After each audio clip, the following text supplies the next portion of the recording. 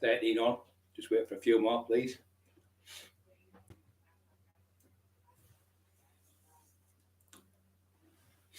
You have some tissue, Emma. Emma! Emma! Give us some tissue. A tissue. Toilet roll. There's my thing. See the eyes a bit better. The eyes have run like a tap today because of the weather.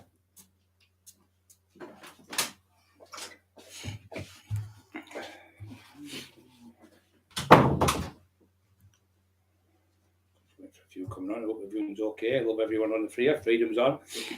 I'm a Cockerill in the house. I don't know if you all know, but oil's been poisoning Eddie Elwood's mind.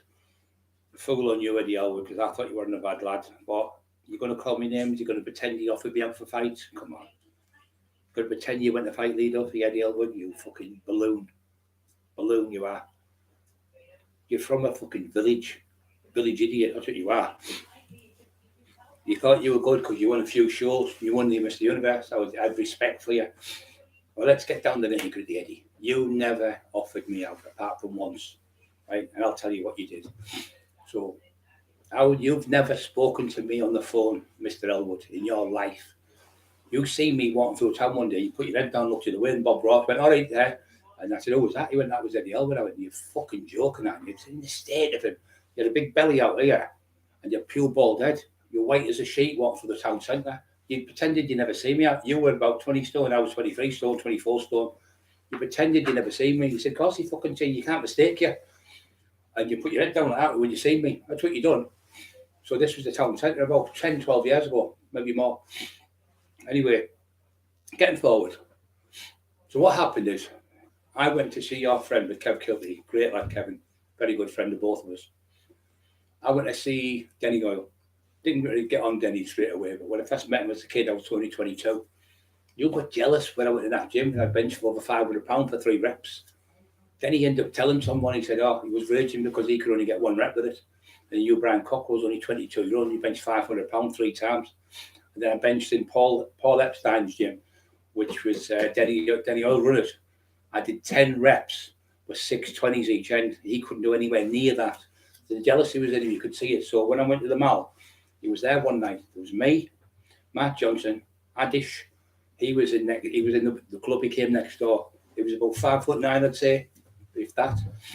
He was about 20 or 21 stone. I was 24 stone nearly. I was about 3 inches, maybe more, 4 inches taller than him, easy. And he said, Adish said, your back's like that compared to his. His back's there and yours is like that. And your legs are fucking massive. He said, and they were all laughing, saying, he's nowhere near your side. He's about 3 stone lighter than you.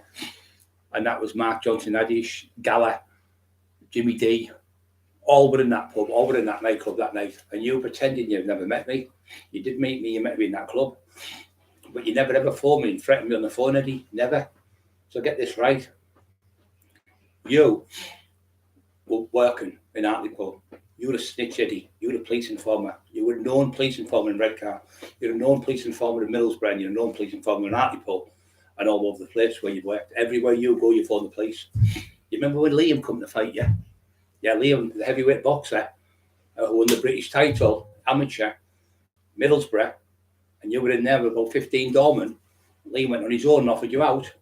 And you know why I know this is true, Eddie? Because I was stopped by the police the next day. Pulled me over. The gym where Bill Boyd was, another friend of yours, a friend of mine, Bill Boyd. And he said, have you heard last night, right? I said, no. I said, he said, oh, Eddie Elwood was in the club. The train station, I can't remember what it's called now. And Liam came in, offered him out. He said, we're happy. He said, well, the doorman phoned us, the manager of the club phoned us. So he always gets the doorman to do it, or the manager. So the manager phoned the police and they evicted Liam out of the place and locked him up for the night. And Liam had to leave there. So Eddie's on this thing, and his mate, his best friend was Denny Oil. Denny's not a bad lad. Denny's a nice lad. Denny fucked him off because he'd ripped Denny off. Denny said, he's ripped me off, big fella. He's had me over. Fucking slink. You ripped him off for the money with the security on the doors. You had him over. So you were going to get the doors. You never had the doors. Your first job, you worked in Redcar. You worked in Seaton Crew. Because I remember Stevie Lancaster, you asked him, oh, Brian, does any more taxes? Can I go with him? I went, no, I don't know what with him. I'll do it myself. Why would I need him? And that's why you got your V in your bonnet. And that was about 30 odd years ago. So why are you coming out with this shit now, Mr. Elwood, 6 times Mr. Universe? What, have you got nothing left now? Because you've been Esau, pelt to pieces, you buy 6 foot, and you've got a big fat belly, and you've lost all your hair and stuff. So what are you trying to do? Trying to rekindle something you never had.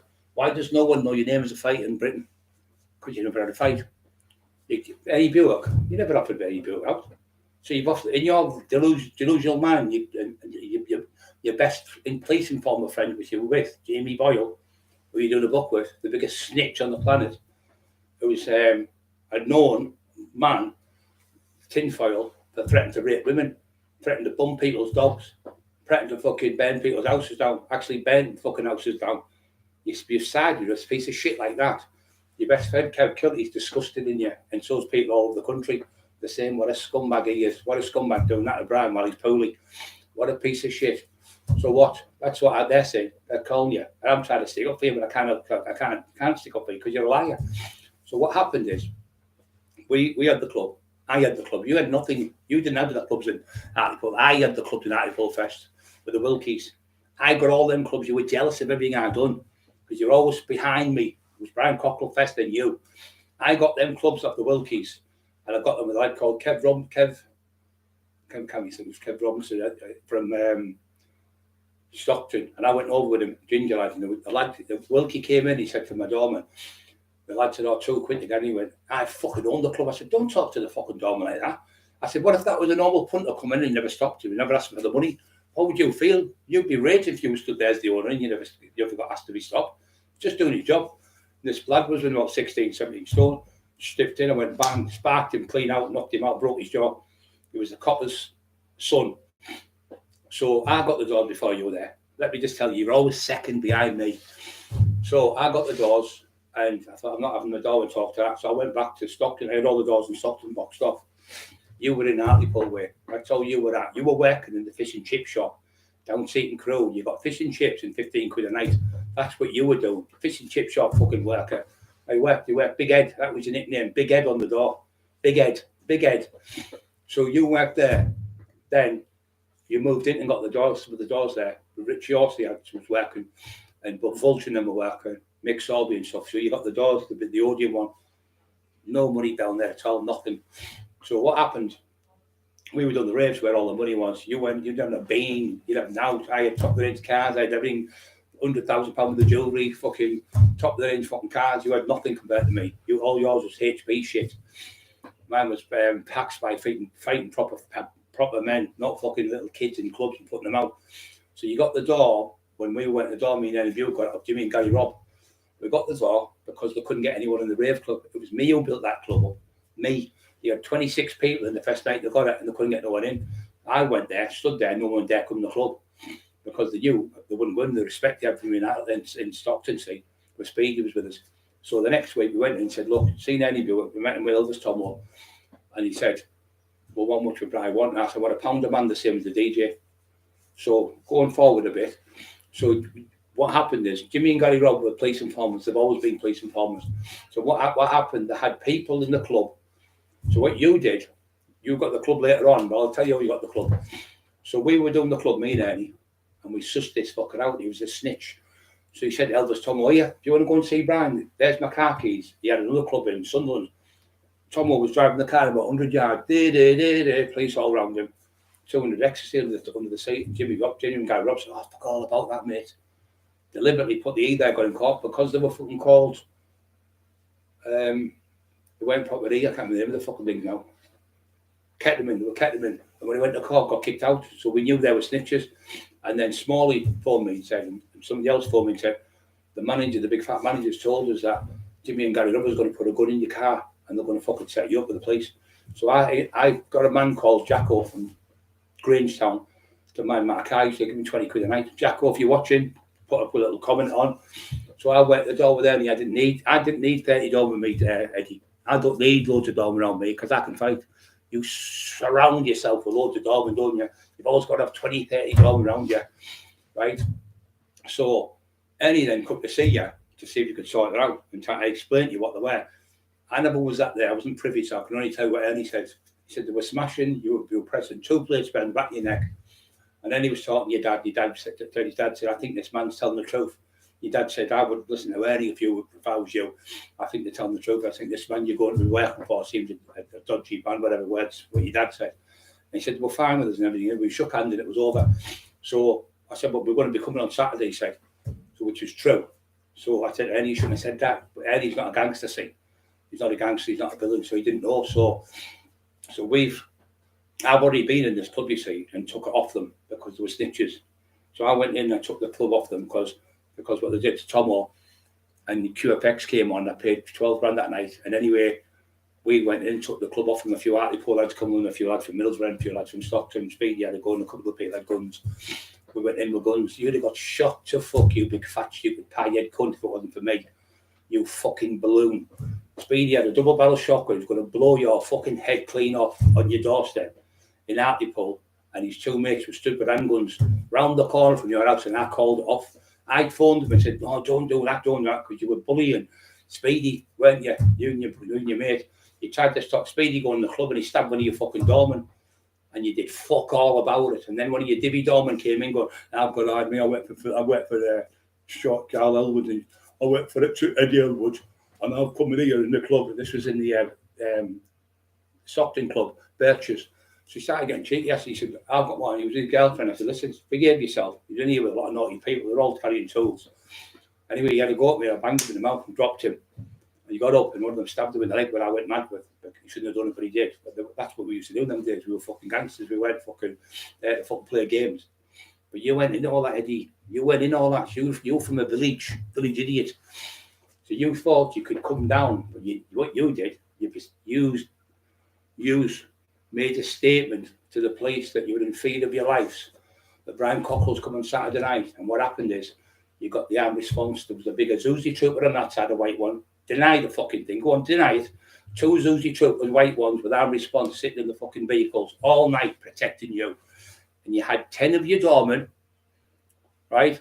Weren't real doormen. There were police officers undercover, ready to pounce on me and Ernie if we came. And we got tipped off by a Ben Copper, who from Sunderland, that Ernie know that they're all waiting for you. And Brian, he said, there's a big team of them all waiting for you. What doorman? I'll smash their fucking face in the silly cunts. He went, no, it's the police. He said, they've got undercover coppers there with guns and everything in the building.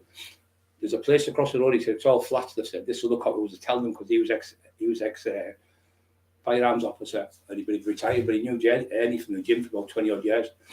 He said, they're all waiting for you. It's a big unit gone down there. He said, but we had a 52-seater bus for people from Sunderland. And we had another load of people from Hartlepool, we had a load of people from Middlesbrough, about 150 people. We're going to go and steam the cunts and smash them all to pieces. They got kicked, they got stabbed the fuck and chopped the fuck, a lot of them. We don't play little games, daft cunt, fat cunt. So, you shit house, you stood on the door of the place, you coward. You fucking coward, you knew. You tried to get the taxman locked up. That's what your plan was. So you could get me locked up, put me in jail, and that's what you tried. So what you did, you and your mates, Jimmy and Gary Robb, you got Jimmy, Robb and Gary Robb to phone the police. Let me finish. Let me finish. You got Jimmy and Gary Robb to phone the police, and they phoned the police and said, oh, Brian Cockerill's threatened to shoot us with a gun. Then you got Jimmy and Gary Robb to fucking make statements to say, Brian Cockerill's phoned up and threatened us, so I got nicked. So I couldn't come to the club and have a go with you, Eddie, because you got me nicked with your mates. You were in on the scam, trying to get the taxman locked up. So what you've done is you were on the door, yeah. You worked on the door, and you got it. But you had undercover police officers with you waiting to arrest me when I went to the club. But what happened is, all fell to pieces, didn't it? Because you got me locked up, and when you got me locked up, I got fucking bail. I got bail because I had nothing to do with them. I was somewhere else, and I wasn't on the phone because when I went to the courts. There's a video I'm going to put. You can see me in Stockton where I got out in just between Radworth, Rosewith, and what's it called that place? It's a poshish area. I had a house there, and you see me pulled up there. I did a video with them about 3 years ago. This can prove this how long ago it was. I did the video to say, the cops stopped me and said, right, you're under arrest. You broke bail condition. Jimmy and Gary Robb have got you. You're not allowed to come to the Coliseum, and you're not allowed to be in Stockton. I said, listen. I pulled the car right across the road in front of the bus, so the bus stopped, and all the cars were beating. I was just sat there like that. The coppers were knocking on the window, went, fuck off. But I'm not scared of 20 coppers, Eddie. Do you think I was scared of you on your own, silly cunt? So, I wasn't scared of coppers with guns pointing at me. You'd have shit yourself. Kick your shit out. You'd have shit yourself. The speed he got you that night would have blew your fucking head off. He said, I was going to blow his leg clean off and his foot off and let the daft cunt see how clever he is at bodybuilding. Exact words he used. Blow his fucking leg off and his foot clean off. Then let's see how clever he was at bodybuilding then. You fucking moron. Took years, Andrew, yeah. Took all these years to come forward to say all this. I'm big brave Eddie. Knowing that I'm poorly and knowing the condition I'm in. You really look a stupid cunt now. You just look like a pure fucking moron. And you sat with that little snivelling shit. Another, see how we just stick together? Birds have had another snitch. So what you do, you got Liam barred out of Middlesbrough for 5 years, you fucking grass. So Liam went to fight you. You bottled it. You shit your fucking pants. Liam was jumping over like a fucking kangaroo. The cop said, we had to get him in the back of the fucking car and we arrested him and put him in the cells overnight. And then what you did, you were on the committee with certain publicans, like Freemasons, you like. It's the same thing as the Freemasons. You might be in there as well, when you know the snitch you are. So you were in there with the police. You sit with the police officer right next to you. You've got the mayor next to you. You've got the publican out of a certain house next to you. You've got the barristers there. You've got solicitors there. You've got councillors there. All to do with the authorities' snitch. Fucking snitch. So you sit there going, oh, well, we've got this footage and the shot on the wall. And then said, right, we want him barred out. So you barred Liam out of Middlesbrough. Why did you bar Liam out of Middlesbrough? Because you couldn't fight him, Eddie. You couldn't fight him. You're too spotless, gutless. You couldn't fight him. You couldn't fight Liam because Liam wasn't giving a fuck about all your dog, and they were all shit scared of Liam. And you've got the police on that kid. He was only 20-odd-year-old, 23-year-old, so 3-4-year-old off you out. You fucking bottled it. And all your doormen phoned the police on him. They were videoing him for the police and giving the videos to the police. They were used in the room because my mate Barry Falk was there at the place. He said they got Liam barred out by fucking videoing it all, put it on the thing with the cops, sat there with them. They all signed this petition, and Liam got barred out of the town for 5 years. He wasn't allowed to go to Middlesbrough. That's how much bottle you've got. 23, 24-year-old kid off you out with all your doormen you did fuck all. Then let's go to Red Car. Emma lived in Red Car. Let's see how Big Eddie was in Red Car. Come on, Big Eddie. Come on, Big Eddie. Come on, lift your title. You're the European champion. The universe champion. Yeah, he came to Red Car, so they got the doors. They tried to take over the doors in Red Car, and he sent his mate from the same village, this Darren with glasses on, to front the doors when Kev Wagan and Adam. So they thought that out-of-towners could come in to Red Car and take over the doors, right? And Elwood would not front Kev Wagan or none of them. Do you know what I mean? He sent his people in. Yeah, then there was... What I'm saying is always behind them, innit? Yeah, never in the front, never at the front. You're always but at I'll the tell back. you what it is with you, Elwood, right? What you are is a hyena type thing, right? You know, them things that go around in packs, like hunting injured lions or something like that. Because not one of you's had the arsehole to come when Brian was okay. Yous have all waited till after the operation and this, that, and the others to spout your shit. Well, I was around at that time and I know all about you. I think you got pasted in the ring off Anthony O, didn't you? Yeah, he got battered to fuck. Supposed to be this good time box. There you go, fucking splattered. And you think you think Ernie Bill could back down to the likes of you lot and that? Fuck. Oh, I'll give you my hand now before and I'll give you my hand afterwards. Ernie would have took your head off. Yeah, you talking about your ass. He would have given you there and then on the doorstep. He'd have fought you there and then in front of all your fucking doormen.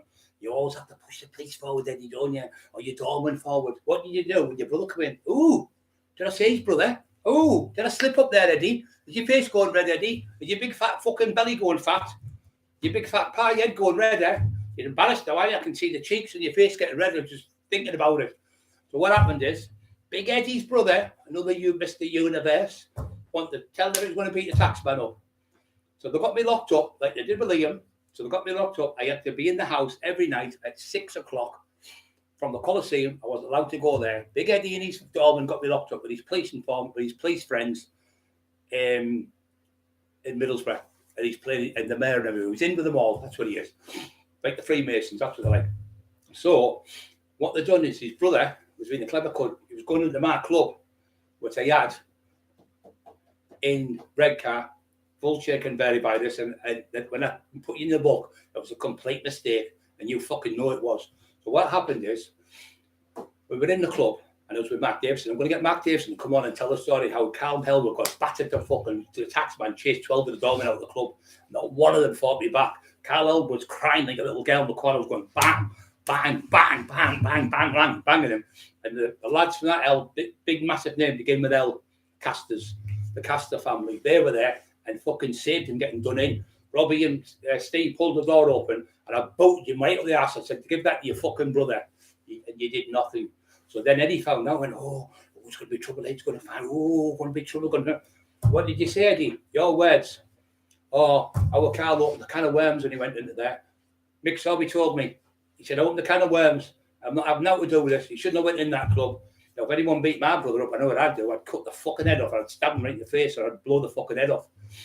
You bottled it, Eddie, again. So what he did, what happened when I was doing the book, and the Vulture can verify this, and the two Castor lads, they were there. There was, I think Richie Austin might have been there. We were in the club. I haven't seen Vulture since I was a kid in Manhattan. It was a Thursday night. I was stood there. There was this fucking massive bodybuilder, bald head, like Eddie Elwood, bald head. And he stood there and he was doing all this posing shit. You know, the divvies, 90% of these bodybuilders think they can fight. They've never had, like you, Eddie, tell me one person, Mr. Elwood, you better fight with. I'll tell you 5 or 6. And I'll tell you the outcome. You went to the police on every one of them. And I can tell you every fucking permutation and give their names and everything. So what happened is, this lad's being a bully. He's pushing all these kids in the rave. You know yourself. I'll tell you about the kids you were letting in already. Why were you letting all the 12s and 13 and 14-year-old kids in the rave? And why did the police raid it? Because there was about 1,000 people in. Out of 1,000 people, there's about 25 people, 18-year-old. The rest were all 12 and 13, 14-year-old. Why would you let little kids in a rave club to take ecstasy, Mr. Elwood? I thought you were this big banner where it was this, I will keep trouble out of the clubs and I'll do this. No, I'm going to put the videos up tonight and show you the kids that were in the clubs that were going in when he was there. When me and Ernie went, everyone were all men, like 20-odd-year-old, 25-year-old, 25, 18, 19, 20s. It was full of children. And that's why the cops steamed the pub. So what they've done is, the cops, when they're down with a couple of cops in, them cops then in the end were still in there with the cameras and stuff. They only turned it on Jimmy and Gary Robb. They got arrested and they got 8 year and 6 year each because they were selling fucking drugs in the club. They were caught on camera and they had to admit it. And Jimmy and Robb fucked off. He did a runner. He went out of the country and his mum got caught coming into the country with £1 million. He was fined £1.5 million for the amount of times they had the rave club in there. And he was jailed for 8 years. These are slink police informers. So they tried to get the police on the tax van, but the police spun round. They used the evidence, what they had. They were trying to get on me. They used what they had on them, and they got them jailed. 8 and 6 years they got each. Police informants. Known police informants. Paddy Conner will tell you about them. He'll tell you a few snitches. So going back to this fight, fight in the club, the kid who looked like Eddie Elwood. So massive. So you know me, I always have an analogy. So if I'm going to fight this lad, he tried to throw him, I went, boom, caught him, knocked him clean out. And as I stepped to the left, to throw a left hook, he was gone. Like big body, all big body, will hit the deck and they look great with all the muscles on the floor. Look fucking class, knocked out with all the abs sticking out. So the next minute, boom, Vulture hits this fucking bloke. Tried to jump on my back, knocks him out. So me and Vulture, that was the first time I'd met since I was 8-year-old. And that's the night I met him because we didn't know each other that night. But we did as kids and later on we found out we'd known each other since 8-year-old. So Vulture jumped in and knocked him out. So this kid, and Vulture said he did look like Eddie Elwood. And so did fucking the other two. Like Castor lad said he was a double of him. So I said, when I was having the fight, I said, all I can say the kid was, you've got to remember our accents are different from people in London. So when I was telling the woman on the phone, the dictaphone. Right, can I just say one last thing before I forget? I'm trying to finish the story. No, but Lee Duffy, Eddie Elwood's name was never mentioned around the clubs and pubs of Redcar at the time Lee was around, right? He's put on there, I was drafted into a nightclub to sort Lee Duffy out, but he was stabbed 2 weeks later. That's a load of shit, Eddie, because everybody who was around at the time knows you weren't even heard of then. Nobody even knew your name. You went nothing. You were in a village idiots, playing skips with Jamie Boyle. So I've knocked this lad out and I said, I hit him. I said, all I can imagine for people, if anyone knows Eddie Elwood, he was the bodybuilder knocked out, looked like Eddie Elwood. So when I said it, we talk fast, looked like Eddie Elwood. The bodybuilder knocked out looked like Eddie Elwood. And she's put in the bodybuilder knocked out was Eddie Elwood. It was just a pure mistake. When you get a book, and I never read it, proofread it, because I did 16 hours talking So I've been on the crack. I wasn't going to lie to you. You know, I don't tell fucking lies. So I did 16 hours on the crack. Sorry, 16 hours talking. I went on the crack for 2 days. So when he gave me the book to read, I said, yeah, I've read it. What I did, I skipped through it. I just skipped through it. So anyway, I got a phone call when the book came out. There was about 200 books sold. And he was in the office. There was Eddie Elwood and Denny Oil. So they came on the phone, never came on the phone again. They got someone else to phone the tax, scared to phone the tax man.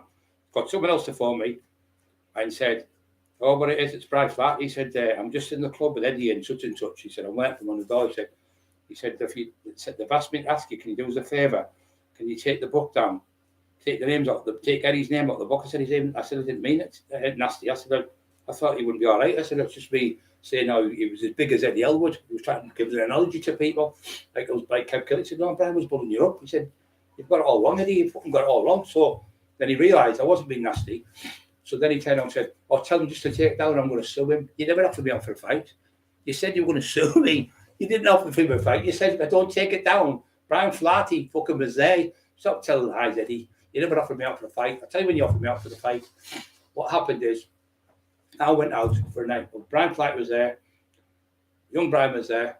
He's still alive. Baldy Christie was there, can prove it. Bensley was there, prove it. And I was there. So there was 5 of us. That night I was in Billingham. Flaherty was on the door waiting for Elwood. So he's talking to me about Eddie Elwood. He said, this Storman, Biggie Storman. I was saying, oh, this, that, and the other. I said, I had a bit of a carry on. I said, Carl had to go with us. And I know that's what I said to Carl over. I said, did they call you Carl? He went, no, they called me Timmy. I'm from Billingham. Your own brother pretended he was from Billingham. He's called it Timmy. Come on, Eddie. Your own brother, big 20 stone, Mr. Universe. Are you Eddie Elwood? Are you Carl Elwood? No. And Davo went, yes. And he went, and he had 12 doormen. I banged him. The doorman ran like fuck out the door and left him. He never fought me. And I seen him the next day at the traffic lights in my fucking Ingleby Barwick. He must be, he was telling me, I'm going to his house, I'm going to fight him and all this fucking shit. So I come out of here, and Smalley for me saw that Carl Elwood's been in, said, I'm going to fight him. He jumped, he were loads of doors and load of fucking shit. Absolute shit. It was a 1-to-1 fight. You never even threw a punch back, Carl. Don't tell fucking lies. So you got kicked up the fucking arse and I let you run up the street. I could have killed you that night if I wanted to. There's people want to stab you and everything, I never let them do it. So you got battered for coming in my club in a clever cunt, trying to be the Billy Big Balls. You didn't last 2 seconds. You got chased up the street. You were like Linford Christie. So I was telling that story. So this bloke, I was talking about Eddie, about lifting this and doing that, and we were talking about stuff. So he's made the thing up, back to front, upside down, back to front. So 12 of that, I knocked Eddie Elwood out in the club, and I chased him with an 18 dolman. I'd never said that in my life. Never said it was 18 dolman in my life. The only time there was 18 dolman was when Carl was there again. What happened is I kidnapped a lad called Tim Passman from Redcar. I was giving him 9 bars of speed. He was ripping me off, he wasn't paying me. So I took him in the car to Pipeman Hill Road in Hardwick, and the lad who was doing it with him there, I kidnapped both of them, took them in the car, went over the big night out. I went in, it was about 18 dolman, all the way up the stairs. It was about 10, 11 o'clock, 12 o'clock. 11 o'clock's midnight, because all the clubs finished and they would come there, they were Elwood's dolmen. So they would just stop, all the dolmen just went, I said, move out the way, and they all just moved out the way. Went to the top of the stairs, Speedy was at the top, Smalley in, Spud and somebody else was in. I think Sean Ormsby, and a few other lads, Paddy was in, and Anger and Dupus and all them. So we stood there, so at the start, there's fucking loads of us here. I said, oh, and there was loads of them. So Carl would come over, stood there, and he had a jacket on, it was a Bolero jacket, and had little pockets, and his hands in his pockets. I went, don't even move before you move your hands out your pocket, I'll knock you fucking clean out. He didn't do a thing. And there was Tracy Vass there, and Sharon Vass can verify the whole fucking story. They were stood there, he said, his ass went down, you offered him out. All of them were there, Speedy, everyone was there, did nothing. I walked down the stairs, I walked out the club, because I was looking for someone who'd been split mouthing off at me and called Brian in there, mouthpiece. Anyway, I went over, and Carl would come running out. I went, he looked at me, are we all right? I said, yeah. I said, yeah, thanks very much for letting me in. I shook his hand. I said, we're all right now, aren't we? He went, yeah, thanks, Brian. I said, you don't do things in half you, do you? Fucking hell. I said, there's 2 people in the car there, kind of kidnapped. He was laughing like fuck, and he walked in the club. There's no problem. But you, Elwood, you turned around and said to Brian and Kevin, oh, tell him I'll fight him. Tell him I'll fight him. I'll tell him I'll fight him. You never even listened to my story before you fucking heard it. And then you felt a fucking divvy because your wife said, who's told you the story that Brian's supposed to be calling you? And say, for instance, it was Timmy Johnson, I don't know if it was Brian or Kevin. I think it was Brian who was there in his Eddie Elwood's club, and he went, "Oh, it was Timmy Johnson." She went, and his wife went, "Oh, Timmy Johnson, Timmy fucking Johnson." I swear to you, Timmy Johnson, biggest lies than Tom Pepper. Everything that comes out of that man's mouth's a lie. And Eddie Elwood went, "Are you sure?" Listen, I know he's a compulsive liar. If you're an inch, you take them out. He's the biggest liar walking. And you turned around, Eddie, and said, "Hell, Brian, forget about it then. Just leave it." And what had happened? When you came to have a fight, when you offered me out, I'd snapped my tricep. If you remember, Eddie, I said, "Tell him, give me 6 weeks." And I just felt the girl I was going out with. I said, "So I'm like my head's all over the place. And I've been on the crack. I've just come off. Give me 6 weeks and I'll sort it out with him." But then when he heard that story, he changed his mind. And then Kevin went and said, "Brian wouldn't be fucking saying things. If you had what to say, tell it to your face." And then he said to Kevin, "I'd tell him to forget about it." And that was all forgot about. Nothing was said after that. But I'll tell you what, Eddie, he never said at my brother's grave, and my fucking dad just died on his fucking grave. And my mum was pulling out. No one came to my door. Doesn't even make sense, Eddie. You'd phone Brian to phone me. Or you'd already told you wanted to fight me. And you said you didn't want to fight me no more. So why would you get somebody else to come a year later or something and offer them £500 to come to my door when you could have just got Brian Flight to phone me? Or you could have got Kevin Kilty for. Why would you give somebody £500, say, the 20 years ago or something? Probably like £2,000 now. Who gives somebody go and tell there's £2,000, go and tell Brian Cockerill to fight me at the other end of the Gulby Bar? Never happened, Eddie. I don't know what fucking planet you're on. You must be on coke or something. Or fuck, you must be on the crack. You must have got the crack pipe I left.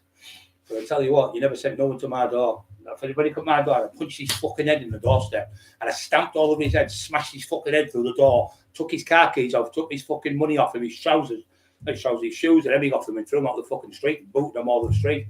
No one's ever come to my door and offered me out to fight. Never in my life. Not once has anyone come to my door.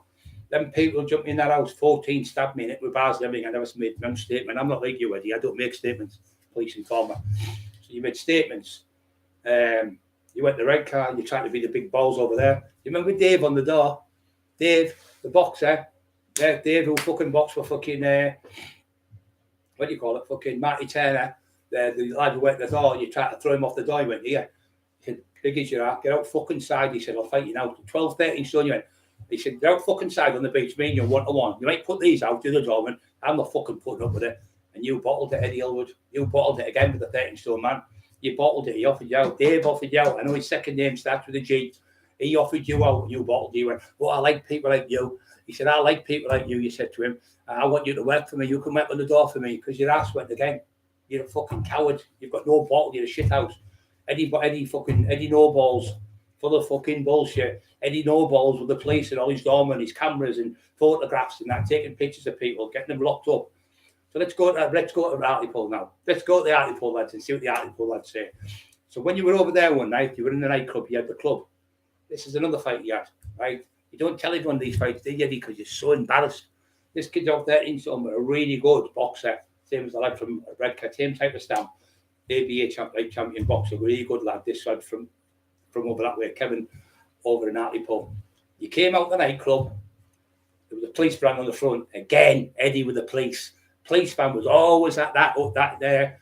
There used to be the Odeon. You always had the police there. And everywhere you went, Elwood, you always had the police there. In case there was trouble, the police would arrest them. So you had a fight with this lad, and he went bang, bang, bang, bang, 3-4 shots. Knocked your teeth out, Eddie. 2 or 3 teeth, I was told. It was in the Hartlepool Mail. So he knocked his teeth out. What did you do? You fucking scumbag. Oh, Barry Swales, thank you so much. I love Barry Swales. So what happened is he knocked his teeth out. So he grabbed him. You'll never believe this. He grabbed the lad by the waist, round his legs, said the cop was open the door, and he threw the kid in the back of the police van. Big Sarby, Richie Rossi, all them know the truth. You put him in the back of the van and made statements, got him nicked. He's only about 12, 13 stone. You took him to court and you got him I think you got your £1,500 or £1,700, whatever it was, you got back because you lost for your teeth because they were all implants. You got knocked out. But you know what? But that's what you done me to finish. So then the kid you took to court was then to give the suspended sentence. But everyone in the town was calling you a grass then. Everyone in the town was calling you a snitch. Do you know why he's made himself look even worse as well? Because we've got all Paul Suggett's, film crew movie things on Jamie and him, right?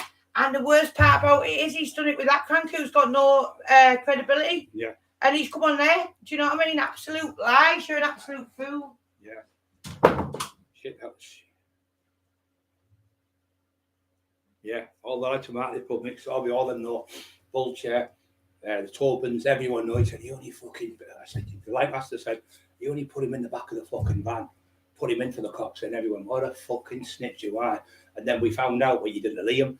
You were in a thing where there was the mayor, the chief of police, the whatever fucking inspector, the councillor, the mayor of the town, whatever town. This was Middlesbrough, and that's when you got Liam Bag out. You got Liam Bag out, and everyone in Teesside, all the lads, all the fighters know, because Liam put it right on your toes.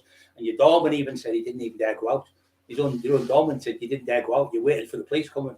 Liam got locked up. I know that on my brother's grave. You fucking got him locked up. And then when he offered you out for another fight, you didn't want to know. You never turned up. You didn't want to know. So let's go forward a little bit. Let's go forward when you were shagging your best mate's wife. Come on, Eddie. Eddie, the big, lovely, big teddy bear. The big, lovely, big man. Shagging your best friend's fucking wife. Dirty bastard. Groom. Not underage groom, but groom. Oh, I'll get you this and I'll get you that and I'll take you out for the dinner and all that fucking stuff. But behind his back, the lad found out. And there was a fight arranged in Thornaby. What did you do in the fight, Eddie? He threw 3 or 4 punches and fell on the floor. They were grappling on the floor like 2 fat old men, they said. It looked like 2 pissheads fighting on the floor. He was out of breath in 30 seconds. Like that, fucking throwing punches. And then they're both at the deck, both of them. He was quite a big lad, the other lad. He was like a big fat lad. And they were rolling on the floor. About 15 people, 20 people, I know went. Some of the doormen went. He had a straightener. And you couldn't even knock the lad down. You were grappling on the floor like a fucking moron. Village idiot on the floor. You looked, like I said, you know, 2 pissheads are fighting over a pint at the end of the night. You looked like 2 of them on the floor. So that was your best friend. Your best friend nearly knackered. Well, you called it a draw, but my mate who was a top cage fighter went, it was pathetic, Brian. He said, absolute embarrassing watching it. Never seen a worse fight. Play kids on the playground fight better. And you never went to Middlesbrough to fight Leeds. I've even telling you, go confirm that today. And about another 20 people in Middlesbrough. You never went to Middlesbrough ever to fight Lee Duffy. Don't make any lies of, I went to the kayak and 2 weeks later he was killed. But anyone can make that up. There's no time figuring out in it. You didn't come to Stockton. You didn't dare clear in the streets of Stockton. You only came in when I moved out of Stockton, when I moved to Ingleby Valley. You only started doing that then, when Speedy and all them were going and when Speedy's about them, you were shitting yourselves. You, Speedy, would have blew your fucking head off. All his family and that. You knew what was good there, and you did nothing. When I bashed your brother, you did nothing. You're a fucking bullshitter. And now you want to do something now because I'm poorly. You're up your big blabber fucking mouth. Well, I'll up my mouth. I'll up my mouth and see how clever you are. Now you look like a fucking idiot now, don't you? That's all the stories about him, guys. That's the stories I know. They're the truth. And the people in Redcar, I'll get them on the podcast and tell you they offered him out. I'll get Liam on the podcast and tell you. I'll get the Ozone who bashed him in the ring. We'll soon see how hard you are. You never had a fight with anybody. I'll get anyone to do a podcast as well. I'll get them all on from them, all over the fucking place. You were never known as a fighter because you weren't a fighter. You even copied. You were a carbon copy of Craig Howard. Craig Howard was the best bodybuilder for Meston. You pinched his smile, you pinched his decorum, you pinched, now, how you doing, Sean, all that stuff. You pinched all that. You were a pure carbon copy of Craig Howard. You copied Craig's routine bodybuilding pose and you did it. You copied everything you done. Copycat. And you tried to copy me when I was going for mayor. You went, I'll go for mayor. Everything I done, you were always second though. You're always behind me. I benched 500 pounds, 600 pounds. You never benched 600 pounds in your life. Full of shit.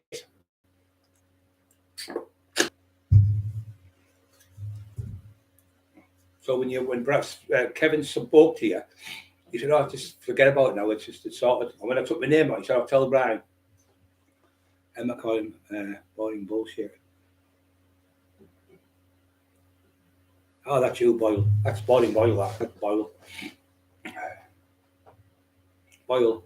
Oh, and just to let you know, guys, you know I never tell lies to you. Sykes, he said, was never a pedo, right?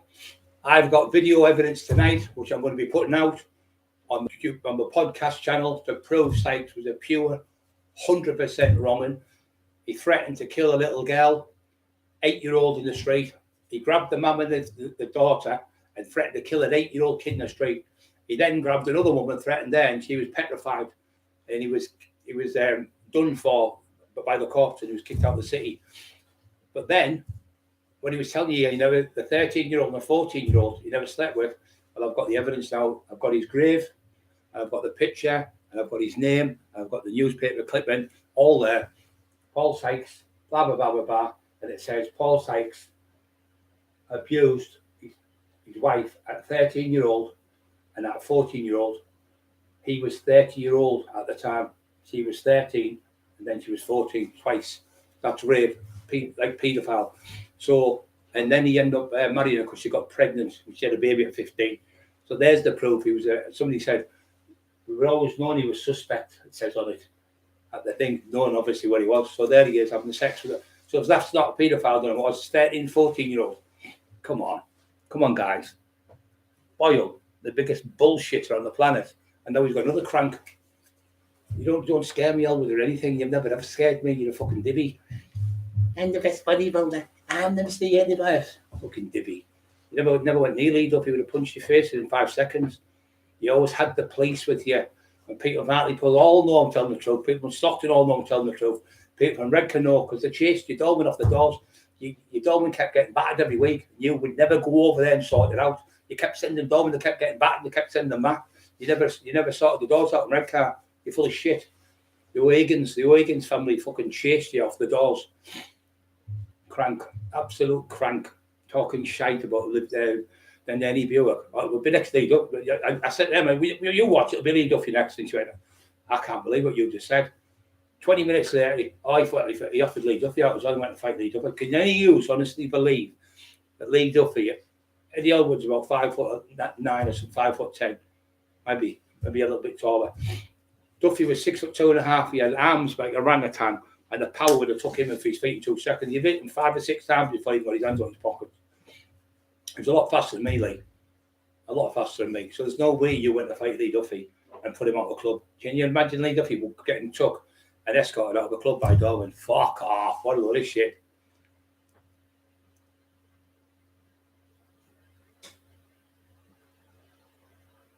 Yeah, none of them never ever went looking for Lee. No one, he said, the only person that went looking for Lee Duffy was Brian Cockerill. That was the only person. That's what he said to Craig Howard. He went, he's the only fucker that chased. I chased him. He was in the car with Lee. Lee was in the car with Craig Howard and he drove off Durham Road. He went, fucking hell, it was with Graham. He said it wasn't. It was Brian Cockerill. He said, no, Tim, I used to train with him. And that's how I ended up getting with that's how we got knocked around with Craig. But they copied Craig. They copied Craig's bodybuilding routine. They copied Craig because he was like funny, telling jokes. No, he had all that laughing at, and they copied all that stuff, the smile and everything. And saying, cardboard cutouts. Lived in a village, and never been in a big gun battle or nothing in his life. Never been in a knife fight. Never been shot. Never been attacked by gangs or nothing. Never ever been in my world. So welcome to my world now. Welcome to my world. You've just stepped right into it, right into my fucking depth. That's great. Let's see what occurs now. There, Fat Eddie, Puddinhead. You watch how many people I got on here. I'll fucking destroy you. I'll get them all on here telling the truth about them. Complete fucking bullshitter. So when you'd offered me out, my arm was snapped, and I said, give us 6 weeks. I just fell out with the person I was living with, and my head's fucking bad. I've been on the drugs and that. And Kevin said, I said, tell him like it was Brian, like I told Anne Kevin. But when he found out, I'd never called him. He went, his wife went, oh, Tommy Smith, where he's fucking. He went, he's the biggest liar on the planet.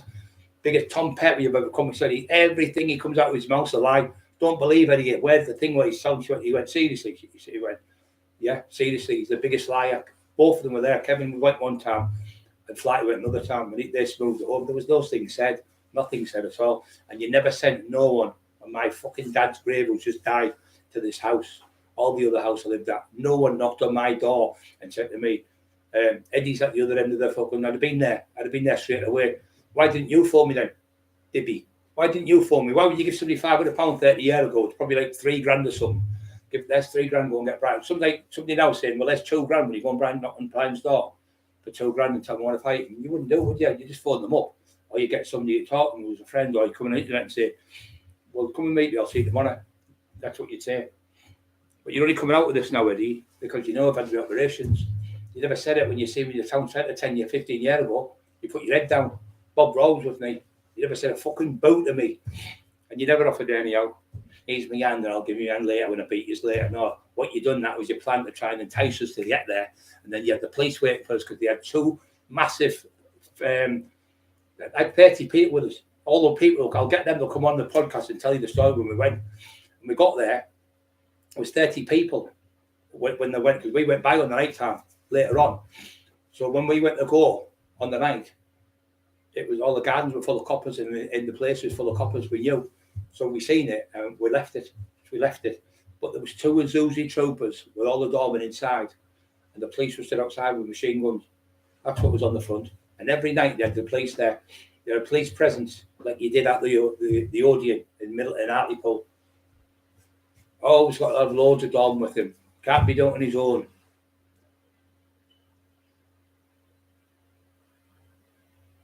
Boyle's running out of friends. Must be paying Eddie Elwood. Yeah, probably, yeah.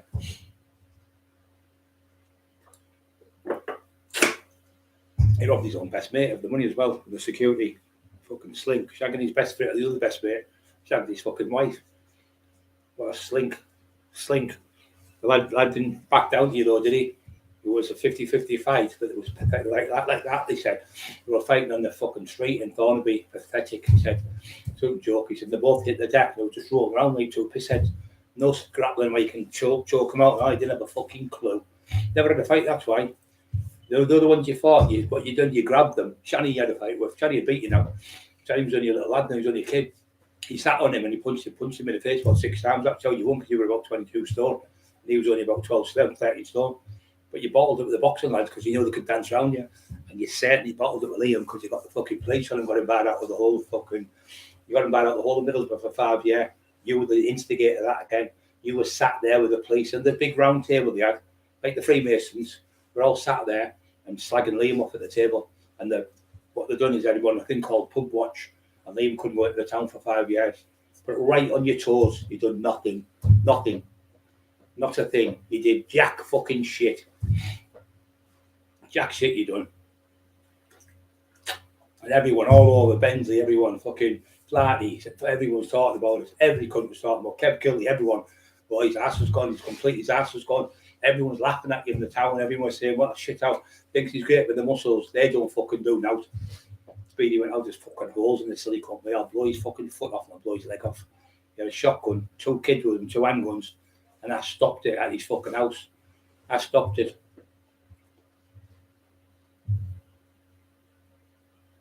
Yeah, I was saying this. Somebody else is saying, fuck, wouldn't be friends with Boyle for 3 months. It'd be Boyle. Believe me again. And Menard's. He's a fucking... Everyone he does, he won't get paid.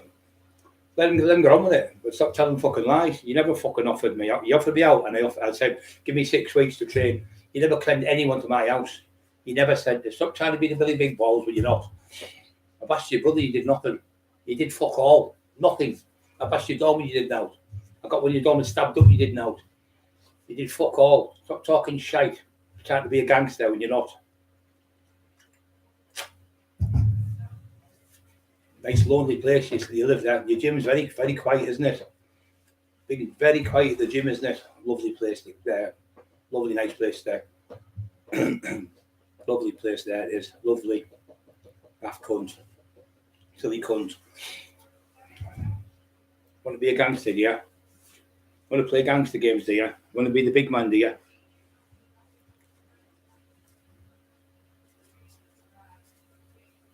Know to run like the top of this fucking algae. Yeah, talking shite.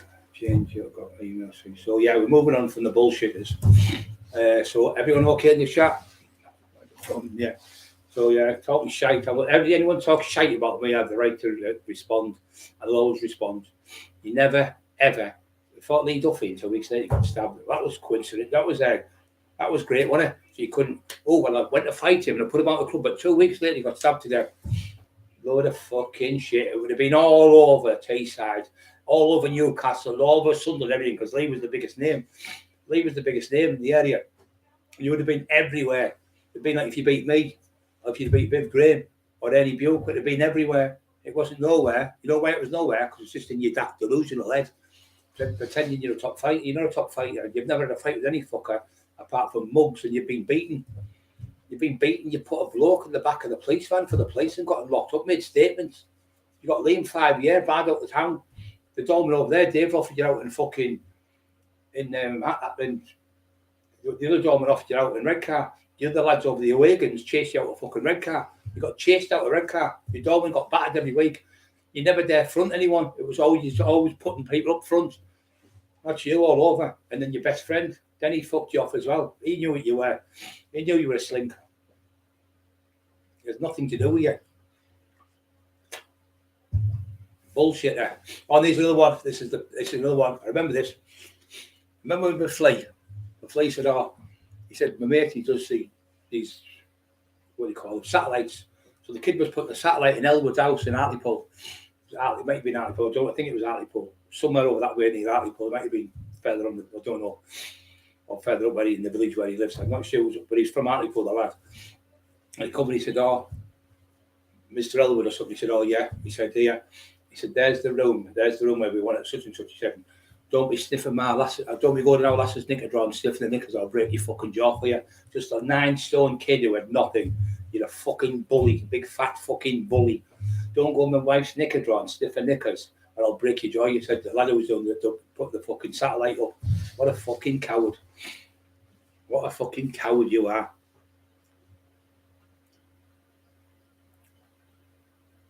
Yeah. Real nightmares. Bye-bye. Bullshitting cunt. Another slinking bastard.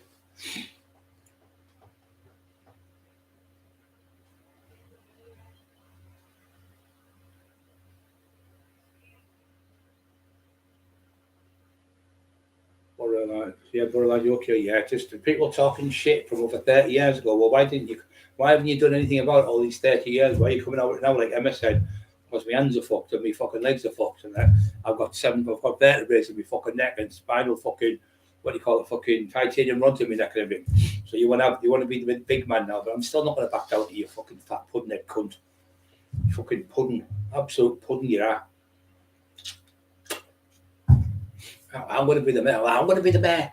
Every fucking thing I was doing. I'm going for the British songs. I'm going to go for the British songs for every fucking thing. The idea. I pops in my head and I say it. 2 or 3 months later, he's popping in, stealing my ideas. Crank. Absolute crank. No fucking brains whatsoever. My name's Eddie the bodybuilder. Look how good I am. Fucking divvy. No, don't look that good now, do you? Like me, fucked. Talking shit to try and build yourself up because you've got nothing left in your life. No one wants to know you. No one fucking likes you. You're not liked by any cunt. Nobody can't. Everyone can't stand you because you're a big-headed cunt. You're always talking about yourself. You're always bullying yourself up. It's always me all the time. Everywhere you go, talking shit.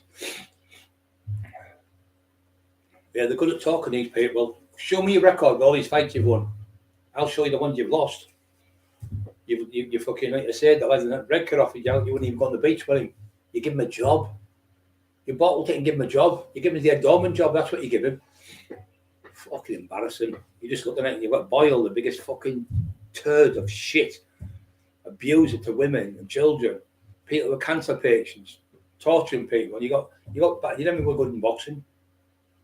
You got battered off the O. Anthony O's punched you all over. You got fucking annihilated. Pretending you're a fighter. You were never a fighter. Talking out your ass. When the leader chased them out of the club. But why was that not Leclerc that night? And everywhere, all over Teesside, the Meldon would know everyone. Matt Johnson, Ali Johnson, Alish, everyone would have knew. Because he used to work up there. It was Mickey Flanagan, he knew. And Sean Flanagan, they never mentioned it. They worked there for years. They worked there for about 10 years. They never mentioned you fucking going up there, throwing fucking Lee Duffy out of the club. When you could sort him out. No, you couldn't sort him out, you fucking clown. And then 2 weeks later, he dies. That's convenient, isn't it? The 2 weeks before it, you put him out, and then he dies 2 weeks later. Liar. Fucking liar.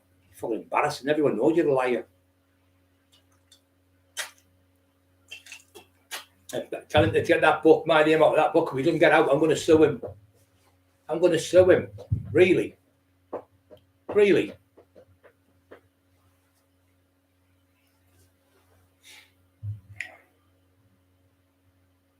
Next stiff. Went to Olympia, didn't he? Didn't do well there, did you? Didn't get no fucking where. Didn't get anywhere in Olympia. Didn't get in the top 100. when you were on stage, there was only you in the shows. There was 2 people. If you were on stage in Mr. Olympia, there was 2 people in it. So he's going to get second anyway if he lost. But the next one, there was 3 in it. Another one, there was him, and I think there was only 2 in the next one. Every Olympia went, every show he went up, there was only 1 or 2 people on stage. So if he was 2 of them and they was on stage, I was 1, there's only 2 people on the stage. Fucking joke. Absolute fix. Absolute fucking fix. Well, that's what he was saying, the lad down south. He said it was always a fix with him up here. They were always conning the things. Bill Boyd was the same. He's always fixing judging. He was one of the judges, best friends with Eddie. I remember being in the show. I never won. I come 5th. It was in Sunderland. I was in the toilets, having a wee, you know, getting oiled up and that. Never was a great body. I did 3 shows. Never had the money. I wasn't like Eddie Elwood, brought up with a silver spoon in his mouth. You've never known hardship. You'd have in your life. You've never known what it's like to starve or nothing. Your mum and dad brought you up with a fucking silver spoon in your mouth. You've never been in top fights. You've never been in a fight where you've been shot or stabbed. You've never been through that type of stuff. You wouldn't have come out of that house and fucking Albany Bank when I got chopped up. You would have just curled up in the ball and you got killed. You wouldn't have came out alive. 176 stitches, 2.5 pints of blood. Do you think I'm going to fucking bow down to you, you fucking prick? I won't call you now, you're a fucking prick. What are you going to do about it, big man? What are you going to do? Can't run to your brother, he won't help you because you never helped him and I bashed him.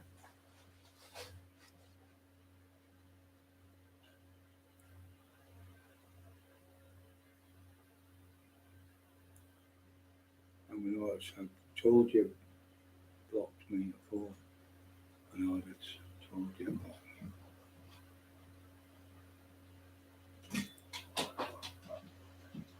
Oh, my neck's tight. Try me have a rest. I'm fucking knackered now. Yeah, so I was going to come on. I was just going to there, you know, like I think it's Boyle. I said, nah, fucking me. He's always had it in for me, Elwood, because I was number 1. Couldn't handle it. Number 1 in Teesside, North East number 1 fighter. I thought my strongest person, more bench more than you ever bench, squatted more than you ever squatted.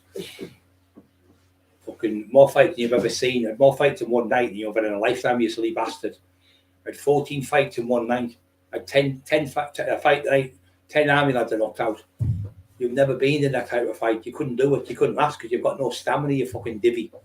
We'll fall down on the floor now. We'll roll around on the floor, 2 piss heads, looking for a fight, looking for a drink. Embarrassing him, thought of me with your shagging his mate's best wife. So embarrassing. Your own wife told you, Brian's not said now. She even told you. Then Flatley come along and told you the same. Then you felt like you went, oh, I've got it wrong. Tell him, just forget about it. That's what you said. You never fucking ever came to my house. No. Do you honestly believe 24 stone taxman would go to the door and say, I won't meet him for a fight. I'll just stand there like a daft cunt. And I punched your face off on the doorstep, took the £500 off him, and kept the money and took the car from him as well. They'd booted them all over the fucking street. No one come to my door. So if you did send someone, they never come. You're just a liar, Eddie. You're a bullshitter. Yeah, they're always in my shadow. Exactly, mate. No retreat, no surrender. That's why I fucking never give in. Never, ever give in. One thing I've never done, Eddie, is gone to the police. Never gone to the police. Never, grass, snitch. Put the fucking kid in the back of the police van to get him locked up because he's got his 2 teeth knocked out. Either 2 or 3 teeth, it was about 15, 16, 1700 pounds of the teeth. And he had to pay the money back to the lad. You had to pay, compensate him for the money for the teeth.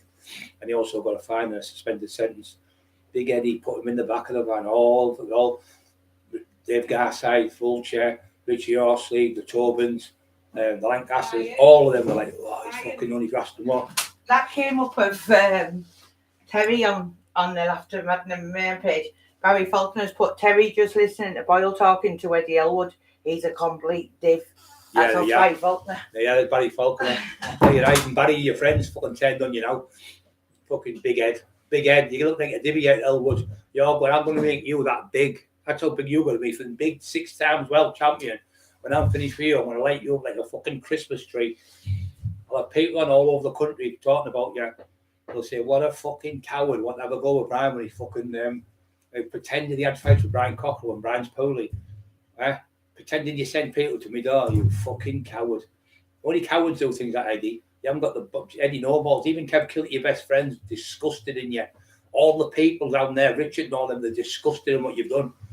And he said this, I've always supported Eddie, the nice lad, think the well, but he lives in a little village, and he's very gullible, doesn't know nothing. In other words, he's on about me being miles ahead of him. He's nowhere near me.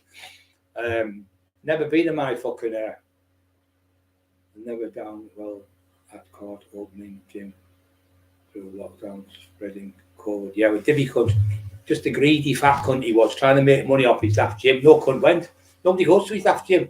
It's absolute derelict. Nobody likes the fat cunt. Big fat pudding he is. He's always putting people down. He's a horrible cunt. He's arrogant as fuck. Like, they'll come and say, oh, when I was a 6 times you, the world, you know, somebody will come in like a kid and all that. He's just a fucking prick. Pure prick. Pure, that's all it is. All down to jealousy. You've got it, mate. Elwood's always been jealous of the tax man. He didn't have the balls to come and fucking fight me in the day when I could fight.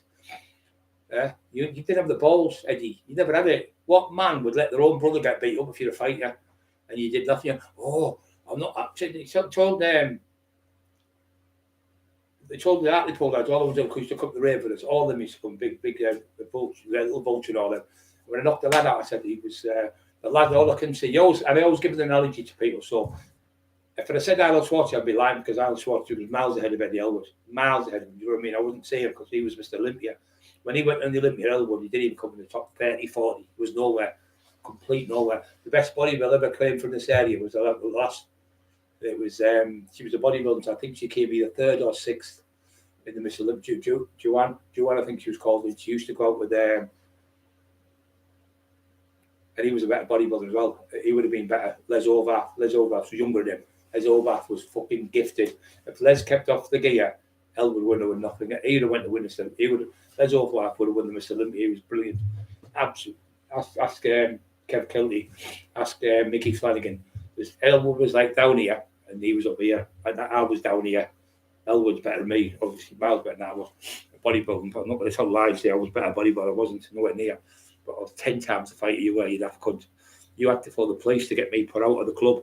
You tried to set me up so I'd come to. I'll meet you on Saturday for a fight, as if like you would have a fight with us. But you had the police waiting me. Didn't you, Big Eddie? Took a big white, long base. Uzi troopers each side. And I'm going to get people on from the raves that went today, and I'm going to get on the rave and show you the age of the kids he was letting in the club. That was one of the reasons they got shut down. They were all 12, 13, 14. You can see the little kids. You wouldn't let kids in somewhere like that, especially when drugs are about. No, but Big Eddie, all he thinks about is his money. When he ripped his mate off as well, conned him, ripped your other mate off as well, shagging his mate's wife. He's not a loyal one bit. He's a piece of shit, absolute piece of shit. Keep your wife away from him. And keep away from him because he's a wrong one. If you're in business with him, watch every penny he gives you because he rips every cunt off. He's a con man as well. Another con man.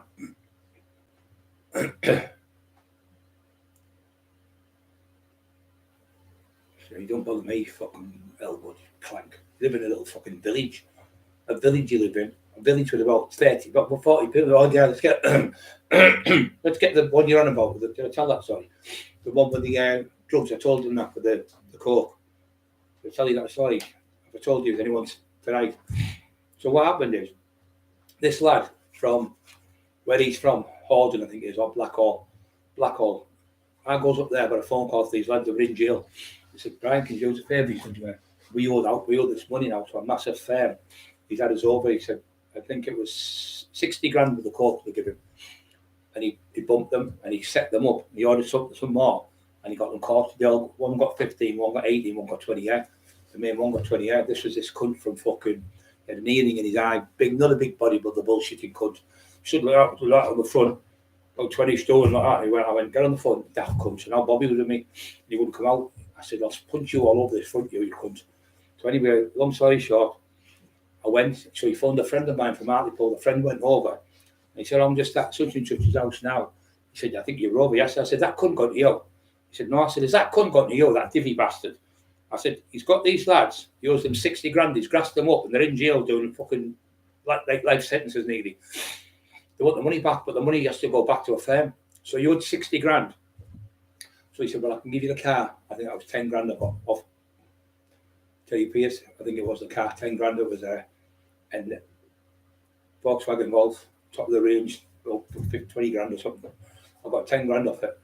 And they said, if you give us 30, get us 30 back, you keep 30 grand. So I was getting the money back, the money off him. So I said to him, just give us, instead of give us 6, what was it he said? Give us the 60 grand. So in the end, I end up getting 10 grand out of it I got. So I let him keep the other money. So instead of giving me like 60, I think, what was it? I give them 30 and I got 10, it was 4. So he gave me 40 grand. So I give him 20 grand back. I saved him getting done in. We were going to shoot him up. We were going to kill him. With dangerous people. The people he got, give it to, the people who he got it off, these other people, they give it to him. The people they got off were dangerous people from down the road, down London, really big gangsters. We're going to shoot them up. So I told him anyway, so he gave them a mate, these jet skis and something else. He said, I'm glad Brian's come. So his missus said, when you come, can I get your autograph, Brian, on me book? I went, of course you can. It's even in the tax man. I'll give her that, sign the autograph for it and give her the book. She went, oh, thanks very much. Thanks for sorting all this out.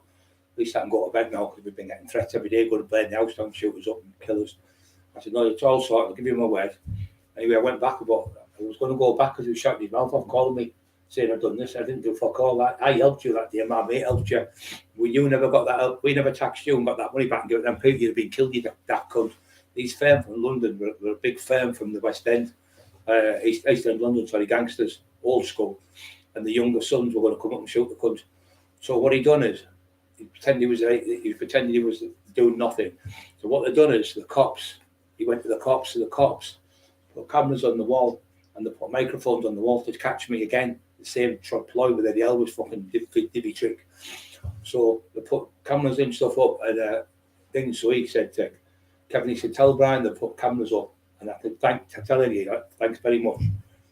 And he still had the jealousy in him with me. I could tell, you could tell somebody's jealous cunt. Because I bashed his dog and I've got his dog down and stabbed up. Never done that. I've got bashed his brother. Never done that. So if you're going to do it, why wouldn't you do it all them years ago when you were at your best? Why are you trying to say it now, Eddie? Because you've got nothing in your life. Is that right? Because nobody's going to your gym. No one wants to know you. You've got no competition. You've got no physique. You're fucked like me. So you're trying to be the big balls coming on shows where you know nothing about. You just look like an idiot. So that lad in that last one over the moment, he's mentioned that on the show, talk to Jamie Boyle, cheeky cunt. So you only keep your fucking mouth shut, Elwood, in case these people from the East End come and hear about it, because they'll be up to see you, stupid cunt. You want to come into that world, you fucking you moron, you absolute fucking cabbage patch doll. You've never been in that world. You'd shit yourself when somebody pulled a gun out on you or something, or somebody went to stab you. You'd fucking run away. You're a shit house. You'd fucking shite your pants. You wouldn't dare. You tried it on clever with fucking Speedy and put it right on your toes, told you'd stab you up the fuck or shoot you. You fucking asses went, you and your mate who run the doors with you at the time. You're trying to be something you're not, because you're not a fucking gangster. But you're coming into gangsters' worlds. Well, welcome to that world. Then if you want to come into that world, you step into it. And believe me, it's a different world. We're opening the doors and phoning the police. No one's going to come when people are ballied up and stuff. No one's going to come when people come out and fucking do all sorts of this, that and the other. They ain't going to back you up. Your doorman ain't going to come when they hear all what this is happening, that's happening. You're sitting there pissing blood all over the place. Yeah. These people are dangerous. They don't give a fuck. They deal with you, daft cunts like you every day of the week, muppet. When does the chat? When does the chat? Fucking fuel fool. Trying to intimidate me with fucking daft fucking has-been bodybuilders. Never had a fight in his life with anyone. Tell me one name you've had a fight with. One big name. None. Not one. You know why? That means you can't fight. That means you're not in that depth. I fought Lee Duffy with 2 weeks later, he got killed. You give £400, you give somebody £500 to come to my door and say, tell them Eddie's there and they've been lovely bar with.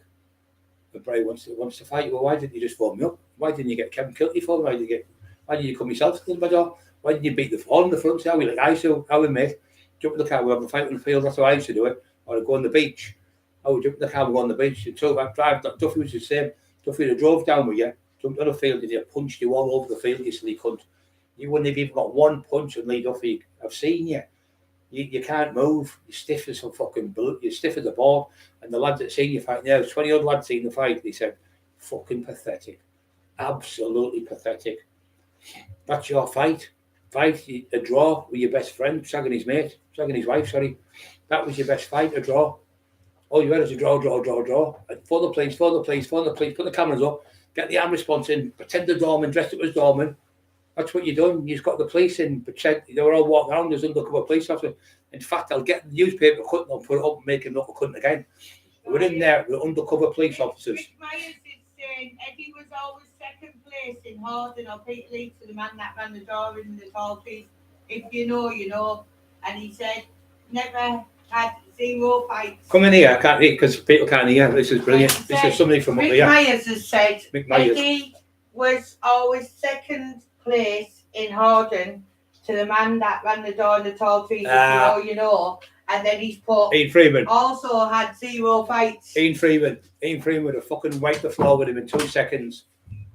Ian Freeman would have wiped the floor with you, you muppet. He was the world champion. You're a crank. Pretending he was the best fighter in Horden. Divvy. Ian Freeman was the top boy up there. Always second best again. Always second best. And Eddie. When you went to the fish and chip shop, you got £15 a night in a patty and chips.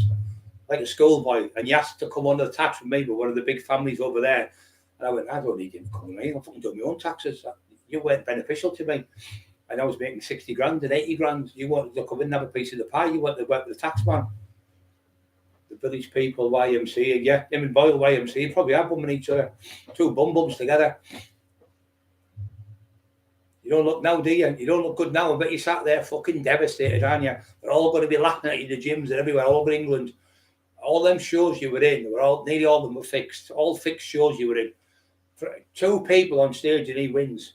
3 people on stage and he wins. I think one of the shows, I'm almost set, I'm not 100%, I'll check it up. I'm sure he went on his own. Once or twice, I'm sure he stood on his own because Lee Little went, how the fuck can he go on the Mr. Universe? There's only him on stage. So I could have got on there now like this and said, look, I'm second to you. But I'd probably still beat you. I'd still beat you like this, you daft cunt. Then I'd knocked you out in the toilets and you'd have been crying like a little girl. Don't hit me no more, tax man. Please don't hit me. You've never had a fight. You're going to fight me. Here's me on your hand later. Who do you think you are? Don Corleone off the fucking gangsters. You haven't got the brains to talk. You've got no intelligence. No one's heard of you. No one knows you apart from the bodybuilding world. And that's finished.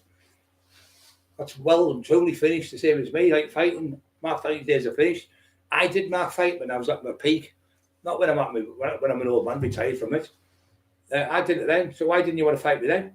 Why did you let your brother get beat up? Why would you let your own brother get beat up off the tax man and booted up the arse and said, "There's kick up the arse to your fucking brother from me." I'm getting Dave on this week. Dave O's going to give you the full script on it. They'll get all the other doormen that came on. I'll get all the doormen over there. We offered him out. You look like a stupid cunt now. I'm going to light you up every night of the week with different people on from all over who battered you. I'll get the lad. I'll even try and get all the lad who'll make you made statements against. I'll get the lad. I know the lad from over there. He goes to Bucko's, little Bucko's gym. Who offered you out in red car and you bottled it. I'll get the Awagans on. They chased you out of fucking their red car and they went. Kevin could have a fight. Tony was my friend. Tony's my friend. They chased you out of red car. Your dog got chased. And when you sent your dog over, you never come. Because when you first came the first time, your ass went. When Dave said to you, "You know, put me out on the fucking door. I'm not a daft cunt. I'm getting paid off the people who own this club. You're not putting me outside," he said, "I'll tell you what to do. Step outside on the beach. I'll fight you on the beach now. On the sands. You wouldn't come out, Eddie, would you? Oh, what it is. I love people like you have got bottled. No, you shit your pants. Diarrhea. Can smell shit. Can smell shit coming off you." He said, "I could see in his eyes. He went from Billy Big Bald to like deflated to fuck. Oh, no, I want you. What I'll do, I'll give you the job. I'll instead of putting all these people out he was paid for, he let this kid stay because this kid stood up to him. And he went, I'll let you stay and you can be the head doorman." And the lad went, he said, his ass went. He said, he probably would have beat me still. It wasn't Ian Freeman, it was Jimmy Catlew. Late 90s at Tall Trees. Jimmy sadly passed away now. Jimmy Catlew. Jimmy Catlew, yeah, I love Jimmy. Jimmy worked the door with me, and sadly passed away now. Though. Yeah, no, but Jimmy worked the door with me, and in the mall. Jimmy Catlew. Me and him went to Leicester, and we went down. There was these Asian people.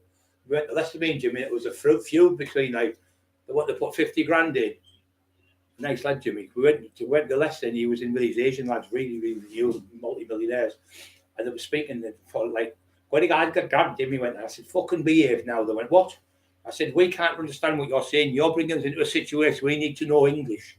So we can understand. Speak English and don't be so rude. So I didn't spoke English. We went in, it was a few over 50 grand. When they put the money in, what it's called now, for the Pakistani families, where they'll put so much in. And this, no, you said the dowry, that was a dowry, 50 grand. And they were going to put 30 in, so we taught them putting in to do it. I think we got about 400 quid each. We were down there all day. We got a nice meal off them and everything. Nice people, multi-millionaires. We went down. Jimmy Catlow said, I've asked every cunt on dare come. Catlow. But Ian Freeman would have destroyed him. Ian Freeman was a different fucking kettle of fish. Ian Freeman was world class. Ian would destroy that cunt in 2 seconds. We wouldn't dare get in the ring with him. We wouldn't fucking dare. Wouldn't last a minute. Ian was the world champion. Mixed martial arts, fucking expert, fucking lovely lad. And all the Freemans, that's all the Freemans thing that's going on. They all know me from the old days. They're friends. Eddie, you've got to ask Eddie about the Leon incident. Eddie, what about the Leon incident? Leon incident. Come on, Eddie. Tell us about the Leon incident. They're all coming out from the work now, because once you're a bullshitter, everyone can fucking smell the bullshitter. Bullshitter. Bullshitter. Shit yourself a little speedy 9-stone weasel. Little weasel. He wasn't a little weasel. He was a tiny little cunt. I loved him all the while, but he was like a little weasel. But he just kind of gunted, shooting him the fuck. Yeah, he blasted him away. His two brothers were with him. We're going to blow his fucking head clean off. I said, no. And he said, no. They're going to shoot gas out as well. They're both going to shoot gas. I'll stop Dave getting shot. In fucking the road where he lives when you go on Catcoat Road. I went there and the speed had a double-barrel shotgun. He was in jail with Conroy for ages. Him and Paddy were padded up. Paddy, I don't tell you how dangerous Speedy was. Extremely fucking dangerous. He wouldn't think. The people around me wouldn't think 1 second without pulling the trigger. The people I've used in my game would just blow you away in 2 seconds. I'd say, go there, do that, do this, do that, and they'd be gone. And that's what they did. Rolled in the days. Don't let me go back to being a horrible cunt. Don't let me retire out of being a gangster and getting back into that world. I've got people all over the country from everywhere who are gangster friends. You might have a daft doorman, but they will run like fuck when they see the people. Ian Freeman, yeah, Ian Freeman was the real deal. Believe me, he was brilliant, lovely lad. I went to the door. He couldn't fight when I first met him. He went, right, can you help me work to run the doors? Because then he got jail. So I had to work the door with Ian. I worked the doors with him on the doors in Sunderland. And there was Big Brian Lofton, another great fighter who up there. Brian Lofton would have wiped the floor with Eddie Elwood. 2 seconds. Big Brian would have fucking destroyed him. See, would have destroyed him. Kevin Whitehead would have destroyed him. Absolutely destroyed him. He couldn't fight. Yeah. Like little Teddy Dippo and that people. They're like, they look like nothing. But they can pull triggers. They can smash your skull in with an axe in 2 seconds. They don't give a fuck. He said he left his store staff to get served up in the Leon nightclub. Well, that sounds really, familiar because he did that in Redcar. He did a runner. He did it in Redcar. He left his doorman with all the Redcar lads. That's what he did. He never even showed his face, a crank. So he left the doorman in there. Brian. Left the doorman, the Leon, went from somewhere else and all the doorman got battered. Oh, what a fucking bum he is. The Leon incident. Look at the stuff that's coming up about him. Yeah, so he was in bodybuilding. I'm sure it was Lee Little, God rest his soul. He's been in the universe. He's won it 4 times, and 4 times he's been on his own. I'm sure he said once or twice he was on his own on stage. So that means if I went on without being... Isn't that pathetic? It's just a fix. Then the next time he went on, there was only 3 in it. The next time there was 4 in it. So he won the title 6 times. He ran the same muscles last night, didn't they? Yeah. I'll sort Eddie out. He's a fucking idiot, man. You know what it is, Eddie? I feel sorry for you. I really do, because you've been brought into it by the bullshit of Boyle. That's what he does. He cons people. He shows people what you say about people. He's supposed to keep quiet. And he goes, well, what he said about you, and what he said about you, and this is how he gets, this is how this cunt's going to get done in. This is how this cunt's going to end up getting done in by someone. I'm not saying I'm going to do him in, but he's going to get done in because he can't live in this world the way he's doing it. The amount of people he's torturing, the amount of people he's doing it with, right? People are now thinking, he's a fucking crank. He's a crank him. I mean, Paul Sykes, you were talking to a man who's threatened to burn my house and rape my wife. Brian, Rick said He's going to get the info from Uncle Bobby. He knows and respects Brian. That's lovely, that, isn't it? Yeah, thanks very much. Hold on, Rick. Let me get you. Fucking everyone from all over is coming on from fucking phones all over the place. Yeah.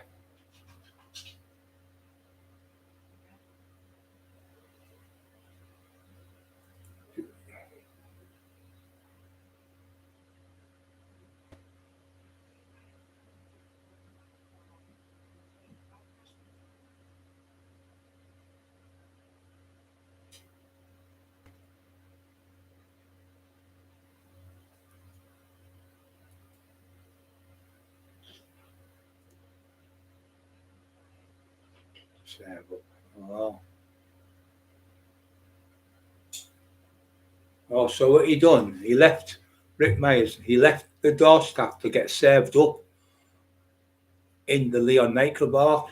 Means that sniff. He's went and got served up. Mean the stuff up your nose. So he left his doorman to go and get served up. You've been sniffing the old army marching powder. The what do you call it? The Mexican marching powder. I knew he was on that. I knew for a fact. I was told by loads of people he was on it. You can tell him Halloween's been on it. When he seen me that day, he looked paranoid to fucking death. Walking through the precinct in where by the bus step, well, not bus step, before the bus step of that side, he walked through. He was coming that way, and we were this side, me and Bob Raw. And I was walking just like thinking, well, I'd been fucking angry with someone I'd been with, and my arm was fucked, and it was all bleeding. My arm, so I'd snapped my tricep in the back of my arm, and I've showed there, Brian. When I went to the doctor, he went, oh, it's just a tear. I'd been benching heavy. I went on a tricep, I did 110k tricep push down, I did 6 reps. He had a little click, and it didn't hurt. And the doctor started pushing it. I did it again, they had a click again. I thought, fucking let me arm there. Maybe I felt a bit sore there. But the doctor said, no, you've just torn a muscle. He said, it'll heal. And after a week, it went like purple and black and blue. I went back, he went, oh, I think you fucking snapped your tendon. So it was that big. When I went to go on the MRI machine, I couldn't get in it. They couldn't get me in because I was too heavy. I was 20 odd stone, 24 stone, 23 and a half stone. They couldn't get me in it. So when they get me in, he said, it's that much off your chest. We've got to have it about that much. But the pinch it, go boom, boom, boom, that. And then what they do, they have to stitch it up straight away, or it doesn't work. And that's what happened. That's why my fucking hands fucked, because my tricep got fucked. Snapped my tricep, my back of my arm. And then I went to jail. And when I went to jail, come out, it was fucked. I couldn't do that with it.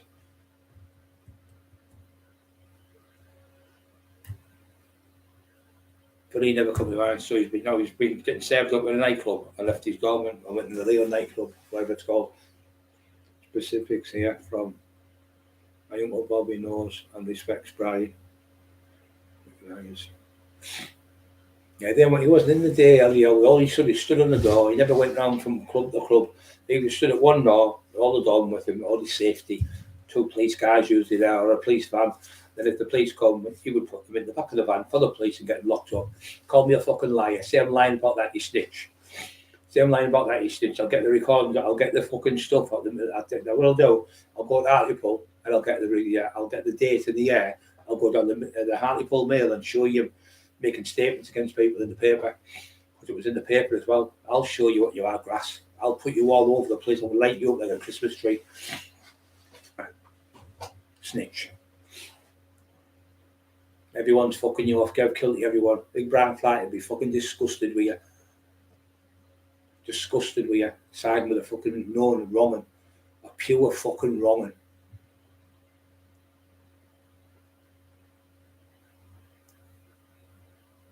Yeah. The front line don't run.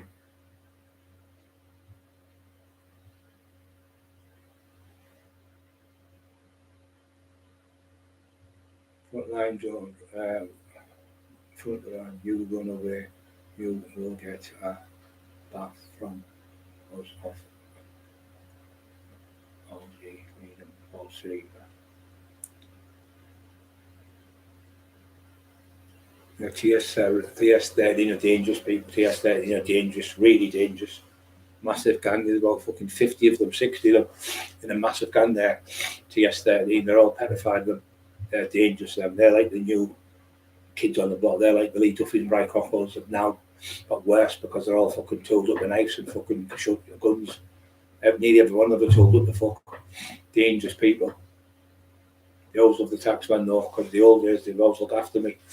Yes, they're a fucking dangerous group.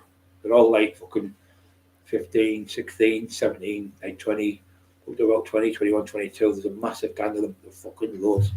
You can pull in like 100 troops in about 20 minutes. Absolute. Not divvies like them, that cunt domino. Can you get the place? When couple's outside, go and get me. I'm scared. I'm going to pretend I'm in the back now. I'm going to hide out the back from Liam. Liam's coming to get me. Oh, Liam's coming to get me. Can you get the place? Fucking shit house. Crank. Absolute crank. What an idiot. Offered me out.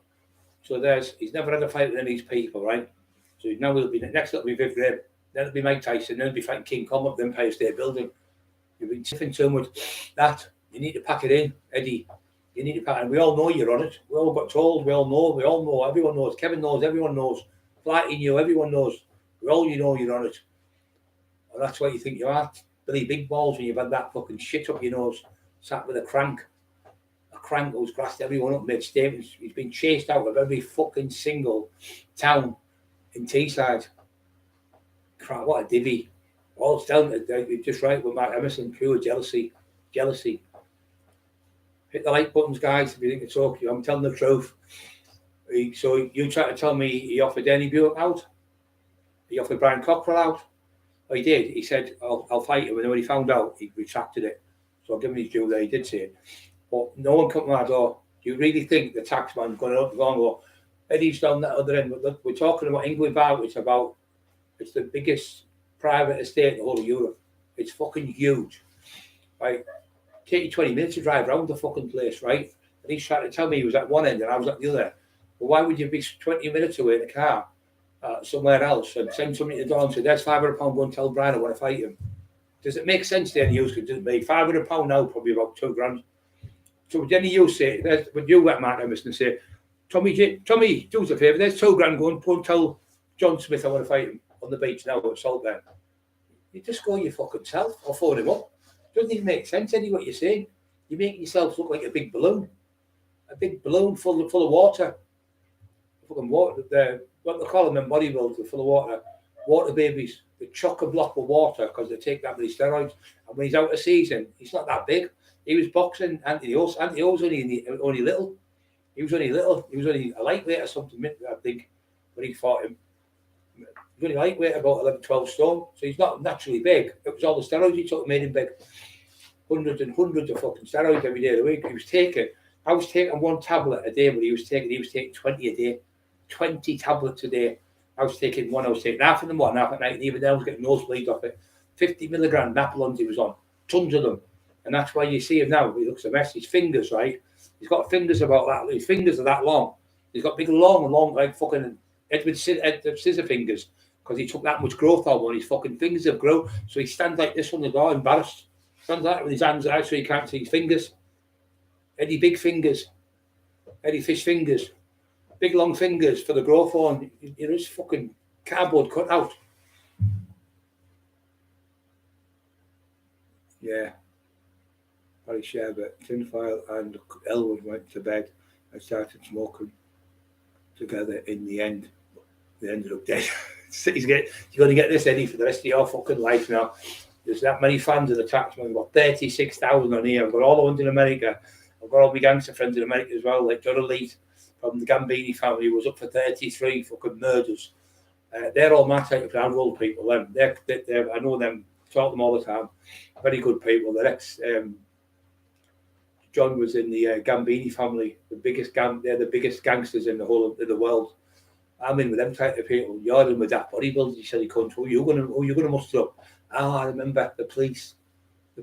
Yeah, you're in them. I don't know if he's in the Freemason, but I've been told he's been in the Freemasons for years, and we all know what them Freemasons are like.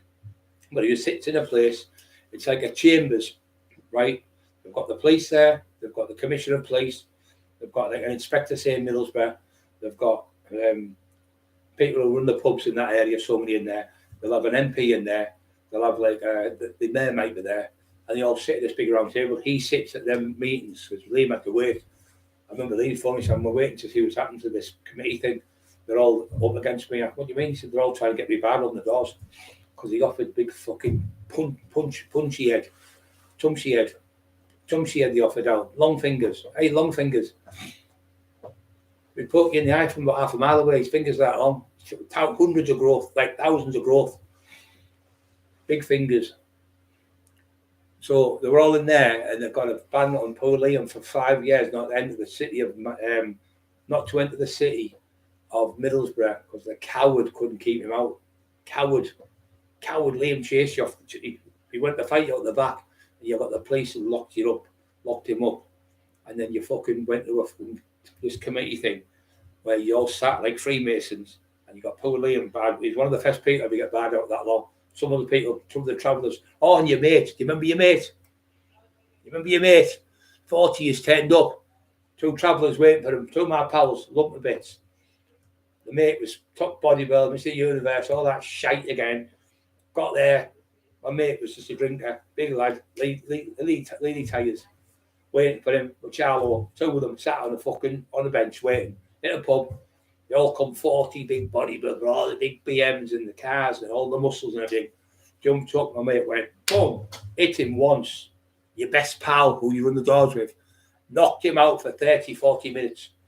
Everyone was laughing to him. For every day you're in the gym training, Leely's in the pub drinking. Got knocked out by Leely. He's a fighter, but he was a drinker. He wasn't trained, never trained in his life. Just a proper bare knuckle fight. He knocked your best mate out, and you didn't dare come out of the house. You felt embarrassed for about 6 months. He never came out of the house. He had a mental breakdown because your best mate got knocked out in front of all your fucking big time bodybuilders. Got sparked by 2 travellers were there. There was 40 of you knocked clean out. I tell you where it was. The Yorkshire Dragoon car park. Flighty told me all about it. Flighty was there. Flighty said he got knocked fucking sparkled with 1 punch. That's what your gang are. You can't fight. You divvy mates what you said to the pubs. So goes with you, battered them. Battered your brother. You're out. You're divvy. We offered Lee Duffy out and took him out of the club. Fuck off. You went down to sort Lee Duffy because we were the only ones that could sort him out. You sound like a fucking kid in the playground. The phone does because we were the only ones who could sort Lee Duffy out. But how come no one's ever heard of this fight? This fictional fucking character, Eddie Elwood, the top fighter. No, you were a top bodybuilder in the amateur bodybuilding ranks. You were on stage on your own, you won Mr. Universe. You were on stage on your own, you won Mr. Universe. You were on stage on your own, sorry, with 3 people, you were with 4, I think. So 3 or 4 times you went up, you were on your own. And you wouldn't, how can you win? How can you win on your own? It's obviously you're going to win on your own because you went through to the next stage. There was no one else to stand next to you. So you won because you were in the height class. So there was like, say, amateur, say there was like other classes. We were on there, but he was in the high class. It's all medium class. He was in top medium or high, I can't remember. And he stood on stage and he won it, but it was only him stood there on stage. So I thought, well, that's not fucking right. That's got to be a fix. It's got to be surely there's only one man on stage. You can't lose.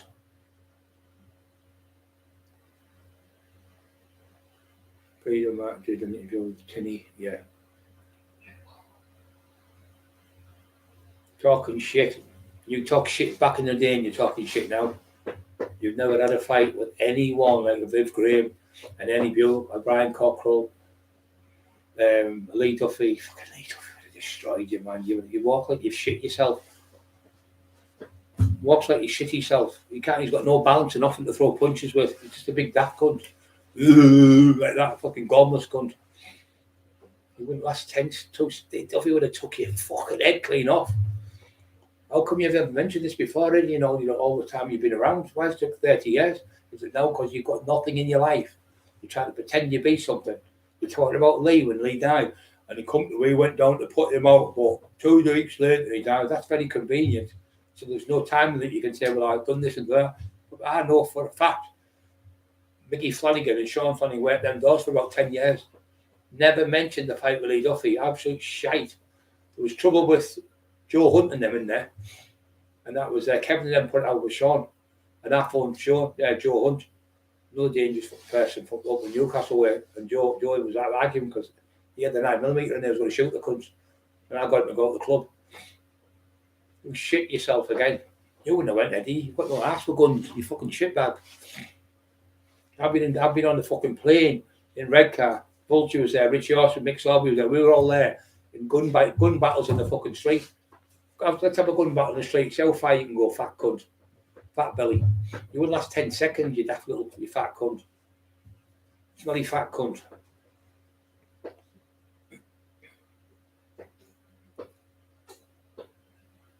Creek,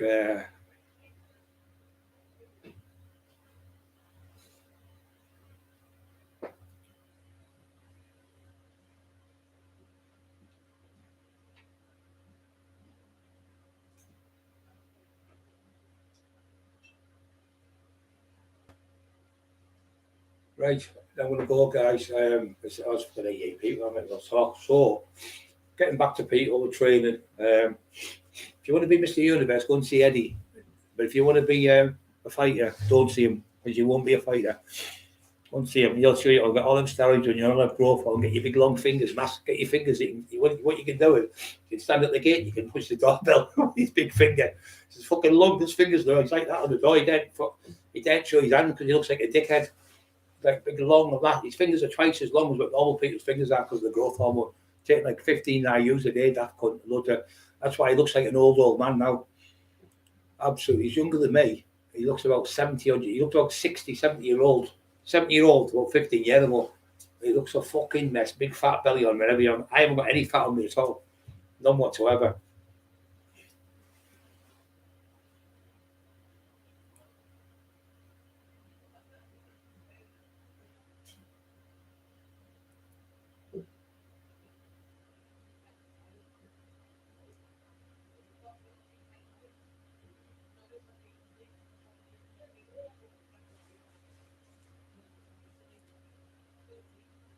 Yeah, I like when people are free. Yeah.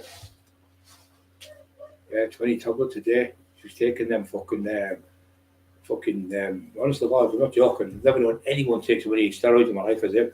He was having them, Mickey Pham told me he was having them suspension shots. He was having 4 of them. He was going that well, so he was having like 4 shots before about an hour, and then another 4 next hour. Taking fucking 8 shots when he was going for competition. Every time he fucking got nowhere in it. He didn't get nowhere. Could bench 6 plates so for 10 reps, could you daft cunt? And your mate told you, Paul Epstein told me, he said, I've seen Brad Mayo and he benched 6 plates for 10 reps on the Smith machine. I've seen him do it. I benched 23 reps with 3 plates each end. And Kevin, he was there. Kevin, I did 2,000 pound leg press in front of everyone in the gym. He was jealous of me doing all this stuff. I did it in Mark Lanny's gym, 2,000 pound leg press for 7 reps. The next time I got 12, and the next time I got 15. He couldn't do it in a million years. A million years he couldn't do it. Long fingers.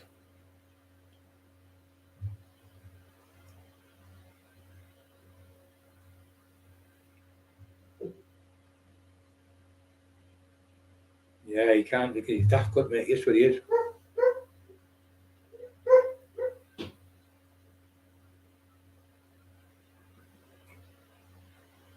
Yeah, I would never go to the police on no one. I wouldn't. Imagine getting somebody putting him in the back of the van for the police. I've never heard all my life as I've worked the doors.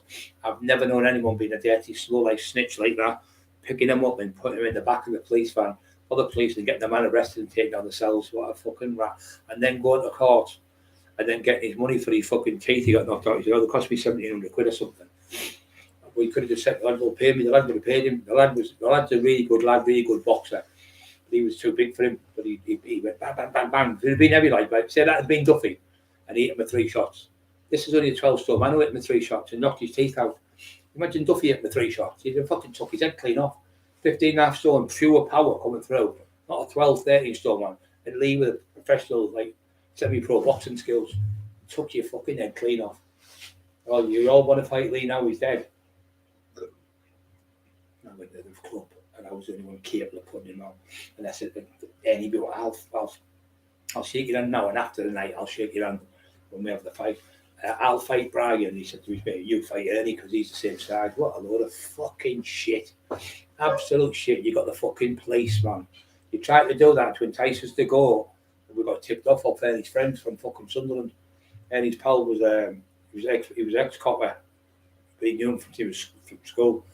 He said, it's a setup, don't go down, they're all waiting for you with the guns, the police, them here, there. There's top police officers down there, every undercover police officer, the lot was in there. So I'm going to get that newspaper cutting to show you what Elwood did with the Jimmy and Gary Rob to get me locked up, to try and get me locked up, the dirty bastards. And his mate went in, your mate from who lived down the corner from me in Rosewith, and went and told went in and said, did a 10-page statement to the council. I went in, Brian Cockerill was there, and he were both off their heads on drugs. He made a full statement because the big night out nightclub was not taking any money. They were jealous because we had the eclipse. So we were taking all the money. We were taking fucking thousands and thousands of pounds on the door on the weekend. They were taking nothing. A couple £100 a night they were getting in their club, nothing. There was no one going. There was like 10, 15 people in the club. And we had 3,000 people in the club. I built that club up, not you, Elwood. You fucking piece of piss streak of piss. You never built now up, you daft cunt. You weren't even involved in it. You know fuck all. You don't know any people from Nottingham, Manchester, and Birmingham, on place. I got all them people coming through from in the day when I knew them all, and I phoned them when they came through the club. I had the DJs on. I had fucking Jimmy G Force on. I had Jason Busby on as the DJ. Jimmy G Force, fucking all them work for me in the day. You never had a fucking clue about nightclubs. You just a divvy all you do, stand on the front with the police in front of you. It's grass. Fucking grass. And everyone in the articles on here saying he's right. All the articles, even all the gangsters over there know I'm telling the truth. You've always got the police involved you on people. You've known police informants. You work with them, you sit with them, you sit in the same office as them and they're talking. I've never had that luxury. I wouldn't want that luxury. Be known as a police informant.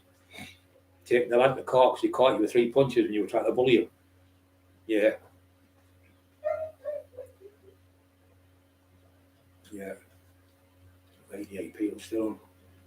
Yeah. With the truth, people don't like liars. You just look like it. There's over 100 odd people been on the night listening to the bullshitter, Eddie fucking bullshitter.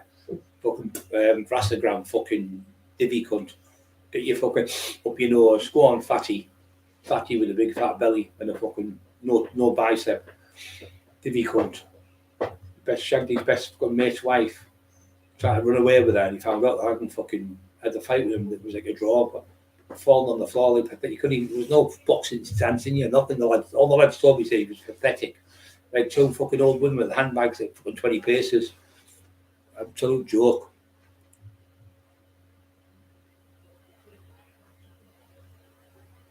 Yeah. The icky Philippines he was off his tits. Yeah. I left Wales other mate, Dicky, another one of his best friends. All the wrong ones with him, 90 people on now. See, when people tell the truth about people, they don't like it. And all your friends and that from your village idiot. That's what Kevin's got to trying to say today. He's like a fucking village idiot. He knows fuck all. He's in a little tiny, he was born in a little village, he knows nothing. We worked in cities, we worked in massive cities. Divvy. I worked in Sunderland on the doors with the proper fucking tough fighters. We'd all over the place working. I worked in Leeds on the doors. You couldn't live in them type of places, Elwood. You lived in a village, a little village with about 40, 50 people living there. That's where you're from. I was working on the doors in Leeds. You wouldn't dare work in Leeds. You wouldn't have dared work on the doors with all them black lads in there, with all the fucking top gangsters down there. You wouldn't have had the arse. You've got to have people in front. You've got to have people in front like police cars. That's why you were trying to entice us in that club. I will get the stuff proof where Jimmy Rob's been arrested for the drugs and underage kids and everything in there. And that was when you were in the door, Elwood. You were letting little fucking 12-year-old kids in that club. Scumbag. Shithouse just to make money. Edward Scissor Long Fingers. 50 thumbs up, don't fucking push the like button. 50 people already pushed them already. They all fucking know it's true. I'm going to have all these stories kept in my head because they're all true, that's why. We only battered my brother, I'd smash the fucking face in. I wouldn't have let it happen. Oh, I'm not going to get involved. You know, because you knew you couldn't have the police at that club, at the Redcar one, because it was we owned that club. So you knew you couldn't sit there with the police on the front here. You knew you couldn't get protection. That's why you never came out of that club, you fucking coward. You never came to any other clubs I was at, like Blazers. on Birches, you wouldn't dare come in because you got fucking hacked to pieces. You'd been stabbed the fuck. You'd been hacked to pieces by the people there that had done you in. It's been them that fucking stabbed you to fuck. When you'd have Dorman couldn't think because he got stabbed up. Wasn't very nice, was it? Didn't like it, you were scared. You were trying to intimidate Speedy and he was going to blow your fucking head off, you daft cunt. He was going to blow your foot off and your leg off, he said. Like they couldn't see how clever he is then, hopping about. Yeah, you always went to the clubs where there was all, like a big front where there's all police, like say, like, where all the police sit and you can, all the police are sitting, like, there's places like that in Sunderland and Newcastle, the cops are watching everything, so you're safe. You go to grab someone, then the police jump with them, so arrest them. That's what you are, Eddie. You're one of them. You never worked in in a fucking nightclub like I've worked in, where there's you could not go to somewhere like fucking, what was it called? Groville, and went in Groville on the door there. You get fucking done in. You wouldn't be able to go. I went in them clubs, I worked on my own. On my fucking own. 12 clubs where nobody else was there working. I worked on my own. Bobby come with me, drove me. I used to pop in half an hour at each place to get paid off them. No one else was there working them doors, only me, the taxman. You didn't have the balls to do like that. You have to have 20 doormen with you. Shit house. That's what you did. Fill the fucking thing with doormen. Always have to have the police, backup police, making statements to the police, getting people locked up, getting people bad out of town. Fucking coward. Pure coward. It's like Boyle. Ask John Graham. Ask any of them lot. Ask Matty said who's done it now. Because ask Kev Kilty about him off the paper there, Lee Duffy. He'll say never happened. Never happened. Ask fucking anyone from this area about Eddie Elwood having a fight with anyone in Teesside. You ask anyone who's he fought. Not one single person have you fought. You've had all your doormen jumping and grab people. You've never had a straight where you stood like that toe to toe. Only one was Shani from Hartlepool, and he was all fucking 5 stone, 6 stone light here. Now he's bigger and probably beat you now. Yeah, Ian Freeman was the real deal. Ian was a lovely lad. Like I said, I went at the door with him with Eddie Bjork. So now we've probably had Ian Freeman next. Probably like Mike Tyson with tomorrow. Delusion. The more you stiff Eddie, the more you're getting bigger, the more hard you get. But in the middle of the night, you'll be looking out the window, shitting yourself. So if a car goes bang like an exhaust, you'll shite yourself, jumping out the window, see what's at the door, cacking your pants now. You know, when a Birches was a tough place. It was. I've run the door there for fucking years. It was fucking rough. So was Blazers. I had the Blazers door there. Barry Faulkner's brother, Roy Faulkner, I think it was called. Tracy and Mark had the club there, and I had there was all the Park End crew and all the fucking top fucking fighters in that area. I fought all them people, all them top fighters. Beat every fucker in Middlesbrough. I beat every fucker. I was the only person who had 2 fights with Dave Garside. I fought Lee Duffy. I was the only person that ever went looking for Lee Duffy. Lee said the only person that have come up for me, Brian Cockerill. No one ever come up for me. Not one person. So you kind of went looking for him, Eddie, because he told me, you're a liar. You give somebody £500 to go and knock him on to tell Brian I want to have a fight with him. I'm at the other end of Ingleby Barwick. That doesn't even make sense. £500. You're talking maybe £2.5 grand. So well, what you do? In these days, you're talking about £2.5 grand. It was 30 years ago you sent them. So no, you never. You asked Kevin to come. Kevin said, he said, you've been calling me. So you want to straighten? I will straighten. I said, well, I can't fight him in the moment. I've torn my tricep. Give us 6 weeks and I'll fight him. And then Brian Flaherty went. Brian never called him out. Brian was talking about the fight when he went in there, the nightclub in. Yeah, well, I went in there again. You never done that again. I went in the other nightclub. You done that. I went in the big night out. You done that there. All your dogs were in there. And you did nothing. You didn't do nothing. You did nothing. You did jack shit. The other dog would come in and beat him up. Speedy stabbed the other dog. You didn't out. Your brother let me in. He shook my hand. But it was only through fear. There was 18 doormen with him. 18 doormen. I was on my own. I came in. 2 lads got kidnapped. Went all the way up the stairs. Seen Sharon Bass and Tracy Bass. They can prove. And the man was there. And Laszlo was there. So all the Basses were there. They can prove I'm telling this truth. I went in looked at this lad. And he wasn't there. I went back out. Smalley was there. Speedy was there. 5 or 6 other lads from that area. And then when I went back out, jumped in the car and fucked off with the lads. And ended up going to the Grangetown Rave. You wouldn't dare go to the Grangetown Rave. Grangetown was the worst place in Europe for stabbing people. More people were killed per person in Grangetown than anywhere. We used to have raves in there with 500 people. You wouldn't have dared working the door there. You wouldn't have fucking dared stand in Grangetown or South Bank. You'd never went in them type of doors. You went on the doors that were all posh and all lights and glitter and all that stuff, and police on the front and call out. The police would be there in seconds, them type of clubs. You never did back street clubs where I did, where it was all like fucking on coke and on drugs and all that stuff. You played the safe game. You always played it safe where you could the police were there in seconds. Or you'd be like you did in Martypool. You had clubs where you were right next to the police station. Then you'd have clubs where the police sat outside with the police car that could keep an eye on people, which was the Odeon nightclub. Yeah, you went there. That's where you went for years. You were a fucking Roman. You were always making statements on people. You know now, all Hartlepool people can't stand you. They say you're fucking divvies, always fucking bullying people. All those little kids. When the lad went round with the satellite, you go now, my wife's knickers on, sniffing knickers, I'll break your fucking jaw. That's what he said. The lad about 9 stone. Flea told me because Flea knew the lad from Hartlepool. Just the lad who puts the satellite up. Cowardly bastard you are, Elwood. A fucking coward bullying a fucking 9 stone kid. Trying to bully Speedy, you couldn't do him, could you though? Fucking bottled it. I'll shake your hand there, I'll tell Cockerill I'll shake your hand after the fight. So, load of fucking shite. You said all that, so we would go in there. You had all the cops waiting, but we sussed it through Eddie's mate. Eddie fucking gives the tip off. Cops were all over the place. And in the end, they got raided. And you see them getting raided. All the cops went in. About 200 police went in. 200 coppers went in, raided the whole of the club, arrested loads of people. All the people, I'll go and see the people in that area, from that area, and get them to come on the podcast and tell you in the day what it was like. When I had the club, it was booming. Everyone was happy. There was no trouble announced. Elwood went. They were bullying every cunt in the club, bullying daft little kids and everything. But the kids were like 12 and 13, 14, 15.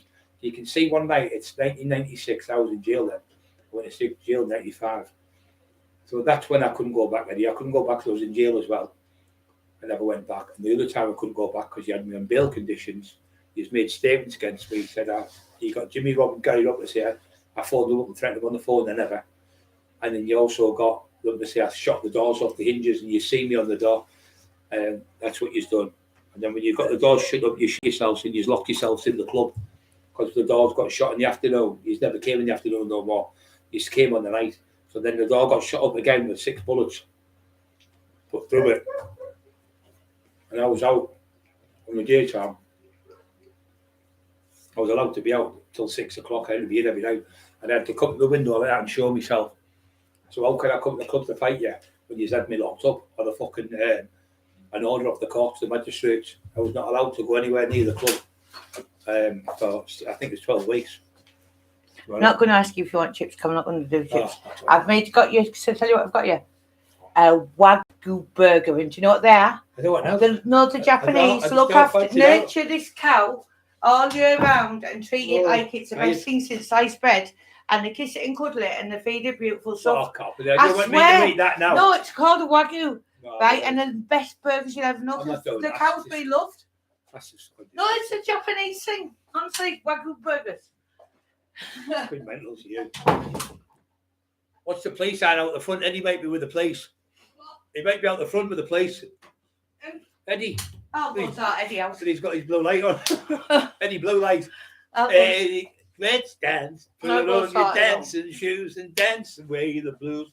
So I'll set the wolf on the cunt and rip his fucking throat out. They can only come by because you're injured. They never said nothing. Not one of them had fuck all to say when you were not injured, even though you got older. Not one of them had nothing to say. Now all of a sudden, because you're injured and you can't even take it up to the head and this, that and the other, and they know that, this is when they'll try to act hard and then they've made themselves look like absolute clowns.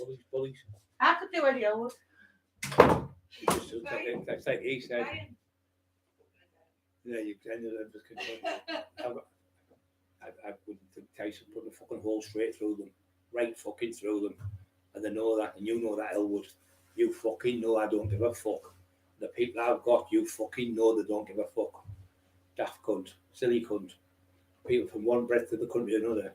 All you are is long fingers. You know when your fingers is long, you're always pointing to the ET. Phone police ET. Phone police ET. Eddie. Phone police Eddie. fucking grass. Police informant.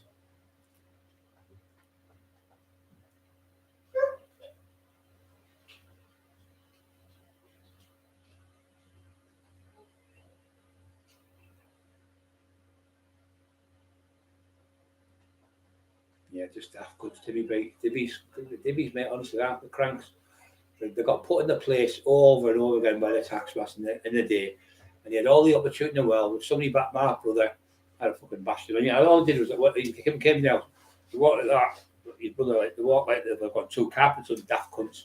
And I said, "Are you Carl Elwood?" He went, "No, they called me Jimmy. I'm from Harley Billingham." Denied his own fucking name. I went, boom, right on the chin. Like that, hit him. The bar used to have about 5 deep people, with about 50 people at the bar, like 5 deep, and he hit the people. He found the bar, slid down the bar. He grabbed his balance. But he looked, and all his 12 Doberman Reds ran, because Davo counted them all. And they were on camera. We got them on camera. They ran like fuck. And I ran after him, behind him. And my mate opened it. I grabbed him and threw him in the corner. He was stuck in between the window and the door. And I went bang, bang, bang, bang. The body about 3 or 4 times. I went hit with the left hook to the head. My mate jumped in, staying Robbie jumped, didn't stop me, smashed him to fucking pieces. And they opened the door for me, ran up the street. And I booted him in the house. I said, "There's a kick off me. And there's for your brother." Did fuck all.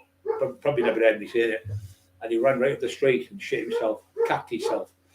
And everyone said, "Fucking hell." He said, "He come in like that." And he ran the fucking like that when he ran out. Totally different build when he went out.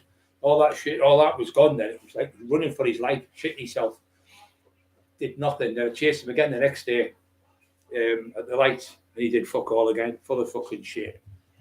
And then, like I say, all the other stuff is all just fucking shit. No one come to my door already for £500. I give somebody £500 to go to his house. I sat waiting for him. Fucking, you just phone them up. Shit, it don't even make sense. Your story, shout. I shook their hand and said, "Raise my hand now." And after the fight on Saturday, I'll shake your hand again. Fucking garbage. And he never told me that. You tell me a different version from Eddie Buell, who was a fucking legendary fighter. Everyone he fought Viv Graham, Big Billy Robinson, 6'4", 24 stone he beat. You're telling me you could beat Eddie Buell? Fuck off, you silly cunt. He was fucking brilliant. He beat Viv Graham in the ring, the only person to do it. Eddie Buell, absolute legend of a fighter. Never got tired of it when he was fighting with his hands. Super fit. You could not go the distance with Eddie Buell. He didn't have the capability, and he didn't have the boxing skills to fight him. You're just a big stupid cunt, big gomless cunt. 2 left feet you've got no balance. Grab people on the floor, and that's all you can do. You can't box, you can't fight, you can't move and pivot and move around. You can't do that. You haven't got the skill. You got battered in the fucking your fight with Anthony. He destroyed you in the ring.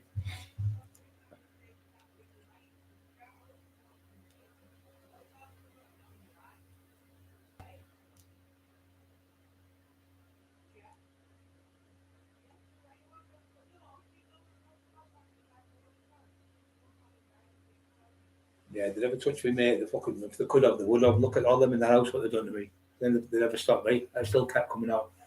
Eddie Elwood wouldn't dare do the things I've done. He wouldn't fucking have them balls. He hasn't got the fucking gumption. He brought him in the village. There were about 50 people in the fucking village. That was it. He'd never been into town where the towns where all the trouble was, and living on a council estate with fuck all in your belly. You were brought up. Your mum and dad had money. You had a gym and everything. You brought up with all that. You were bought. The titles were bought for you. The titles were bought off your dad and stuff. Paid people money for products. If you buy these products, we'll make sure Eddie wins the title. All that shit. That was all going on.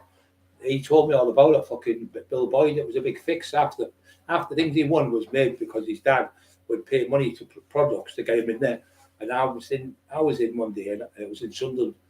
It was Mr. Sunderland, and I came 5th. And the lad who won it, I could hear them talking. He said, "Well, if you put today down, you're going to do £50,000 with the products in the next 6 months, I'll make sure you win today on the stage." And he won the competition in his life. And then I knew that after that, I stopped competing. I thought, what a load of fucking malarkey. What a load of malarkey. 84 on now, Eddie. Everyone keeps watching, buddy, because you look like a daft cunt. Yeah, Grangetown, yeah, was bliss in the day, Paul. See, I was in there, me and them were in there. Jimmy G Foss, it's a one time, and you can hear him in the club. And there's this Stewie's in there, the DJ, Geordie, one lad. It's on the YouTube. He would never go. Eddie Elwood wouldn't go to them type of place. He never had the balls, man. Like, you know, CD clubs and that. He wouldn't dare go in there. He didn't have the ass.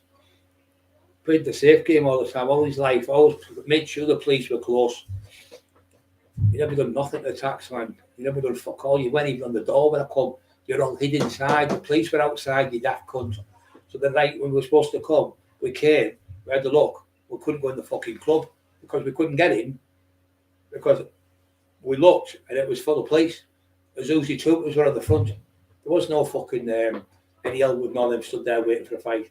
He never shook my hand or shook Eddie's afterwards because you never turned up. You stayed inside the club. The police made you stay inside the club. You were told by the authorities, don't go out there because these are fucking lunatics. Cockerill will just fucking shoot you. And Speedy, they don't give a fuck. And you were told by the police to keep in, and that's what you done. You kept locking the door in the night. You were letting one in, one out all the time, playing the safe game. When I had the doors, the rollers were up, and everyone was just coming in and out, and pay at the door, click them in, click them out. And we talk to people. And you're right, mate. And I go in the front and talk to all the people in the front. I wasn't scared of getting shot or getting done in because I wasn't a fucking Roman. I didn't make statements to the police or grass people up. I had legendary fights for like Big Graham with Dave Garside. I had fights with fucking people who fight like Allo who killed Lee Duffy. I had people with fucking went to fight Kev Sunderland, the best fighter. Ended up shaking my hand. I went to fight top legendary fighters. You never done nothing, Eddie Elwood. You stood on the door with all your fucking Ponzi doorman. Step the fucking like load of lady boys you like. And you stood with them lot. All you did was phone the police when trouble come. Coward. Getting people locked up, known for it, known for being a grass. All over Teesside, you're known as a grass.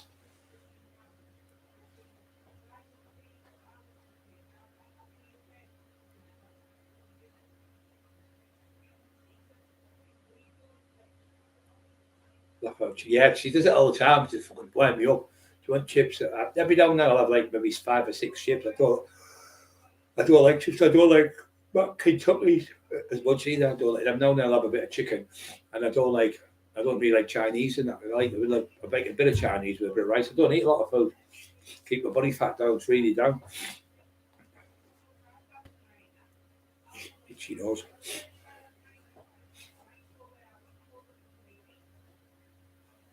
Yeah.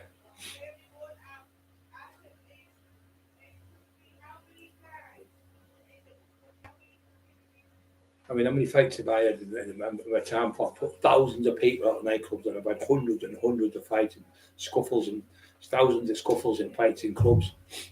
You've never done nothing, Eddie. You've got your doorman to do it like Emma said in Redcar. You didn't even dare go over. And you'd go over, the doorman offered you out and you bottled it. Oh, no, I don't want to fight you, mate. I want you to be the doorman. Now you've got some bottle, you know. I like people like you. You fucking, he said, your eyes went glazy. You look like a little fucking pussy. Your heart went down. Oh, Jerry, big Eddie, big Mr. Universe is off the mountain. He hasn't backed down. You'd shoot yourself. The lad said, he said, I could see it because the lad was a good boxer. He fought for the ABAs. Really good boxer, and he knew he was a boxer. And he fucking knew. He'd have a go, the kid. And then he done the same. Never ever went to lead off you lying bastard. What a lying cunt you are. Pure lying cunt. You are. You've always been a fucking piece of shit since the day I met you. I always knew you were a piece of shit. An absolute piece of shit. You're one of them who gets caught with the drugs and goes, oh, it was him. Or he drops him in the car and he's a pure fucking snitch. And his 2 best mates were on the door with him. Was his Jimmy and Gary Robb, known police informants all over Newcastle. They got shot. They were going to get shot in Newcastle if people I knew. And they tried to get me shot. So the people took them in, put guns to them, and threatened to kill the cunts, took the £10,000 off them. They got the money took off them, and they got the tax and the ecstasy as well. You did nothing, Eddie. Now for them, you'd fuck all. You didn't even do now. I took about 25, 30 grand of the off them. You did nothing. You did now because you didn't dare do it now because that was on the streets where the police couldn't see. You didn't have the police sat with big police cars and all cameras in them. It was on the streets then, so you didn't dare come at the Martin Lane then, like the Radcliffe, the Roseworth. You wouldn't dare come at them type of states. You didn't have the balls. You kept out the way and you kept in big posh gyms on the daytime, so if there was any trouble, you had all the gym people there so they could watch you in case you got trouble. You always kept it, played the safe game. You've Craig Howard said that. He always keeps back. He never ever puts himself up front. Craig Howard even said, he said, he's copied all my stuff from him and he's made the other one, his mate. He said, all my mannerisms and stuff. He's copied my bodybuilding routine, Craig said. He said he just wants to be me. And when I looked at him, he's going, now and then, and all that stuff. I thought, he just has the same smile as Craig Howard. You'll see, put Craig Howard in, bodybuilder, and you'll see Craig doing the routine. And look at Eddie Elwood's routine. Look how Elwood's smiling the same as Craig. Craig started before him, he was older than him. Copying other people. Because you haven't got, yeah, same as you copy me when you're, I'll go and strong man, but he's done. He's going to go and I'll go before him. And I was going for the mayor. He went, I'm going to go for the mayor. Every fucking thing I've done, you tried to copycat. But you've never done nothing. I was respected, yeah, because you won the competitions. But like I said, they're mostly like little, they're all fixed, nearly. How can you win? How can you be number one in a show if you're the only one on stage? Pathetic, and it'd be like a runner going for a run. There's only one runner. There's only going to be one winner, or two runners in a race, or three. That's all there was. There was never any more than 5 or 6 people that did it.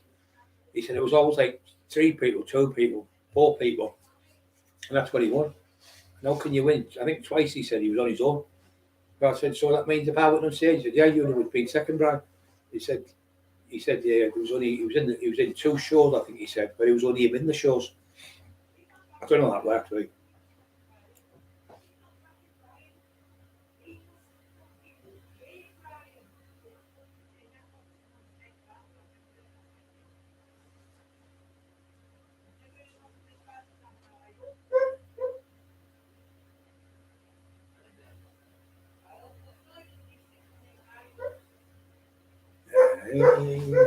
$8.90 fucking people that he's still on. War cry of fucking, that's that puffy cunt, puffy boil, puffy ass, puffy fucking Sykes, Puffy Sykes is coming on when he's gripped his wife. I told you that. She was 13-year-old. Sykes was giving her it at 13, and then he met another 2 13 and 14-year-olds. He had sex with them in Blackpool. That's what Boyle's on about on the Jimmy O show. And then he had sex with a 15-year-old. And every one of them he had sex with, none of them were virgins. So then he said he was gutted. So when he had sex with her when she was 13, when he had sex when she was 14, she got pregnant. She had a baby at 15. She was 15 when she had the baby. But on his grave, so it's proved it's him. And in the paper you can see him, and it says on it, do you know what? My fucking phone's upstairs. Isn't it? I can't remember the read of it now. The phone's upstairs. I could have read out for you. I'm just going to put it tonight. You can see it. I'll put it on tonight. I'll put it on tomorrow. Leave it tonight because there's loads of stuff going on here. TS3, thank you very much, mate. I know you'll always be there for us. They're always there for us. They're good fucking kids. They're dangerous. Put it this way, I wouldn't fucking dare go against them. They're fucking like the elite ones now. They're like 30, 40 and 10 up cars, all told up the fuck. Dangerous as fuck. Everyone in Middlesbrough's terrified of them. Any top fighter, no one dares go near them. TS13, they are fucking lethal.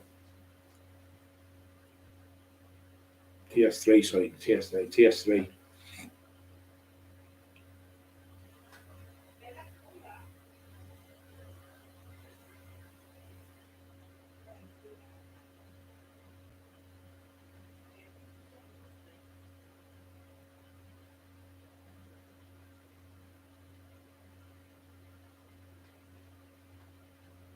Went all the posh gyms, keep out the war cry. What are you going to look, you fucking pixel? You don't know how to understand that. Do all the posh gyms to keep out of the war. Oh, yeah, see. Yeah, we used to change and all that. You know, them posh gyms where they were all like, with loads of people in, like solicitors and barristers and all that type of stuff. Not like little ones like the Chapel gym where it was all like just lads who worked on like fucking council or worked on, like, say, British Steel or like on the mines and stuff. He worked in all them. He had his own gym. His dad had his own gym. They had their own built gym. Which I'm trying to tell you, this is why Elwood won all his stuff. Elwood's dad would buy stuff like products for the gyms and that. And all of a sudden, Elwood buy the stuff off them. One of them would be on the stage. I remember one, I think it was a show. There was Elwood's brother was coaching, and Elwood's dad was coaching on the and Elwood's brother was on stage. How does that work? Right, Elwood's brother was on stage. Elwood's fucking dad was the judge, And Elwood's fucking brother was the judge. So he came, I think he came first or second, his brother. How the fuck can that be fair? Absolute pure fucking fix. Pure fix. So they were getting fixed in the competition so they could win. As they knew, the ones down south were saying it's all a fix. Every time we go up there, it's a fix. Everyone will tell you there was so much fixing going on. Even Lee Watt, he'll tell you he knew all the bodybuilding in the days. He knew all the stuff about bodybuilders. He said it was always divided behind because there was always fiddling going on from the north. We're fiddling up here. But Bill Boyd was known for it. Bill Boyd was fucking known for fiddling shows. And he was another one. He'd buy so much product. He'd buy so much product off someone. He'd say, right, if I put this girl in, I buy that stuff, would she come first? And he'd have him come first. Liz Ovath told me that. He said he was doing it with bodybuilders. They were making money off it. They were giving them products. And people like Elwood's dad would buy stuff. Next minute, Eddie was winning the show. Or Carl was winning the show. But when you went to the bodybuilding shows, I never went to see them on stage. For the people, when you went, they didn't win it right. They went in the, it was somebody else who should have won it. Just a pure fix because they bought products for a year for the bodybuilding gym where they had their own gym to sell to people in the gyms and stuff. That's how they made the money through products. That was his dad. His dad had a gym. His dad was a nice man, and he said he was a really nice man. Never ever mentioned having a fight. Never fucking said, I'll shake your hand now, I'll fix it. I'll shake his hand when I come and do the fucking shit. You made that up. You made all that up, you lying cunt. So that's a lie. I'll get Ernie to come on, he'll tell you made it up, you fucking liar. For saying that, and he probably won't go on because he doesn't go back and forth. He's a legend and he doesn't have nothing to prove, the same as me. I've got nothing to prove. In my world, Elwood, he was on your stuff, and your world, you've got nothing to prove. Good on you. That's what you did. But don't come into my world and start talking shit about me, saying you offered me out and said to my door when you never. I battered your brother. I battered your doorman. I got one of your doormen stabbed up. I went in your club the next time, went all the way upstairs, done it now. There was 18 doormen there. None of them stopped me. I threatened to knock your brother out. He stood there with his hands in his pocket like that, didn't dare move. I said, take your hands out of your pocket. You had them little boleros. I said, you take your hands out of your pocket, I'll break your jaw before you get your hands out of your pocket. Never did nothing. Nothing. And all the fucking thingies were there. Tracy Bass shot there, Sharon Bass, Laszlo, and they all worked there in the clubs. They did the courts, one did the tickets, one did the wet behind the bar. They were all in there, and all the people from Stockton, loads of them were in there. Because the club was shit, and we used to go in. It was shit. So then we opened the Eclipse and wiped everywhere out on Teesside. All the black lads clubs got shut down because everyone could go to a proper club because them seedy black clubs. It was all that reggae music and fucking used to do my head in. And it was all like prostitutes in there and stuff. We cleaned all the towns up and we had cameras up for people to go in so they could be on their phone since they got crabbed. And there was people getting took off the streets in Middlesbrough and taking the Leeds and Manchester and putting the game and stuff. It happened loads of times. So we decided to do it so it was safe for women and that. So I used to have somebody on the front, would put them into a taxi and it would be safe. And I used to have the other taxi drivers and stuff. So the Eclipse used to have 3,000 people in the Eclipse. They never come near my club in the Eclipse because that was another seedy back street place where he didn't dare come down there, Elwood. He never come down there. He wouldn't dare come into that club because he'd have got done in there as well. He never had the balls to come into them type of places where it was all fucking people with guns and knives. Didn't have the balls. Still hasn't got the balls now.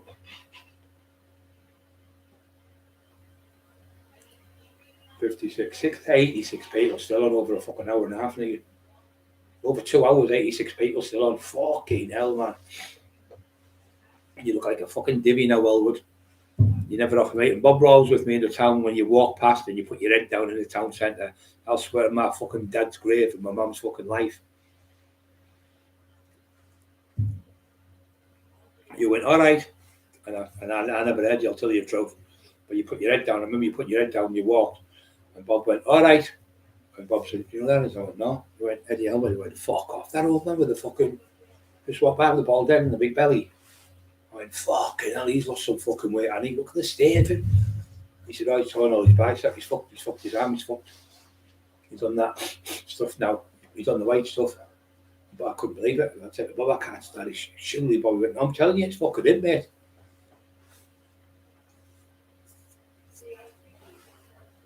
They bought me we went in Greg's. I think we had a pasty each in Greg's or something. With beans or something we had. Bob Raw. He was from Peterlee. He'll tell you about any Buke, Bob Raw. No one offered Benny Buke out. Never. Any Buke would be straight out on the cobbles and fight them. He didn't give a fuck. No one offered any Buke out, and when they did, he went out and beat them. He fought everyone he fought, he beat. He never got beat in a fight. Never. So how can you have offered him out? We couldn't get in the club, Eddie. You were inside, the doors were locked. The Azusi troopers, have a look at them, guys. Big white Azusi, long base Azusi troopers were on the front with the blue lights on. And the cops were in there with the machine gun. The only type of machine guns, they had guns on the hip, and they had police inside with guns as well. And in the gardens, it was called these gardens, people lived in there were like posh people, like with money. They were like really big, they were flats, but they were called the gardens. I broke a lad's jaw in there one night, fighting with him. And there was in there, the cops had put all cameras up, like, so they could see us talking and stuff. And we got tipped off, like I said, because we had a 52-seater bus coming from Sunderland and all there, ex-Dorman, and all the fighters anyhow. All them were coming, we were going to wipe them out. And speeding were all two with shotguns and handguns and everything. They would have been wiped out. Like, they think we're just going to fucking have a fight. We're going to wipe you out, you stupid cunt. You're going to get shot to fuck you, smelly, you fat cunt. The dog shit, he hated him. He couldn't stand them because he tried to be clever, because the Dorman stopped Beanie going to the club one night on a Sunday night, and he was fucking fuming. He said, I'm going to blow that cunt's fucking leg clean off and his foot off. He said, the only thing is, that fucking stupid cunt. Fuming he was. So me, we with him, got to me and him, calmed him down. He was going to shoot the daft cunt. Going to shoot him twice. He was going to go to his house and do it. He was going to do it in the club. They had a club in the High Street. That was another one. Always safe again, neither mal. All them clubs, all them CD clubs. The only one they ever did was the Eclipse. But because it was the Eclipse, and it was in like a CD, not CD, but like a dangerous place where you could have people come and get you. So what they've done is they phoned the police and had the police sitting outside all night, every night, 7 nights a week. But it was open whatever night. Friday and Saturday it was open. Every Friday and Saturday, Sunday they were there. Police, always police outside. And when I got remanded, they called it off. I got remanded to there. I got remanded because I got done for a driving offence. Because I was already on bail for that. I ended up going to jail for a driving offence in no house. Every jail I went in, I run every jail. I beat every fight in every top jail. You never done nothing. You never beat the jail in your life, Elwood, you fucking little pussy. Couldn't do a day in jail, you fucking shit house. We had that other shit house from Liverpool in, that fucking big daft bodybuilder. These bodybuilders are all pussies, I'm telling you. Give them no food for a couple of hours, like, I'm losing weight. If you say, no, you've lost 5 pounds, they start crying like little girls. They be cunts. So this big, massive warrior, he was called. You remember him? He got done with Curtis Warren, was working with Curtis Warren, he gave him a job. And he grasped them up, and he got 4 or 5 years. He was in jail in home house. He went, oh, I need to have more eggs than that. I need 5 or 6. He went, get 1 egg, 1 piece of bacon, and 1 slice of bread. Move next, and a cup of tea. But I can't live on that. Within about a week, my mate was in Davo. He said he lost 3 stone in a week with those steroids. That's what they are. They're just full of steroids all the time. Big daft cunts full of steroids, puffed up with steroids. And I used to take steroids. I'd have 2 decker, 2 tests and 2 sus. That was it all it took. I wasn't taking 10 like him, 10 mil of test a week, Eddie Elwood. 10 mil of decker, 10 mil of this, 10 mil of that, 20 tablets a day, 20 fucking Dynabol a day, 20 fucking Niproxen a day, fucking ridiculous, not like what they call them. Them fucking 50s, not 50s, he was taking them. I was taking 1 a day of them. And I took 2 one day, and I started bleeding out. Fucking hell. And now he was taking 20 a day. He was taking 4 shots of fucking suspension every so many hours. No, he was fucking big. But without the steroids, he's like a fucking bag of bones. He's not naturally big. That's why he fought in the fucking in the amateur ABAs. I can't remember if it was a middleweight or a lightweight he fought in it. But he got beat off Anthony O. He didn't excel at that. Wasn't any good at it. And then he had a fight in the street with 1 lad. He fucking he grabbed him in the back of the van, grabbed him on the legs and threw him in the back of the police van with the coppers up the door and got him locked up. I can't still believe that to this day, mate. I've never heard of anyone do that. So when I was fighting up there, Sunderland was proper dom, there was like 6 or 7 trying to fight us. I put 2 down. The lad coming in, he was fighting with the cop grabbed him. When the cop wasn't looking like that, I opened the door and let the kid out the fucking door. And he'd been fighting with me. I let him go on, and he opened the door, let the couldn't run out the door. You don't get people locked up the place. They're the enemy of the place. But when you do that at pussy fucking shit houses, and then go to the court standing in the dock. No matter if you go, wherever you go with, you're on the door and you get back. It's part and parcel of the doorman work. And then there's another one just been on Leon. He went and scored while he went to Leon's, and there must have been a carry on at the fucking club, and the doorman got bashed. Yeah, he'll probably know they were coming in shit house Elwood, and they went, who's going to get me? I'm off. Let them get filled in instead, like he did with Red Car. The doorman used to get filled in every week. He never turned up to help them, back them up. And when he did go the very first time, the lad offered him out and he wouldn't come outside to fight him. Dave Gilden, I think it was. Dave Gilden offered him out. He wouldn't dare come outside with Dave. And Dave offered him out. He wouldn't dare because Dave could box for fun. Really good box. He boxed like Joseph Turner. He wouldn't dare come outside with him. And then Kev away again. And Kev kept offering him out because Kev was about 19 stone, big fucking lump Kev. And Kev kept battering all his document, and Elwood wouldn't come over and sort it out every week. And they also got somebody else in there. They had to get somebody else in the end because they got the Viking in from Sunderland because Elwood's doorman couldn't do the job. So they sacked them. But Elwood's doorman got the sack. They brought him in. Brought him in. I remember it. I remember the night. They changed the dominance, and now they're not doing the job. So they brought the Viking in from Sunderland with Big Eric, I think, the Viking. He's not the best boxer, he's got a big heart, a big heart, a big punch on him as well.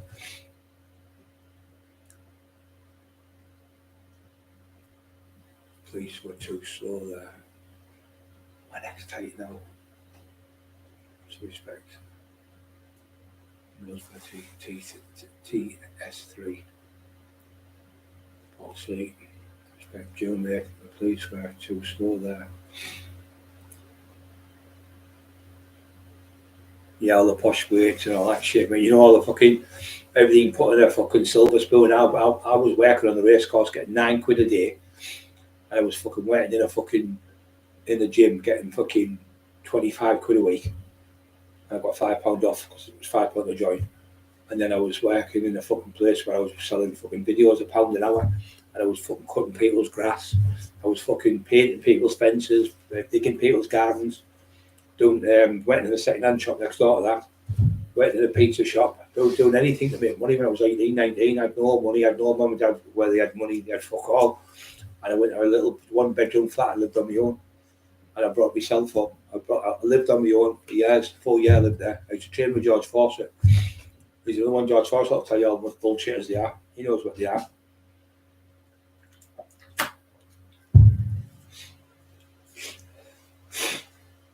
He said, they've copied Craig Howard.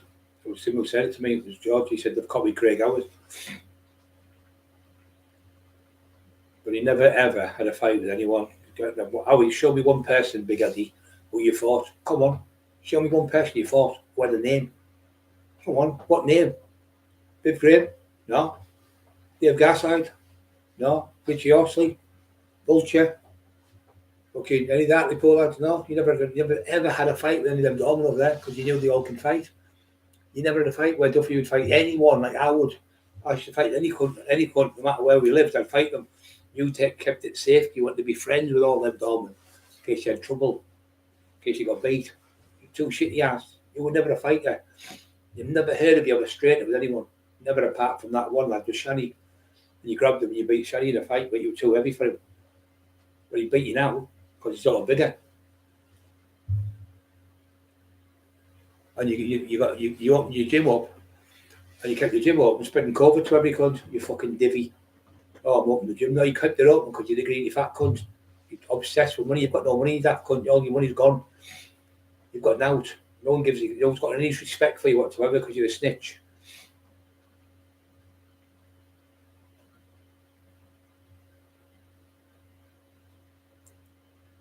Pretty certain.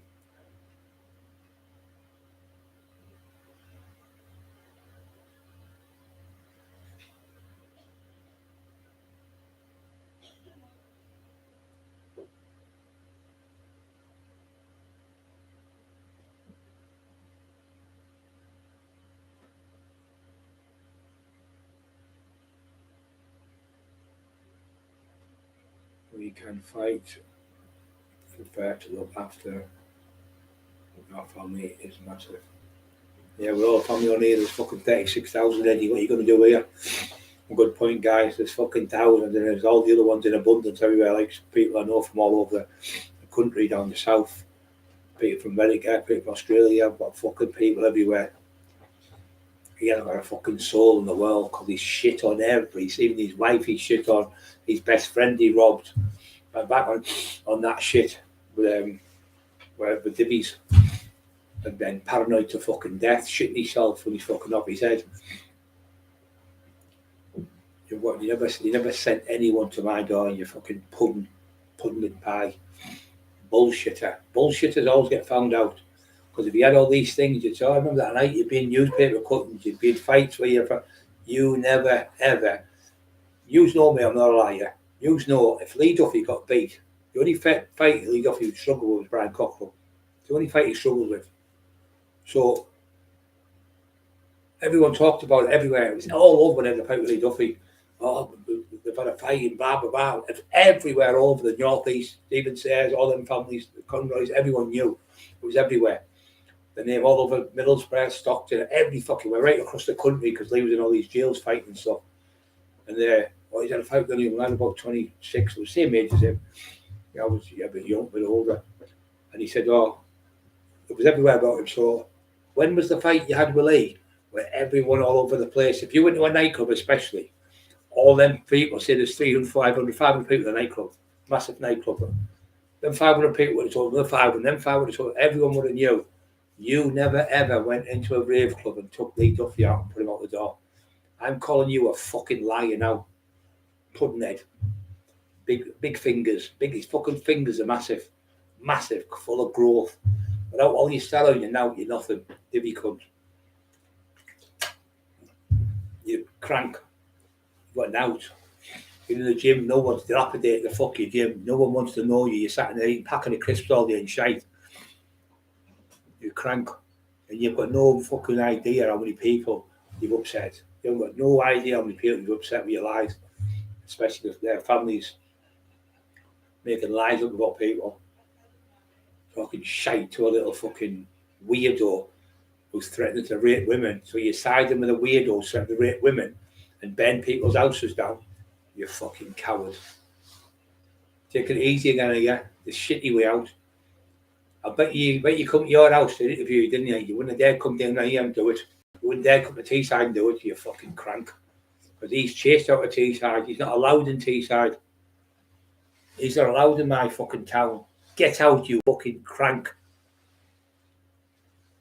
Crank. Absolute crank. And you only got fucking Liam barred out because you got the police on him and made statements against him. 5 years you got him barred out of Middlesbrough, you fucking coward. Coward. What a shit house. And Liam can fight for fun, but Liam was nowhere near as big as Lee Duffy. So what would Lee do to you? Lee would have fucking destroyed you, you fucking muppet. His power was unbelievable. He'd have took your fucking jaw right off your fucking, the bottom of your jaw came clean off. He'd have had you crying like a fanny. That's what he'd done to you. You couldn't fight Lee Duffy. You never ever went anywhere where Lee Duffy was. You never went to Middlesbrough when Lee Duffy was about, because I was with Lee in Middlesbrough. You never came over to this way in Stockton. You never came over here, Eddie. You never had fuck all. You worked on the fish and chip shop in Seaton Crew. It was called Young's now. You worked there and you tried to get one of the Lancaster lads to contact me and say, tell Brian I'll work with him, I'll go taxi with him. And I knocked you back, and that's why you got fucking jealous. I said, I don't need anyone to stay. I said, why should I stay on money with people? I want to do it myself. I was getting 10 and 20 grand. You want the piece of my work? And then I went to go for the British Strongest Man, and I fucking fucked up with the drugs. I dislocated my knee. I said 9 plates each in the squad. Come down, I got a touch off the lad. Nicky Flanagan it was. 9 plates each end to get on the bar. And he had to give me a touch. He couldn't squat 9 plates in a million fucking years.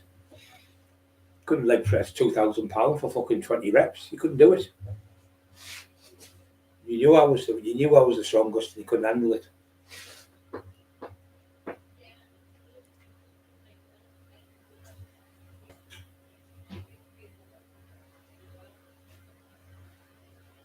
And the thing is with me, I'll just tell you, see, I'll just tell you how it is.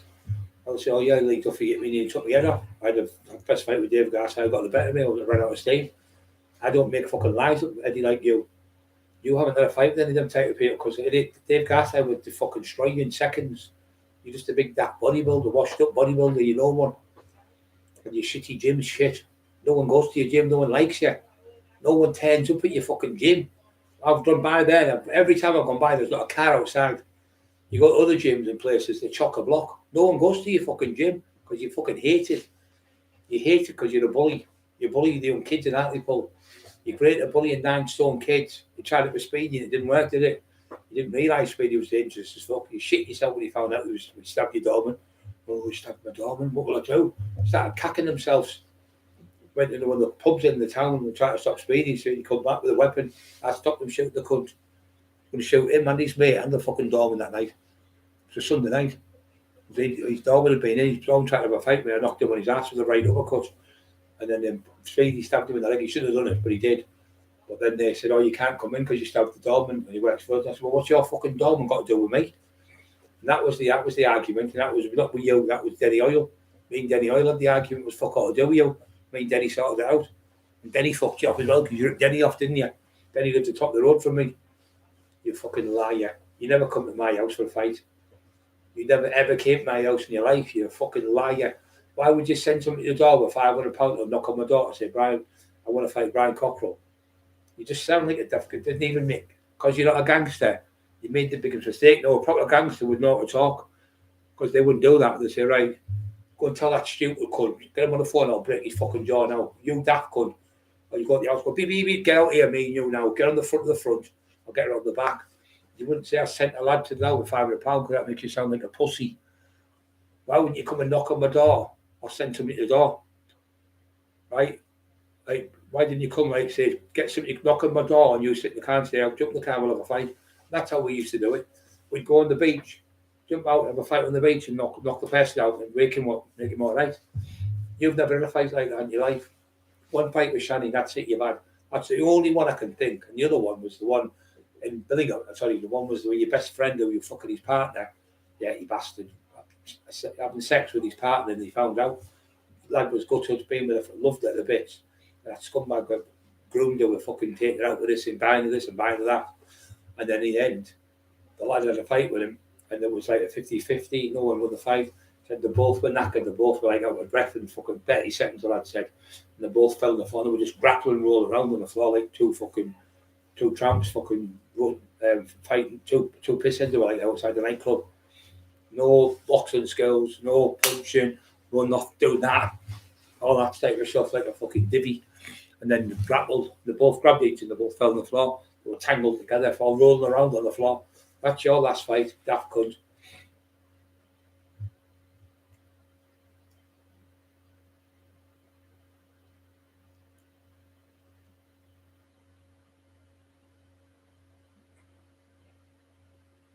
Brian can't walk around TS without the family recognising him. I think the same wherever he goes. Yeah, you're right, mate. TF13. No matter where I go, I've got people like them, all them young kids in that, we're all fucking stand to the death. We die for these type of kids. You've got no one like that in your family, Eddie. You've got no one like you'd even let your own brother get beat up. I didn't beat him up, I punched him in the face. I could have broke his jaw with a left hook or anything. I didn't give him a electric cheat. You couldn't. You come to me, you've had me locked up. You have the fucking police on me. Now your brother's coming in laughing at me like a daft cunt. But he didn't realise, you see, when I'm going to do, I'm going to put the bit up where I get out of jail. It's only done. I did it about two years ago. You'll see me talking. And I've pulled the car across this place. And I don't know if you'll hear me properly because I'm stood there near the bus stop. And it's the place where I stopped. This is the day when the cops pulled me. Because I went back into Stockton. I was on a keep away from the witnesses. Jimmy and Gary Robb. They made the statements. But Elwood's worked for them. Because obviously they were all in on us. And they were trying to entice us to come to Club Elwood by saying, this, that, and the other, but it never happened. So when we did go, it was full of police. So what happened is, Jimmy Robb went, Brian Cockerill's phoned me and threatened to shoot me. And then he said, then the phone, the police said, we've just seen Brian Cockerill driving a white Sierra Cosworth and stuck the double barrel out and shot the club up. So when the fucking solicitors went and all after it, They went there and it was the Coliseum. They said, there was no way. Terry Rich said the same. Terry Rich come and see me. He said, there's no way you could have shot the back door off. For me, it's about 30 feet away. So there was a bus shelter between it. There was a big wall there. So how could I have been in a car here and shot the shotgun out the window and the bullets would go out the way, because you know the shotgun's only that big. So it would spread, it would just drop. So it was all made up. They made up to try and get me locked up. So what happened then, I went to court and I won the court case. I got out, never won it, sorry, I got bail conditions to stay away from it and not go to the Jimmy and Gary Robs or the Coliseum nightclub, who would be classed as interfering with witnesses. So then they got somebody to phone up there and pretend to be me. And they come on the phone, and it would have been Elwood, and I probably was that dirty bastard. And they phoned up and said, it's Brian Cockerill here, I'm going to come and shoot you in a jocular manner. So I went to court again. And they said, oh, we've got the recording, we've already recorded it's Cockerill's voice, the cop said. So we went to court on the day of the trial. The judge said, well, where's the court recordings? The cops give the court recordings to my solicitor. He got them analysed, came back, he said, that's not Brian Cockerill's voice. It's a total different voice. There weren't these special things where it was like a wave like that, and it went together and it missed. That's not the same voice, it's a different voice. So they said, so that's not Brian Cockerill's voice. So now, so the judge said, case against Mr. Cockerill dismissed. Cleveland police were fucking raging. So I got out that day. It was I went to court at 10 o'clock. I was in here about 20 minutes.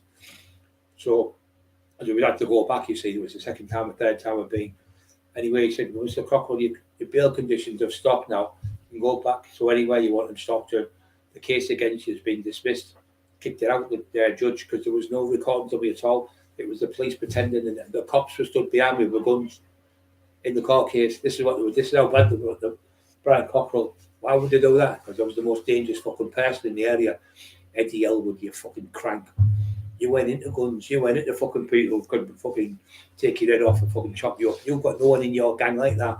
You've just got pussies in your gang. Go to the police. The pussy gang. You can't do nothing. You dibby.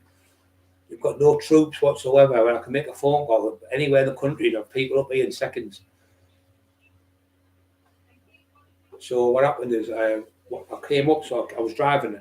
So I lived in a place called Roseworth, and I also had a place in Sheraton Park across the road from it. I came round the corner. I came with the lights, and further up to the top on the left, there's a hospital there. The North Tees. So I put the car right across the Cosworth. I think it was a graphite grey one. So I pulled it right across, and he had the phone in the car. It was on hands free. All I had, all these cop cars came behind. It could have been, but blew off. But they didn't know the cops. I was allowed back into Stockton. So they pulled me. This is how much they wanted me. They fucking wanted me to so bad. So they pulled me, went Brian, and within 10 seconds, about 20 seconds, 30 seconds, about 15 cop cars. In about a minute, 4 or 5 minutes, there's about 30 of them, all cars all over. Armed response, everything everywhere. Could get out the car and fuck off, you black cunt. Meaning the colour of his uniform. Can you get out the car and fuck off, you dibby cunt? Go and fuck off, you crank. Brian, you're breaking your bail conditions. Can you get out the car? I said, no, I can't get out the car. So I'd been sat there about 15 minutes. And traffic was I put the car right across the red light so no one could get in and out past. I did it deliberately. Sat like that about 15 minutes. I was sat there. And I went on the phone to Craig. I went, Craig, I've been pulled by the police here. Will you tell this fucking divvy? He said, put him on the phone. So give the cop, yeah, yo, crank. Push the button down. Give the cop the phone. Eddie up, Doyle. Get that phone. Grab the phone. He went, hello, speak to. He said, Craig Beer solicitors. Brian Cockerill was at the court at 10 such and such this morning. The case against him has been dismissed. And Mr. Cockerill's bail conditions have been dropped. He went, oh, go like that. He went, that to go to his bail conditions. He went, sorry about that, Brian. I went, fuck off, you black cunt. Meaning his uniform. I fucking hate the cunts. I fucking can't stand the fucking scumbags. So Boyle's with his little plan. Boyle's not looking good for you, Boyle. I'm telling you now. Not looking good for you with your Paul Sykes pedo. I've got him back to right. You've been telling people for fucking years. He's not a nonce, he's not a nonce, he's not a nonce, he's not a nonce. I've got him having sex with his 13-year-old girlfriend and then his 14-year-old girlfriend who got her pregnant. So, do anyone believe me? If anyone's having somebody, I told you this, you said this in the Jimmy O show and you said I'm lying about it. he said he had two men, a 13, 14-year-old, had sex with them two. And then he used to have threesomes with them. And I said, well, that's fucking disgusting. He said, I don't give consent. He was 30-year-old at the time, Sykes. 30-year-old. And this is what I was telling you about. He was saying I was lying. He's lying. I got him with his gravestone in the paper, Paul Sykes, and it reads out. I can't remember the thing that reads out. I'll leave it for I'll let you just have a look. And you're going to be not dumbfounded because you know I always tell the truth. Eddie, why don't you stop being a divvy? Get away from that crank because this is going to get worse for you. I'm going to promise you. The longer you're with me, I'm going to make sure that it gets worse. I'll get podcasters down in London. I'll get them in Manchester. I'll get them in Nottingham. I'll get them everywhere. I'll get them all over the northeast. I'll get them in America. I'm going to make you look like a crank and the biggest policeman for me known. I will light you up like a fucking 20 Christmas trees. You're going to look like the biggest policeman for me to ever be in this street. So back off with your bullshit, or you're going to get this every fucking night of the week, 7 nights a week. Stop talking shit about me. Take your fucking shit out of your milk and I'll sue you. That's what he said to me. Tell him if he doesn't, it's not right this, you know. If he doesn't do that, he said, tell him, if he doesn't take my name out of the book, I'm going to sue him. Fucking hell, I thought he was going to say, I'm going to have a fight with him. I was ready to smash his fucking face in. I was fit then. I was bigger. I was stronger. I was miles stronger than you daft cunt. You could never be in my league. I was raving all week and I'm still going and ventured £500-600 after fucking raving all week. Never been in my league, you silly cunt. You never had my fitness. I was doing 20-minute rounds on a fucking punch bag. You couldn't do that. You couldn't even have a 30-second fight in fucking thought of me. You got fucking falling all over the floor like on the floor like a fucking like an old man with fucking with OCD, not what's it called, OCPD. You like somebody with OCPD, big log fingers. That's what I'm saying. He'd be offered Mike Tyson out next. He'd be fucking next. Yeah, he's lying. I'm telling you now, on my brother's grave and on my dad's grave, he's a fucking liar. He never fucking. If he went and you all know this, you're not stupid. If the legendary Lee Duffy got beat, he had the fight with Brian Cockerill, massive fight with me, and that was everywhere. So why is your name never popped up, Mr. Eddie Elwood? No, you never were a fighter. You never were a fighter where you went and fought people on fields and stuff like Duffy. Duffy was fighting travellers for £400, £800, £1,200. You would have the balls to go to league like Lee, go to Nottingham and fight people for money. You never had that type of bottle. You were brought up in a fucking silver spoon, a pussy. Never ever had a fucking starve in your life. You've never ever had done without food. You've all been brought up with your mummy and daddy with all the best of clothes and shoes and everything. One of them little toffee nose, little daft cunts at school that everyone hated. You were always a big-headed cunt. You're always disliked because of your big-headedness. Big Ed, that was your nickname, Big Ed. Not Big Ed, big head, but meaning Big Ed. That was used to take the piss out of him because Big Ed with the big fingers. Ring your fucking doorbell from his car. You don't have to walk down the path because all you have to do is pick your finger up and ring my doorbell. I sent somebody who's out for £500 off him out, and I'll wait at the other side of England with about what 20 fucking minutes drive away. Fucking talking about your ass.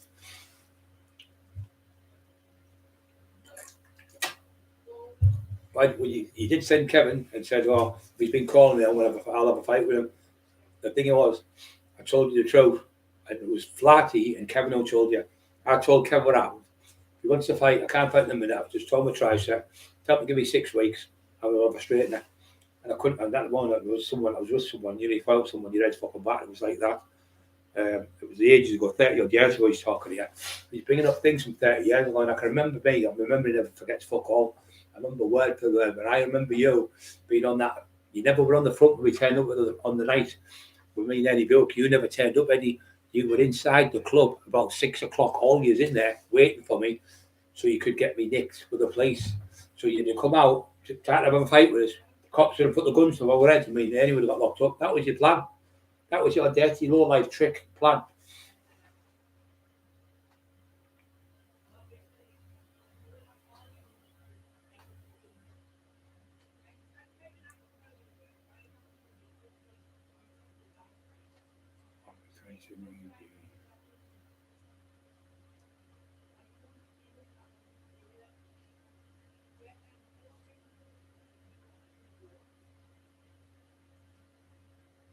Yeah, I did. I put it on the map. It was me who fucking had the club. It was me who put. It was the first rave club. I run all the rave clubs. I had them all. I had Blazers. I had Birches. Eddie Elwood wouldn't dare go into them like really fucking dodgy clubs. Acklam, I did the club at Acklam. Nobody would dare go in there. It was all like punks and stuff and goths. Really fucking dangerous places. People all told up.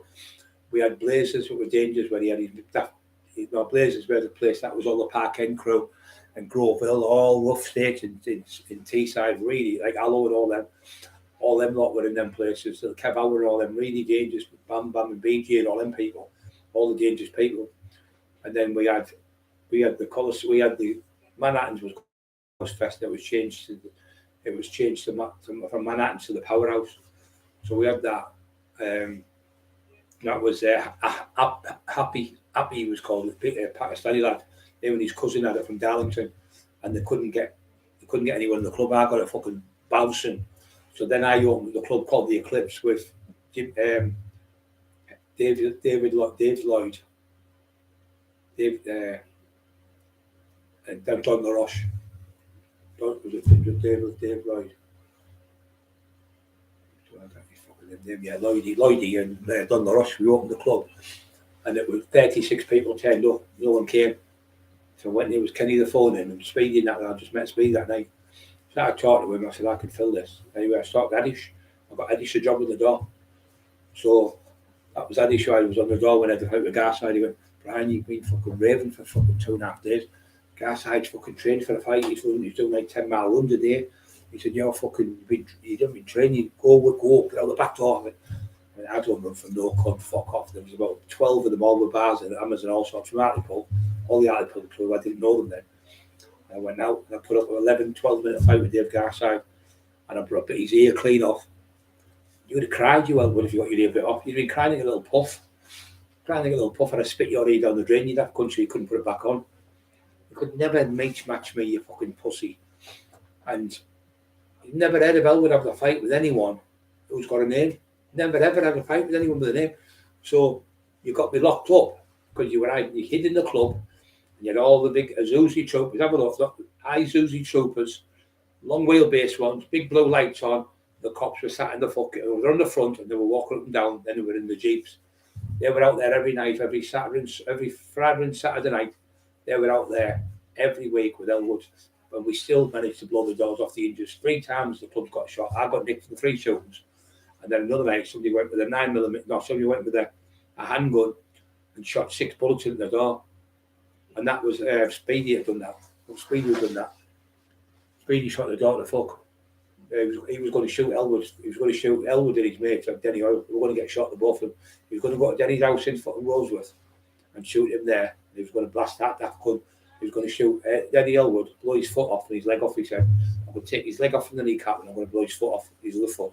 We'll see how clever he is then, the daft cunt trying to bully people. Because you were a bully, Eddie. You were a bully. And you picked on the wrong person that night. And you were lucky I fucking got Speedy on the E that night. And that was a night I got Speedy on the E. But you would have been get killed, you daft cunt, because he'd have been killing you. He didn't give a fuck, he'd Speedy. He might have been 9 stone when you're wet. Just looked like a nobody, like a little skinny lad. But one thing Speedy had was the balls to pull the trigger. You haven't got the balls. You've got nobody in your team to pull triggers. You haven't got you've got the fingers to pull them. But you probably reach the gun from here. But you haven't got the arse to have things like that because you haven't got the bottle. You were brought up in a village idiot. Cigar fingers. No, they were like, do you know, like big, long, massive ones? Like, I want about like fucking creepy, like E.T. E.T. 4 over your fingers like that. He used to put his hands like this. He's on his fucking gutted now. He's teamed up with tinfoil. He's going to get fucking tortured. All them down Manchester been phoning me, all the top lads down there were fighters and that. Cage fighters, all that. I said, what a fucking wanker. Doing that to you and you're an old man. And you're fucking like, you're in your days, but I'm not being disrespectful, you're saying that. I said, no, you're right. We're only doing it, coming out of the woodwork to try and make the names bigger because they know the taxman's name's fucking massive. Everywhere I go, like he said, TS13, people know me and recognise me. Every place I go to Newcastle, I fill out nightclubs. I go to fucking Bishop Gorple, I fill out nightclubs. Eddie Elwood couldn't fill a nightclub out. He couldn't go to a nightclub and stand there and do and front of people. No one wants to go and see that daft cunt. No one wants to see you daft cunt. You might be good at the bodybuilding, but no one likes you. the people that compete with me, I said he was always a crank, he was always a divvy, he was always fixed at shows. His dad was at the show, and his fucking brother, no, he was on the show, and his brother was in the crowd, on the stage, and his dad was in there. And somebody said, it's not right that the Elwoods are boxing this off because his dad buying the products, and then they're letting their sons win the competitions. Everyone knew what you were doing, Bob Rowan. Everyone knew, we all knew what you were doing. Tampon fingers, yeah, that's him. Tampon fingers. That's what they like. Big long fucking ET phone home. I'll fucking get his fingers stuck up his nose. Nobody likes him. He's never. None of you on here. You think you're on here? I bet none of you have heard of the cunt. Never heard of him in your life. You know why? Because he's a nobody. He's a nobody. He was a bodybuilder, and that's all he was. He was good at doing what he did, but they were fixed the shows.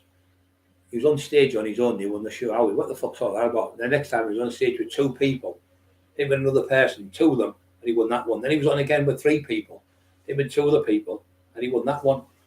So there's 3 shows he's won. There's only been 2 in one show, him on his own, and 3 in another. So 3, 4, 5, 6 people, and he's won 3 shows out of 6 people.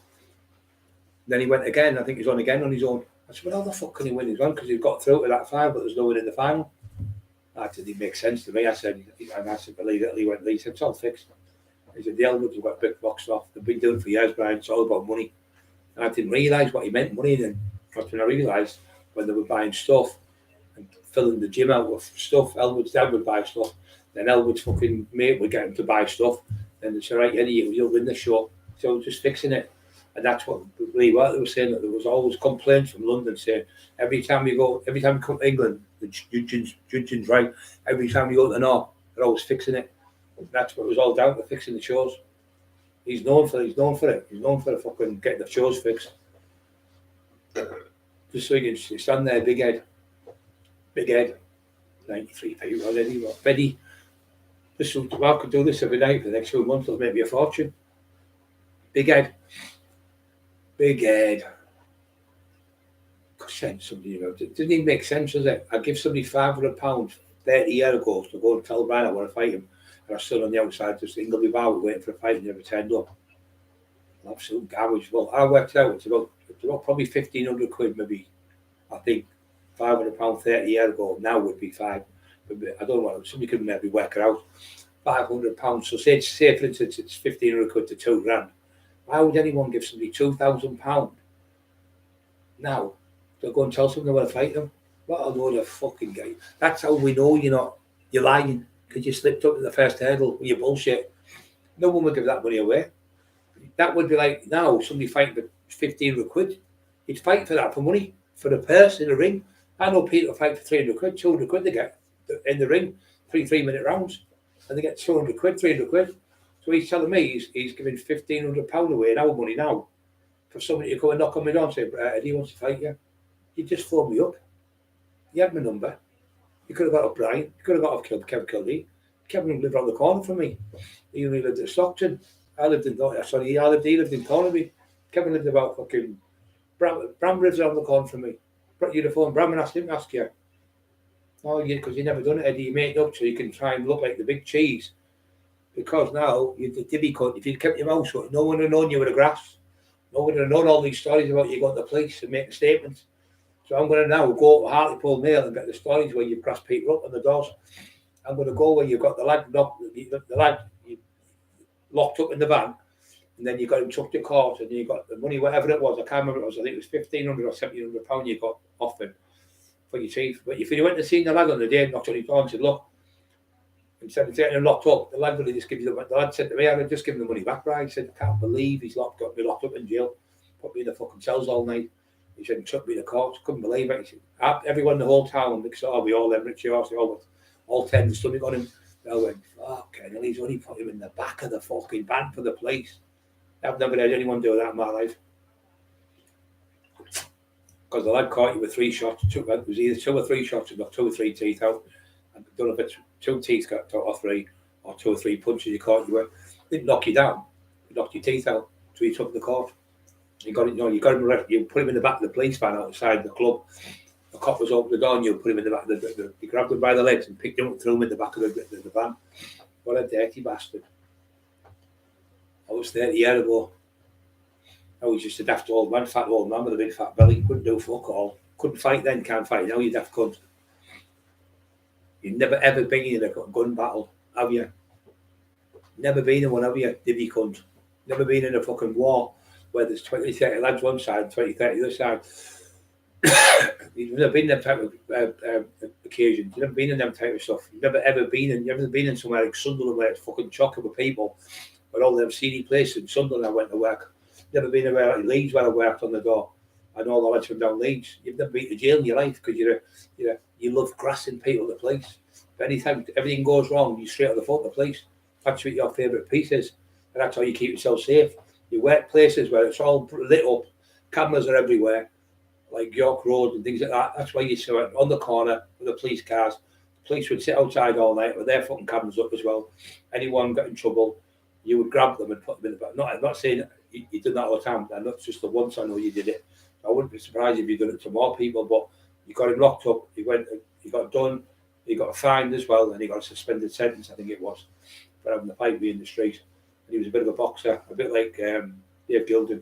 Dave Gilden off you out, your ass went with Dave, and then fucking Tony Wigan, he can have a fight. Tony's a great lad, and it's Tony's brother. He fucking chased you doorman off the doors in fucking red car, battered your doorman every week. And you never come down the front of the doorman after Dave Gilden after you out, because everyone kept saying he shit yourself with Dave Gilden. His ass went. He's got a brother called Ronnie. They're from Dormanstown, good lads they are. Proper lads that work the doors for about, I've known them since I was a kid. I had a little bit of running with Dave years ago, but we ended up shaking hands and seeing Ronnie in that about 5-6 years. He just gives a cuddle and that. I said, well, all right, of course we are, we're old men now. We just move on, but they wouldn't go to the police on you. He goes to the police on people, that could. And then when I bashed your brother, you done nothing. If anybody back my brother, I'd wipe them out. Even now, if anybody back my brother, I'd blow the fucking head clean off. I'd wipe them out. 2 seconds. I'd rather go to jail for life than have my brother, autistic brother, being beat up. No, I've got the balls to do it. You haven't got the balls, big fingers. You couldn't pull the trigger on the thing because you wouldn't get your finger through the fucking thing. You're shit out. You couldn't even pull a water pistol. You've got no balls at all. You never ever went. If you had Steve Shannon, there's another one. Steve Shannon. He's Steve Shannon on here now. Steve, right. Fucking Steve Shannon's from Groveville. He's another one who fucking offered you out. Steve Mack was with him. You were shouting your fucking mouth off. You walking across the zebra crossing one night. Steve Mack was with Bam Bam. And you said something cheeky as fuck. And Bam Bam went, he said something to Bam Bam said, you won't even make it across this fucking road in a minute. Bam Bam pulled a 9mm out of him. He fucking shit himself. Steve Mack was there. He shit himself. Lives in, I don't know if it was Middlesbrough or Stockton, I don't know what it was. He was walking across this place and he said something to Bam Bam. Bam said, who are you talking to? You daft cunt. He said, you won't even make it across that road in a minute. He had a 9mm on him. I don't think he pulled it out. I know he had it in his pocket. Bam Bam was going to shoot him in the crossing. He said something like really nasty to Bam Bam. So he said, you won't even make it. You won't make it across this crossing. And he's Steve Shannon. Steve Shannon, have you ever heard of Lee Duffy being battered by a lad called Eddie Elwood? He's telling everyone that he went to a nightclub in the old days near Durham, and he went in and took Lee Duffy out and threw him out. And 2 weeks later, Lee got stabbed to death. Only person who struck Lee Duffy was me. We had the fight in the day, right? That story, what mine was everywhere. You know that, Steve. Everyone was talking about me. Everyone all over the place. I've never heard of Eddie Elwood fight anyone in my life. Steve's on here now. He tells the truth. Yeah, I know you, mate.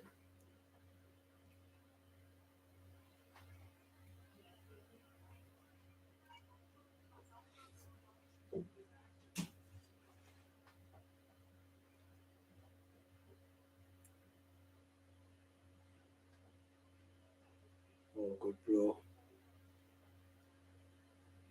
Same place, yeah. Same people are clueless. You're right, mate. Daft cunts. Autistic man, are you okay, brother? Great, that's autistic man.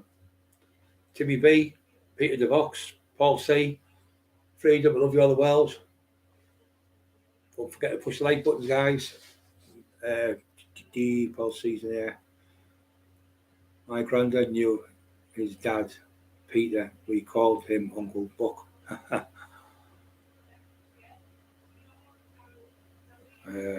sorry.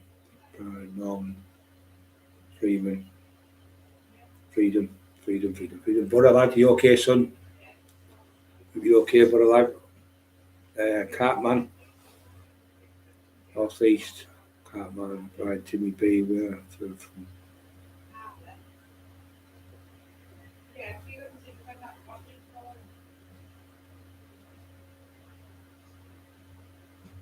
Oh yeah, right, I see. Queensbury, that's Timmy B at the bottom. He's been our house, Timmy B, he's another nutter, absolute nutter. I like nutters, because they're the ones who stand by you. The ones who all talk, like the fucking Eddie No Balls, Eddie bullshitter. What a fucking bullshitter, pretending that you fucking went to have a fight with Lee Duffy. What a fucking crank. Pretending to have a fight with Ernie Buick, pretending off me out, pretending off Ernie out, pretending off Lee out. He's a pretender. Oh, he's a great pretender, pretending he's had fights with everyone. But all you've done is put people in the car for the police and got them locked up. Oh, the great pretender. Okay, now what a fucking divvy. Pretending he had a fight. I'll give a man £500 to knock on his door and say he wants to fight me. Why would you give somebody £500 to knock on my door? It doesn't make sense. You fucking idiot. I just took it straight off him. Terrible cough. £500. Doyle. Game over.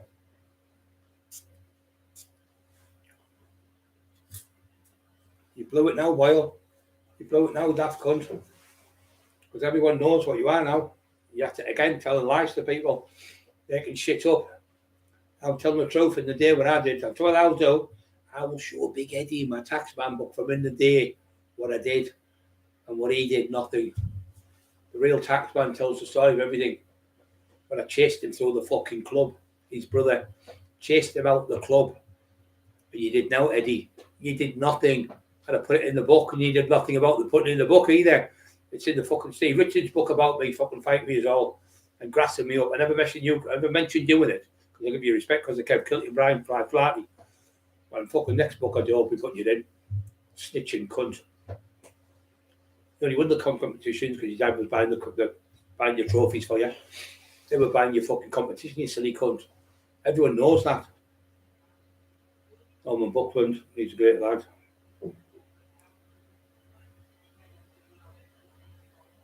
TS3, take care when we win. Yes, TS3, have a great night, son. Thank you so much. And see you soon, Paul C. There's 100 fucking people on now. For fuck's sake, I can't get off the show. Don't forget to push the like buttons, guys. There's divvy cunt called Eddie Elwood with a bodybuilder. I had respect for the cunt. But he was a fucking shithouse. He tried to get me locked up on several occasions with Jimmy and Gary Robb. He was telling lies, pretending now he offered Ernie Buell. I never offered him out at all. And he went to see your dad, spoke to you and your dad, and you shook hands with him and we walked away. He never said, I'll meet you on Saturday night and I'll do the same on Saturday. A load of fucking shite. He never mentioned a fight. So then what happened is you come back to the club with Jimmy and Gary Robb, known, by the way, these two cunts were police informants, known snitches. They made statements against loads of people all over. They put 200, my mate Tomo was at the other club they had in Sunderland. He said, do you want to go and see Brian? He said, borrow my car if you want. So Tomo jumped in the car, 10 yards down the road, police pulled him, 200 ecstasy, but in them days, they were called ketamine, and ketamine went illegal. But they had told Elvis in the cells, and Ernie should say, the Robs have done that. So then Ernie come to see me when they got the club. They came down, and they tried to take over my area. So I sat outside the Cosworth, walked in the bus stop, and sat on the wall. I went, don't come in here tonight, guys.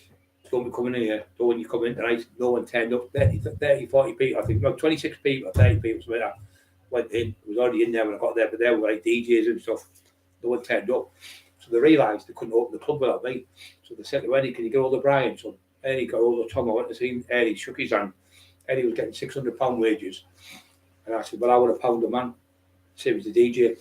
So we done the deal, shook hands. So what they've done is, they were robbing me I had these clickers, one in, one out. I said, how many people come in? He went, 1,500 people. There was 2,500 people being in because I had the lad with the clicker on. He said, how many went in, how many went out? So I had £2,500. Yeah, see, Shannon, the old Brown and 9mm was a firm favourite. It was, mate. A nightmare for jamming. Mine was jammed all the time. It was a fucking nightmare. Still got it.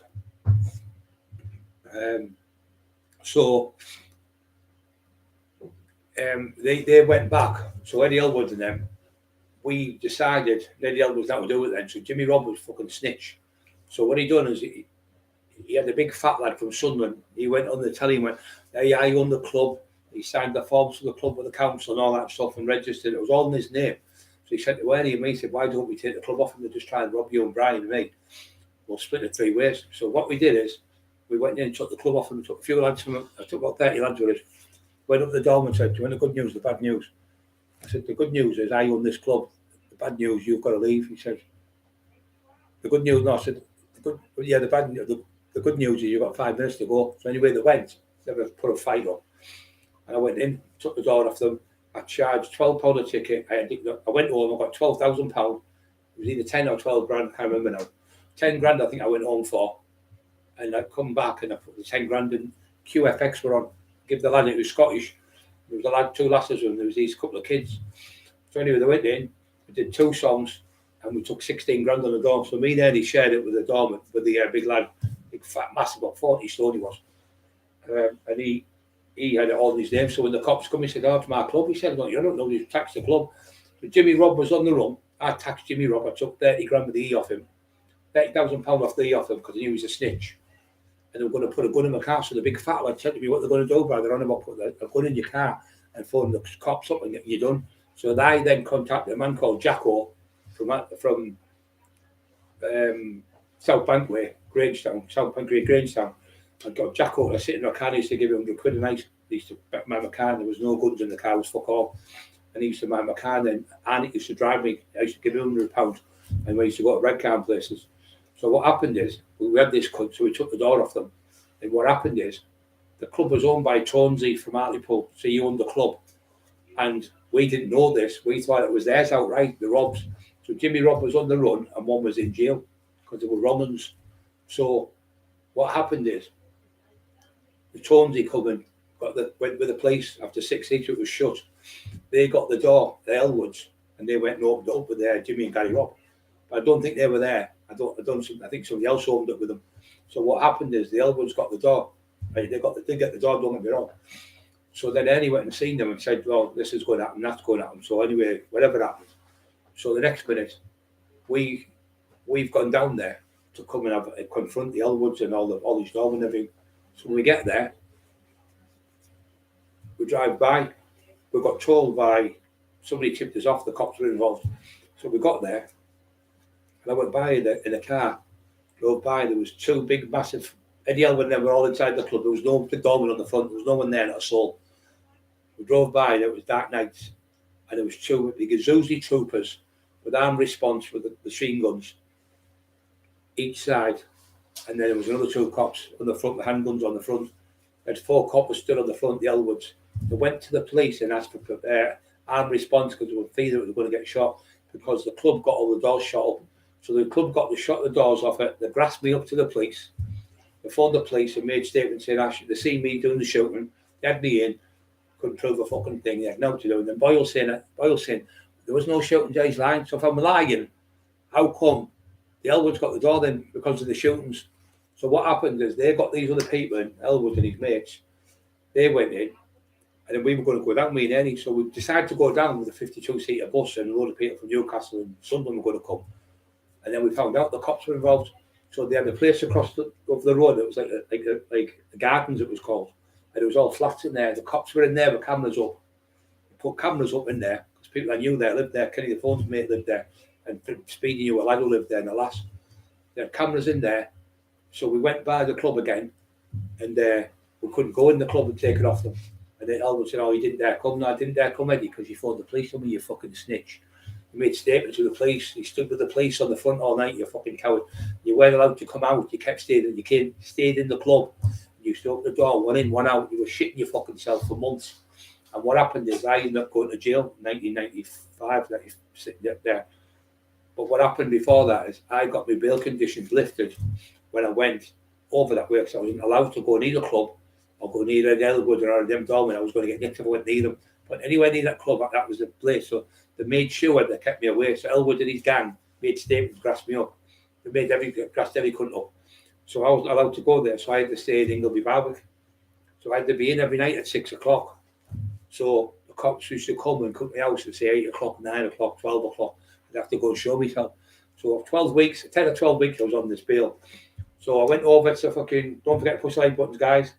I went over to Redcar where they had the Eclipse, where he had the powerhouse with the Appy and his brothers who were from Darlington. And Peter O used to come in. I had all top fighters in there. They wouldn't have dared come in there. But Peter O was near this night. So I'm in the club. Next minute, Carl Elwood came in. Mark Davis, I'm going to get him to come on and repeat the full story about this. Carl Elwood came in. I was bad. I wasn't out of the club. So they were going to my club while I was locked in the house. Cheeky cunts. Didn't know this. So anyway, I've gone in and said, oh, he's been coming here, that cunt. Which I see every week with all his dog and that. So they've gone to my club because it was the best club site. So I didn't own it, but I had all the E in there. I had the Peter Dolman boxed off. So anyway, I goes in, he walks in, Carl Elwood like this, like he's carrying 2 fucking suitcases. So I said to him, yeah, you Carl Elwood? And he went, no, I'm Timmy from Billingham. He denied his own name, Mr. Universe. 20-stone bloke, denied his own name, pretending he was from Billingham. What a coward. So anyway, bang, right on the chin, knocked him through all these people, hit them in the about 5 people, like 5 deep and about 50 people, 60 people at the bar. And he fell and he slid down the bar and grabbed the bar. But when he turned around, all his Dolmen ran like fuck. All of them ran out of the club. So I went to fight him. Anyway, a couple of lads from Hartlepool stopped the door. I got him in the corner of the room. I was going, I'd already stunned him. His legs were all buckled. Nearly knocked him out. And he was like, his legs were gone like jelly. Like when Tyson hit fucking Trevor Burbeck, his legs were like that. And I went to the body, went bang, bang, screaming like a fucking bit banshee was. And Steve Robbio from Hartlepool opened the door for him. And he ran out the fucking door and ran up the street like Linford Christie. He was telling everyone the next day, I'm going to fight Cockerill in the gym. And fucking, so I went to go to the gym. Bumps into him coming down the street, near the fucking lights, near Ingleby Barwick. Went, hey, get over there, get over here, get him on the back of the cap, get on the back of here. He was in a bluey, I think it was, a greeny, blue or green, I can't remember that colour. Greeny blue colour, BMW 3 Series. Spun the car out and fucked off, never come to my house. Telling everyone the gym is going to fight me. I hit him a load of lads. No, I did not, Carl. You got banged on the chin. About 100 people seen the fight or more. Everyone was there from Hartlepool. It was a fair fight. And you got fucking back. You even pretended you were called Timmy. But you didn't run out like that. You run up that street like a fucking 10-stone bloke. You could run for a 20-stone bloke. You shit your fucking pants. The diarrhea could be smelt from there all the way down the street. You shit your pants, Carl Elwood, that night. And your brother, what did your brother do? Nothing. Your brother turned around and said to Kim Kilty, well, I'm not getting involved in this. He shouldn't have went into that club. That's Brian's club. And he opened a can of worms that night, so I'm not getting involved. And he sold that to Richie Horsley. He told that to Mick Sorby and all the other fucking bod down over there. He wouldn't get involved, he said, because the lads I was running about in Hartlepool, they were all carrying guns as well. He was shit fucking scared. He didn't dare do fucking shit. So then Speedy went into his club. One of his Dolmen came in our club. It was Blazers, Birches. He was going, I've got a bottle coming here. I'm at the Elwood's Dolmen. I said, listen, have a drink. We've got to have a drink. Be dead nice to him. Polite and everything. His girlfriend was there. He started being nasty. I could fight you. I think, Brian, this house. Listen, before you fucking begin, the more drink he got, the more elaborate he got. He was going down to the toilet off his fucking head. Next minute, stood up, I could fight. And I went, bang, hit him. And he hit the back of the wall. He slid down the wall. And I picked him up. I went, I'll fucking do you. If you do move again, I'll break your jaw. Anyway, he stood there. Anyway, Speedy stabbed him in the leg. He shouldn't have, but he did. And that was Eddie Elwood's done. What did Eddie do? Nothing. He's huffed and puffed. We're going to do this and going to do that. And his mate away from Denny Oil that did nothing. Speedy was going to shoot the ball for the cunts. He was going to blast him in the fucking club. He was going to go to his house and shoot him in the night. Elwood would have got wiped out. He would have been well wiped out. Dimmy cunt. He hated him because he was a bully. And telling people that when Lee Duffy was in the club and up towards Newcastle, and I know the people who worked there, it was near Durham Way, and I know the Freemans up there, all the Freemans, the ones that are out now, all the younger ones, I know all the dads and that. They used to come to my nightclub. They used to come to the fucking, when I had a nightclub called the Heaven Club. They used to come there, just sitting there. Joe Hunt and all them bots used to come. They all sitting there with their, and drinking was in the club. Bam Bob and all them used to be there. They were all told up with fucking 9mm. This staff cunt, Elwood's, tried to pretend that he offered me out in a fight, but never existed. He did offer me out, Eddie, because your doorman said I was calling you. And when you fucking got to the bottom of it, your wife said, who's been telling you the story? He said, Brian Flight. He said, well, I was there. Brian never called you. We was talking about the fight with Carl when he went into the fucking in the big night out. He never mentioned you, Eddie. He just mentioned you being a bodybuilder. He never slagged you out. He said, so then Flighty told. So then Kevin Kilty said, I've spoke to Brian. He said he hasn't said fucking word, but he said at the minute, Brian said he's sorry his arm. Give him 6 weeks and he'll fight you in 6 weeks. He said, but at the minute, he's just fell up with someone he's been with. His head's fucking battered. He's getting off the drugs and getting back in the gym. And that was what was said. So anyway, when they were in the gym, I think Brian Flight was there. Kevin Kilty, I can't remember which one it was, because they both went twice. And when they were there, they were talking, and Eddie Elwood's missus, God bless her, she went, well, what's Brian supposed to have said? Who said it? She went, I don't know his name, say Tommy Smith. She went, Tommy Smith from such and such, say Durham or whatever. He's the biggest liar I've ever met in my life. Everything he tells you is a lie.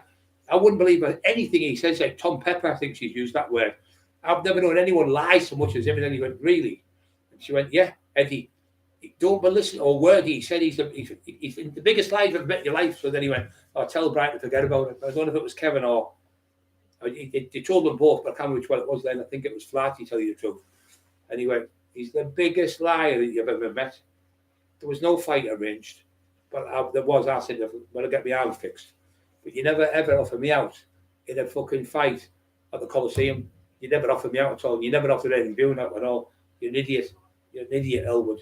You're trying to build yourself up to be someone. No one in this place here knows your name. No one knows you. You won't fucking heard of you being a fighter. And you never went into that club because that was run by Mickey Flanagan and Sean Flanagan. They worked there for years. And I remember Denny Oil worked there because he killed a lad in a fight there. He kicked the lad to death in there on the floor. He got remanded for 2 years. I remember it. The Kirk, I think it was called. You never went in there and fucking took their Lee Duffy out. You're a fucking liar. You never chased Duffy out of that club. You were lying cunt. Because all them people in there with loads of travellers and that would have told everyone would have knew. When I had a fight with Lee Duffy, it was everywhere, everyone knew. I had a fight with Dave Gass, it was everywhere, with Brian Cockerill, because my name's fucking massive, because I've had fights with the top fighters. I fought Dave Gass twice. I had to fight with Allo over Lee, killed Lee in the street. I broke his fucking jaw and everything, smashed it to pieces. All these people I fought, all top fighters, I taxed them all. You couldn't live in my world. I taxed your mate, Bryce Dale, for thingy 42 grand with the gear took off. You did fuck all, Elwood. You did nothing. Nothing. You didn't do now. And you know with that stupid, fat, greasy fucking turd of shit. The little fucking weirdo who laughs at young boys being raped by Paul Sykes in prison and laughs at fucking young girls that he was having sex with 13, 14-year-olds. That's who you're in bed with now. A fucking weirdo. Look at all the comments of people on his page. A weirdo. Spoil the weirdo you're with. You'll come out away with this, you'll come and say, what the fuck have I done? You're going to Kev Kilty slagging you to fuck now. Everyone's calling you. They're all slacking you all over the place. Everyone's calling from all over the country.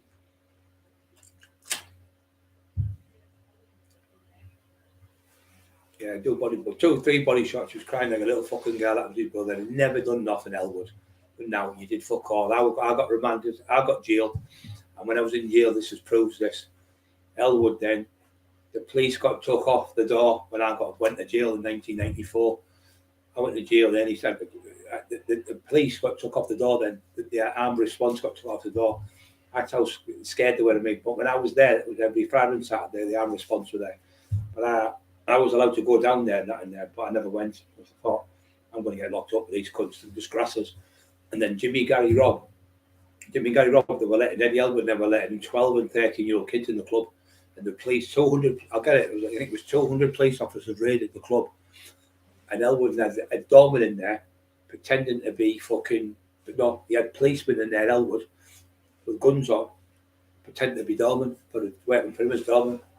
Armed response police were in the club, going to arrest me, and the club went in. That's what they were doing, trying to set me up and go me to come in like White Boyle's been doing, like he's doing tonight with that cunt. And I never fell for it. But the thing is, I ended up getting fucking jail. I went to jail. And while I was in jail, Jimmy Robb got arrested.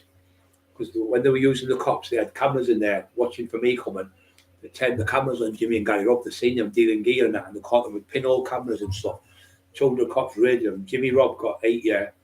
And Jimmy Robb got 8 years, I think. And Jimmy Robb got 8. And I think Gary got on the run. So Gary was on the run. And he got caught because he was saying how much money he was bragging he was getting on the club. So they done him for fucking like racketeering. He tried to get me done for it, but he couldn't. And I was getting a wage, getting paid every week. I was getting the money as a wage. He said, "Oh, Cockerill's threatened me for money every week." No, I didn't threaten you, Jimmy and Gary. I asked you for the money, £1 a man, or I'll just shut you down. That's what I said. He said, "Oh, it was classed as racketeering, but they couldn't charge me for it."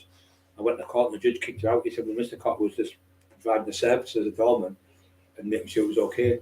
So what happened is, them daft cunts, when they were getting a daft couple £100, I was making for 3 and 4 grand a weekend on the door. I was making more money in a week than they were making in 2 months.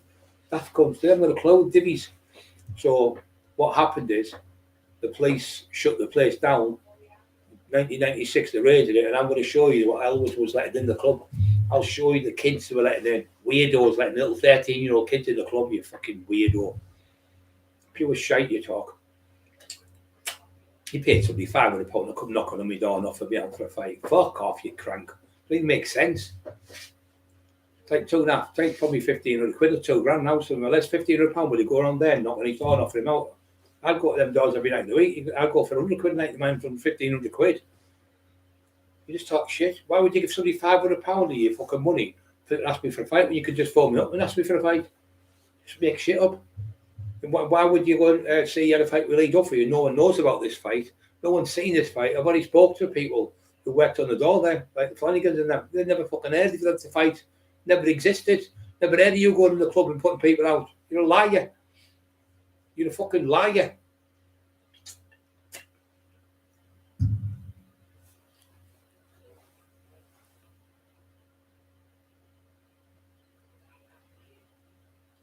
People watching, Eddie. You're looking like an idiot now, Eddie. 103 people now.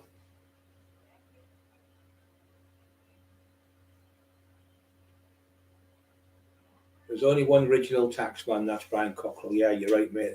They never would be my fucking league. They've never done what I've done. They couldn't dare. They couldn't do it. They haven't the balls to do it. You could never step into that fucking situation. Gun battles in streets, running gun battles in fucking street. Mention the House of Commons with Mo Mullen. Running gun battles in Dormans on the street. I caused the riot there. I caused the riot in Durham. I caused the riots in Durham. I caused the riot in Durham. I caused the riot in fucking the streets of fucking Stockton for taxi and drug dealers. That was all through me. And he also caused a massive fucking gun battle on the streets. I was only out of jail 3 days after doing a 3-year stretch for driving offences. Eddie, you arrest people, you get them and put them in the back of police cars for people. Then you go to court and make statements. Liam come to fight you. Liam was in Middlesbrough, top fucking boxer, ABA champion, heavyweight. Come to the club where you were at, near the train station. You wouldn't come out, Eddie, would you? You phoned the police on him and got him locked up. Because the next day, I was driving without Bobby down the street. And they pulled me just near the gym. Bill Boyd has on that road. I can't remember the name of it now. Tom Platt was in that gym. I trained with Tom Platt in that gym. So anyway, I'm going down the road. The cop pulled me over because I went on this roundabout. And he pulled me, so I'm just checking a few things. He was going about his wife. His girlfriend's lost me. She's finished me and I'm gutted. And he's talking me in the car. And I was in the back seat. And he said, "Oh, do you know what Eddie Elwood bottling there last night?" He said, "Young Liam went down, offered him out." He said, "We had to go. Armed response police they were." He said, "We had to go. More armed response police." So they've got the police on Liam. And they all went, they had this big room like a chamber. And what they'd done there was the police were in there. They had the commissioner of police. They had the mayor in. They had the councillors in. They had the people who had nightclubs and pubs. And they had a chairman of the committee and all that. So they were all in this big room. This is Elwood, fucking snitch. Sat the coppers here, and Elwood's here, and his other mate who was the dom with him, who worked the dom, he was there. So they're sat at the table. Because Barry Falcon was there. Barry told me everything. That Elwood was sat with the police. Sat with the fucking police. So they made statements against Liam and got Liam banned out of Middlesbrough for 5 years. It was called Pub Watch. And every pub he went to, he would have the camera on and take pictures. And Elwood's dog would video him. I'll video the person, send it to the police and get it locked up. That's what he's done. He's done and still do it now. As soon as the fight, he's done and do that and video people, and then give it to the police and snitch on people. They'll go to court and make statements to people and can't get them jailed. That's Eddie Elwood. That's his gang of doormen. That's what they do. They go in the courts with the police and make statements and get people locked up just so Eddie can get more money. Big fat fucking ginger, yeah, big fat fucking baldy cunt. Big fat grass, sat there, big fat grass, shagging his fucking best mate's wife. Got caught at a fight. The fucking pathetic the fight was. Pathetic, fell on the floor, rolling on the floor like two fucking bums, drunks, he said. My mate, there were 20 people, said, I've never seen a worse fight in my life. It was pathetic, Brian. Not like you where you go back and it's all over or left out or something. Absolute pathetic. Grappling on the floor and rolling all over the floor the way it thought it'd be. That's the truth. 100 odd people on Eddie. You're going to look at fucking divvy all over the country tomorrow when you wake up.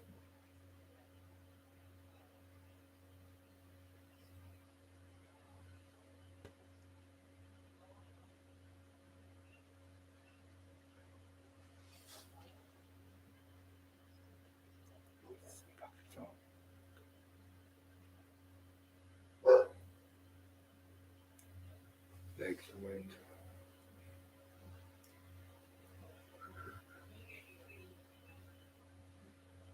There's a lot of people tonight, isn't there? Yeah, I just saw.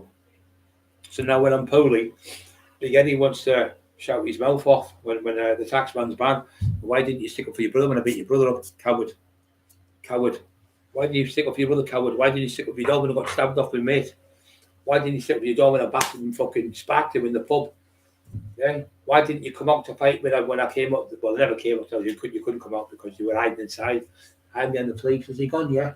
Was Cockerill gone? You will protect us, won't you? That Cockerill's going to get us. We're scared. Can you get him? He's got guns, you know. After said, will you get the police? Oh, you are the police, aren't you? Oh, I thought you want to be doorman. Oh, that's right. You're undercover, aren't you? You're working as a police. You're a police and pretend to be one of my doormen. That's what you done, you dirty bastard. You had undercover police in there, dressed up as doorman, so you could arrest me.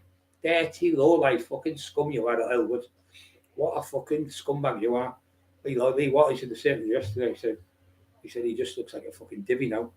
He said all the lies that I know, these are all lies. I know you. I know all the people from down there. He said all the London lads know. They all know he's full of shit. Absolute full of shit. He said when there was shows, my mate used to compete. I was shocked when Lee was telling me the stuff that he went.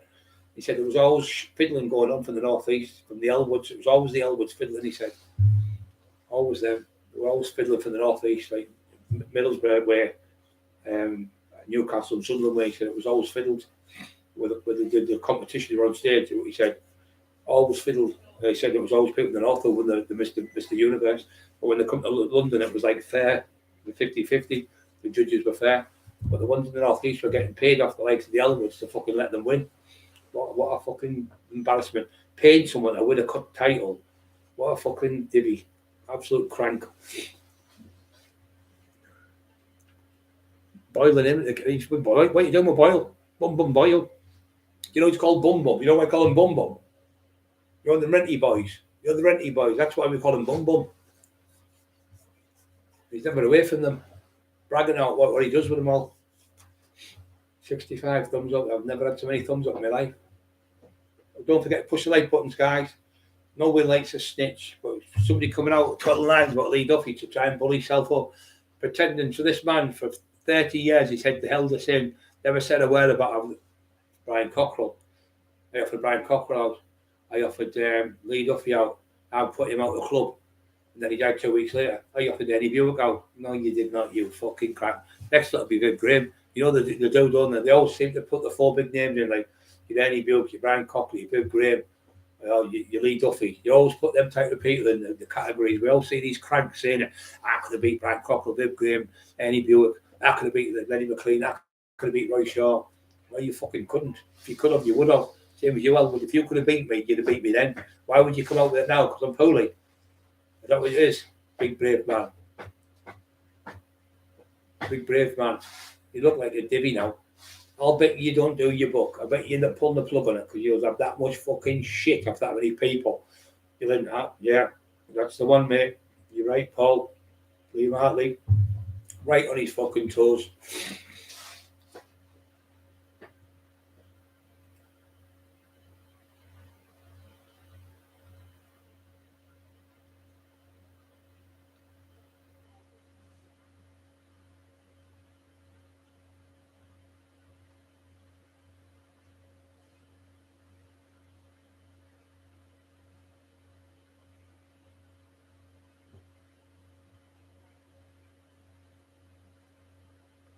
So it's in there. C is overhang right most you hangman orders can't be made you shop people. Yeah, that's what he did to him. Got him locked up, the dirty bastard. Got him locked up. That's a fact, 100% a fact. They all made statements against him. And Shithouse wouldn't come out and fight him. He phoned the fucking police. He said, get on the back, 1-to-1. Everyone in Borough knows. Everyone fucking knew. Every single person, the man and his dog knew. He offered him out. Even the police told me that he didn't dare come out. He waited for us coming. But he waited for his coming. But he said, no, he waited till we put him in the van, then took him away. He wouldn't come out there. He wouldn't come out the fucking pub. He said, leave him off it out on the back. The copper was like buzzing off it, you know, as if they say, I don't like that, you know, he's a fucking bully. Copper said, big bully. He said, as soon as they get put on the toes ban, they shit themselves on. I said, exactly, mate. I said, you could only do it. He's only young copper, he's only about 25.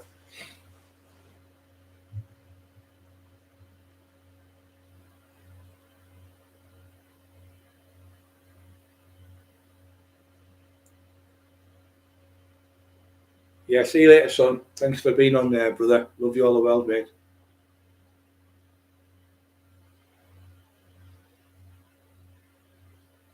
Yeah, pal, you take care as well, my old brother. God bless you, son. What a lad, that nice one. AJ, yeah, he's good.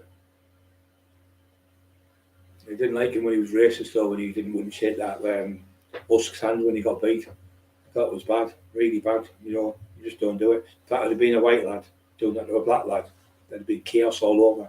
It's not right, is it? If there's one for one, law for one, it should be for everyone.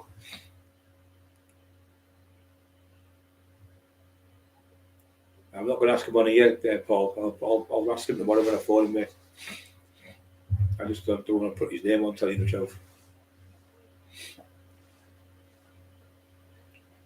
Cheers, mate. Please hit the like buttons, guys. Don't forget to like. We've got 67. See if we can hit the 100 or night. Even 80. Well, there's 100 people on. Please push the like buttons. The truth's coming out about Eddie Elwood pretending that he sent somebody to my door for £500 to offer me out for a fight. Why would you send somebody 30 years ago? You're talking maybe 1,500 quid, £2,000. Why would you give somebody £2,000 to go knock on somebody's door and say I want to fight him? You just phone me up. I worked at all the doors. No, because I knocked your brother out and you did fuck all, coward. I banged your brother right in the mouth and he went right through the fucking band into the fucking, all the people. And he ran out of the club like a coward. And I booted him up the arse on the way and said, give your brother that. He did fuck all, Elwood. Nothing. That was 30 years ago. Now what you're talking shit with Jamie Boyle, the biggest fucking troll on the internet, your friend. What's the matter? You get no glory now because you're an old man, you're past it, you've got no trophies to make, you've got nobody to pay off for trophies. You can't go on stage no more. So you're trying to get your glories up by writing a book with a crank. Try and go and write it with a proper company like a John Blake Publishing. You wouldn't get a book with them because they're legendary, but they're fucking top people. Oil won't sell 200. You'll be lucky if you sell 200 books, Elwood, you divvy cunt. No one likes you, you fat cunt. You're a crank. You've always been a crank. You've always been a bully. You've always been a divvy. Your brother's the same. Two daft cunts together. And your best friend fucked you off because you were shagging his wife and he had a fight with her and you couldn't fucking beat him, you daft cunt. You got broke up. You got beat off a ladder, wasn't even a fight there. Divvy cunt. Divvy cunt. Wannabe. You've always been a wannabe. Everything I've ever done, you've tried to copy. You copy everything I do. He's daft cunt. You couldn't bench over you couldn't leg press £2,000 off, couldn't you, for 20 reps? You couldn't bench 6 plates each end for 10 reps on the Smith machine. What's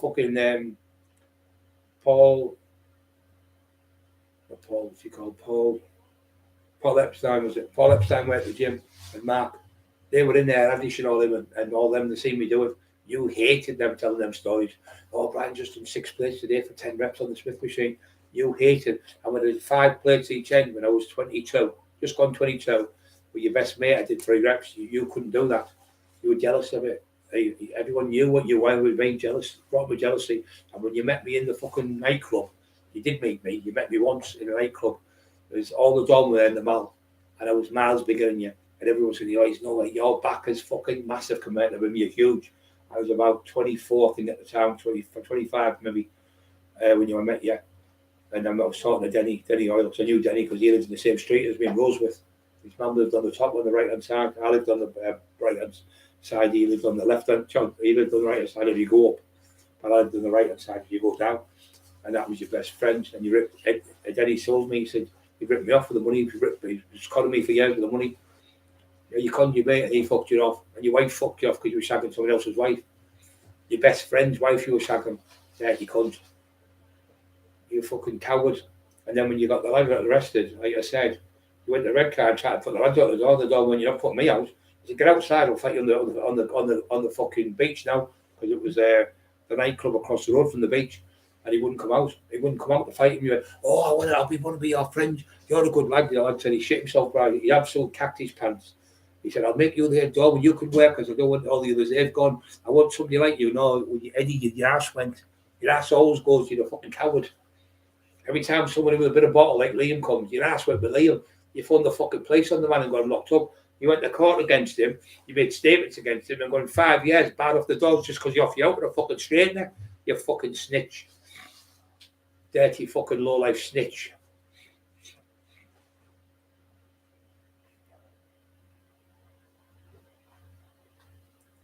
$68 people, nearly 70 people. Don't forget to push the like buttons, please. 106 watching.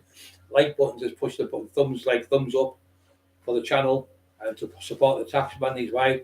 So these bullies are trying to gang together with the taxman because he taxed them all, took all the doors off them, took the money off them, took off the drug dealers what they had selling for them. The big Eddie with his little drug dealers he had, pretending he didn't have them.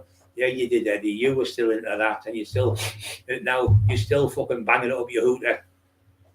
You're still banging it up your hooter. That's why you look a mess. And when you see me in the fucking precinct about 10, 12 years ago with Bob Raw, you never even said hello to me. Put your head down like that and walk past me. And Bob Raw said, do you know what that was? I went, I don't remember the bald head, the fat belly. You went, Eddie Elwood. I went, fuck off. That's not him. I said, he looks about 70. This was 10, 12 years ago. You walked through the precinct. You didn't fucking dare look at the tax man. You fucking snitch. But your brother, you did nothing. I did that to throw you out to have a fight. You went, oh, because you went in Bride's Club. I'm not going to get involved. He's opened the can of worms here. No, you didn't have the balls to come and fight me, you fucking coward. You didn't dare come to them type of clubs that were rough with loads of people with guns and knives. You always played the safe game where there was coppers on the front with cars or nightclubs with cameras up. You wouldn't go into pubs where there was no cameras in. Shit. You always had to sit with the police because when you go to court, grassing people up, mate, I'm going to get out the paper, mate. You look at that cunt. A divvy grass. You never ever offered Liam out. You never ever offered Craig Howard. Craig Howard was one of your best friends. You copied everything Craig did, and I come along. You started copying everything I did. You're a copycat. You can't do your own stuff, and you bought your titles. Most of them titles, you were only once. There was only you on stage. How can you win the fucking Mr. Universe 6 times when you were on stage on your own? So you won it. So I could have went on stage and come second. You're a fucking divvy. What an embarrassment. Then you were stood on stage with 2 people and you won it. Then you were stood on stage with 3 people and you won it. It was only, that's it. The 4 people, you won it 4 times. There was 3 people one time, 2 people another time. And you were on your own twice. So that's what? 5 times. 4 times you won it, I think. And 4 times there was only 5 people in it. You were, sorry, there was 3 times. So 5, 6, and you 7 people, counting yourself. In 4 shows we're on. You won it 4 times.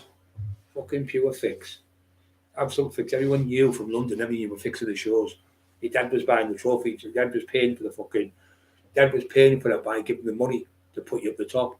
When you went to America, you were shit. You went into Mr. Olympia and got, when I looked at Mr. Olympia, it was fucking garbage. Didn't get nowhere. And the best bodybuilder was called Joanne, I think she was called. She went up with fucking Les Overhat and she came 3rd. You tell everyone you're the best bodybuilder in the North East. Joanne was 3rd at the Miss Olympia, which is the most.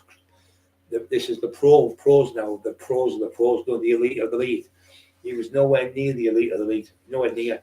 He won them tin pot fucking trophies. Tin pot fucking Mr. fucking Universes. But he was nothing come to fucking say Dorian Yates. Nothing. Not even in his league. I sat with Dorian one night. I had a show with Bill Boyd. Lovely man. But he was nowhere near that type of caliber. Nowhere near Lee Haney. Nowhere near Tom Platts. Nowhere near fucking Bertel Fox. Bertel Fox trained with me for 10 days. I was in the gym 14 days with him. He was fucking massive battle fox. He should have won the Mr. Olympia. Then I changed to another one. It was Phil something, I can't really say his name now. He won the Mr. Olympia over 50s. He was lived in America. He was American, but he also won the Mr. American. Then I trained with Marlon Darton, another marvellous bodybuilder, legendary bodybuilder I trained with. But Ed Elwood was good, don't get me wrong. Miles better than I was, but you never were a fighter. If you were a fighter, the people all over Teesside would know your name. The people without London would know your name. You're known as a bodybuilder, not a fighter. You would never in my world, you turn around and said to Kev Kilty, I could never go into Brian Crockerswell shootings and murders and fucking stuff like that and fucking firebombs and all that. He said, it's not my type of scene. But you've now pushed yourself into it by you up that big daft fucking mouth of yours, where you stupid little fat cunt fucking little turd of shit. You little bum boy you with. Bum boil.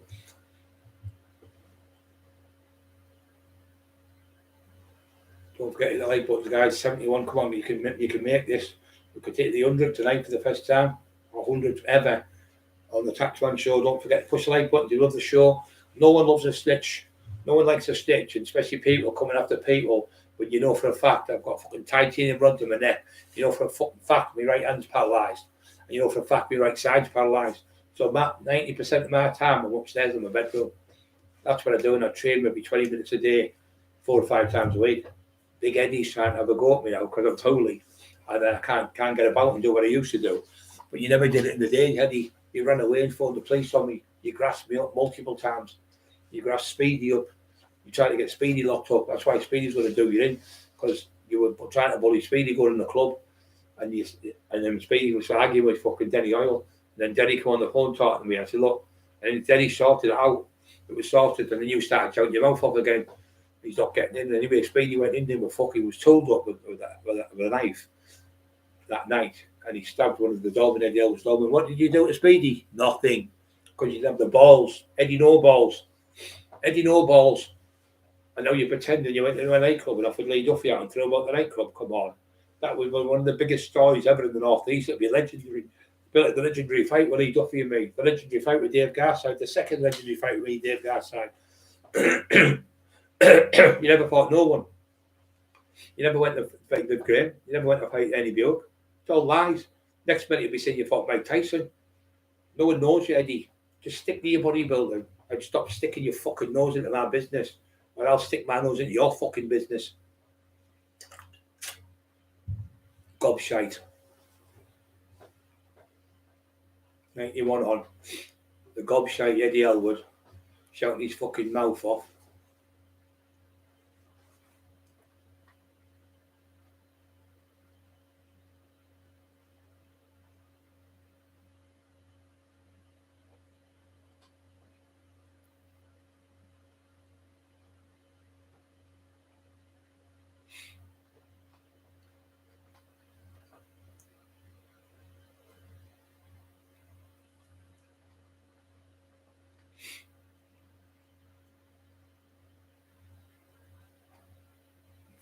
Stinging. Like one more for 70. One more. There's 272 now. There's more people push the like buttons. Yeah, fucking talking shit about me. If you were this good, you'd have been in all these books as a fighter, not a bodybuilder. You were a bodybuilder, yeah. You won the universe.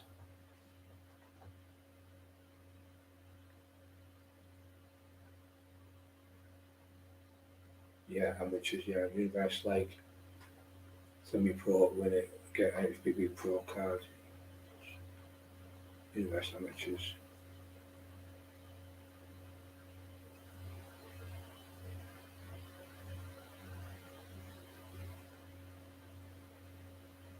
Yeah, there's always had enter my Olympia without IFBB Pro, yeah.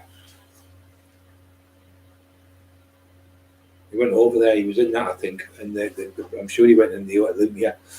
And he kept killing, he said he didn't come nowhere. It was absolutely awful, terrible. On stage, he looked terrible. He never got anywhere. She was Joanne, I think she was called. She was Les Overhaft. Well, Les Overhaft was gifted. He was going to be like the next Mr. fucking Olympia. He was fucking brilliant. His short was like that. He was only 18 when I met him. And he was massive to me. He had a little tiny, like cardboard cut out waist like that. He was like a fucking cat, like Johnny Vegas, like a cartoon. His physique was unbelievable, massive, long-bellied, biceps and stuff. And I had a fight with him. I went to have a fight with him. He jumped off the wall. And he had a spinal snap in his leg. Another one I had a fight with Big Les. Anyway, Brian's too much. Can't fight him. And he tried to get a shotgun up with Brian Clark, and Brian sorted out. I said, "Tell him I'm sorry." I said, "I apologise to him that because it was over somebody else." So I ended up, we both were on the right, but I didn't have a fight. I went to get him and he ran, jumped over the wall. When he jumped off the wall, he hit the floor, spiraled his knee, and broke his leg. It spiraled. So he could try to get a shotgun him. I said, "Tell him to forget about it. It's all forgot about now." And we ended up being best friends. And he used to work at the door with us. And he was saying the same way. He always said, "That piece fucking stuff. It's all fiddle, Brian." He said, "Nah, I've got a better physique than him." He said, "I'm miles better gifted than him." He said, "But I keep going with drugs." He said, "But he shows he's one. He's just a bully." He said the same was over. I said, "He's a fucking horrible bully. No one likes him anywhere he goes." And on the shows, he looks down at other people like, "I'm bigger than you. I'm Eddie Elwood." One of them daft cunts, like a proper show off. But I'll go, "I said, you all right? You're looking well, son." No, he didn't give any praise to anyone. So one lad was fixing one night he was at his house fixing his fucking, I don't have to repeat it, but the lad was fixing his satellite disc in his bedroom. And he said to the kid, "You go in my wife's knickers on, sniff a knickers, I'll break your fucking jaw." What way is that to talk to some man who's just come an electrician to fix his fucking thing? The lad was from Hartlepool, but he knew Flea. My Flea used to sell coke to the lad. Pure fucking scumbag.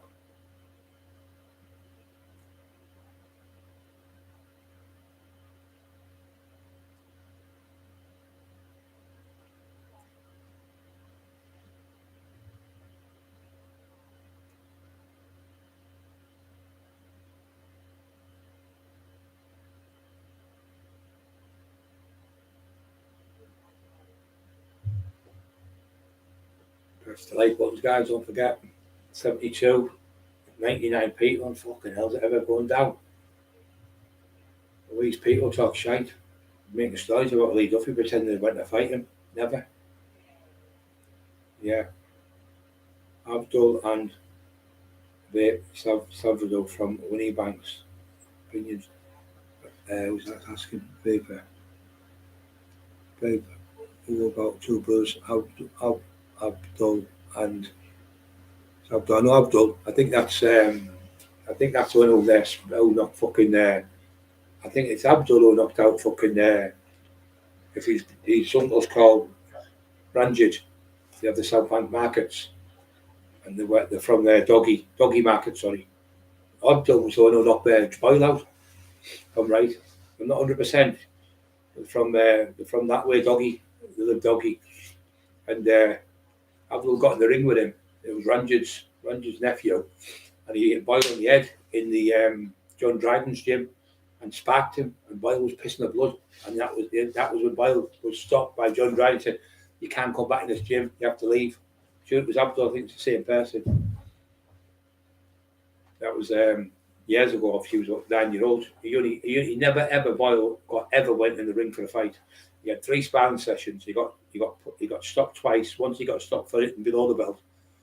Matty Taylor kicked him out of the gym for it. Then he got done by Abdul. One punch, he knocked him clean out. Fucking, he was on the floor unconscious. Blood was pouring out his nose. So they said, "You can't come back to the gym." And then he went to another gym. It was the one who had fucking from South Bank. He's got really good boxers. One called Stretch, I think he's called, big lad. He's got them in his stable, nice man. And he said Boyle is the worst boxer I've ever seen in my life. He was fucking shit. He said he's the biggest bullshitter on the planet. He said, "I can see a new move coming on." And he borrowed the man's, because he bad about, he's going to borrow your phone. So he borrowed the man's phone, and he shared it to Shirley for the same as what he did to me. And then he started texting all, I can't his fucking name now, Terry knows him well. He started saying, "Oh, it's me, such and such." Say the man's name was Tom. "It's Tom, I've fancied you for years." And his wife would go, the lad wife would go, "Tom's on the phone here for ask me for a date." "Oh, you fucking," like, it was only texting, he wasn't phone. So he said, "Text, oh, you fucking, why are you offering my wife for a date?" It was fucking, "It's me, Tom again," to another one. Said, "Do you fancy going out for a dinner tomorrow? I'll take you out." He said, "I've been fancying you for years." Texting, it was tinfoil. Cloned his phone because he got all these messages in his phone sent to his off his phone. He downloaded it and sent them to Shelley. So he was Dennis Power, that's his name. Dennis Power, brilliant boxing coach. And Dennis said, young Dennis come, he said, Dad, if you give your phone to anyone? He said, it sounds like it's been cloned. He went, give it to JB Boyle. I went, fucking hell, he's cloned your phone. It was Boyle who cloned his phone. He said, don't ever fucking come back to my gym, you cunt. And chased him out the gym, never told him, never come back again. Dennis Power said, what he does, Boyle, he gets in with the locals, he causes trouble everywhere he goes, and every 9 months or so, he has to move up the way. Why do you think, Mr. Elwood, he's living in Leeds somewhere? He's been moved out of Teesside because he's a fucking snitch. Probably your best friend. Two snitches together, fucking. So he's been chased out of Teesside. He's been chased out of Darlington. He's been chased out of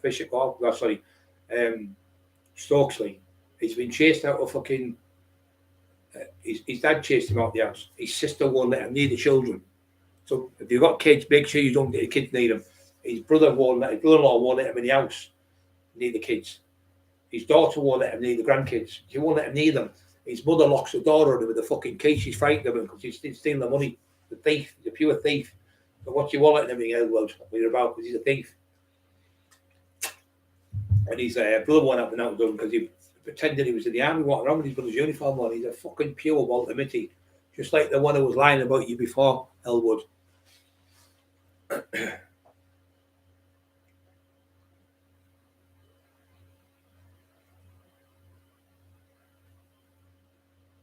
Yeah, he could hit, yeah. I was there that night. I went round and I was looking for Lee that night. I got a straight there that night. It was Mark Debrick on the door, Paul Debrick. And I went with Little Gunner and Gary Russell. And we went to the door and the Duffy did the lad, broke his fucking neck. Peter Wilson, he was called. Lee Duffy would have destroyed Eddie Elwood. Eddie Elwood was a good bodybuilder. He ain't no fucking fighter. I've never heard of him. I've only ever heard him of one main fight, which was a lad called Shani. He beat him. And then he put the other lad who punched him and knocked his teeth out. He grasped him up and put him in the back of a police van. And the police locked the door. Eddie Elwood made statements, got him locked up. Went to court and grasped him and went in the box and gave evidence against him. It's in the middle. It's in the Hartlepool Mail, and all the doormen in Hartlepool say he's a snitch. They all know he's a snitch. All them, Mick Sorby, all them, all know he's a snitch. And then because the lad was a bit Tory, they called him, hit him with like 3 or 4 punches, knocked his teeth out. He had to pay the money for his teeth. He also got a fine and he got a suspended sentence. And then he tried to have a fight, like I say, with Liam. Liam offered him out and he phoned the police and got him a 5-year fucking ban on the doors. He wasn't allowed to go in the middle, but that was Eddie and his mate, the other doorman, went in and said, oh, he's terrorising the town and blah, blah, blah, all this fucking shit. Wouldn't dare come outside.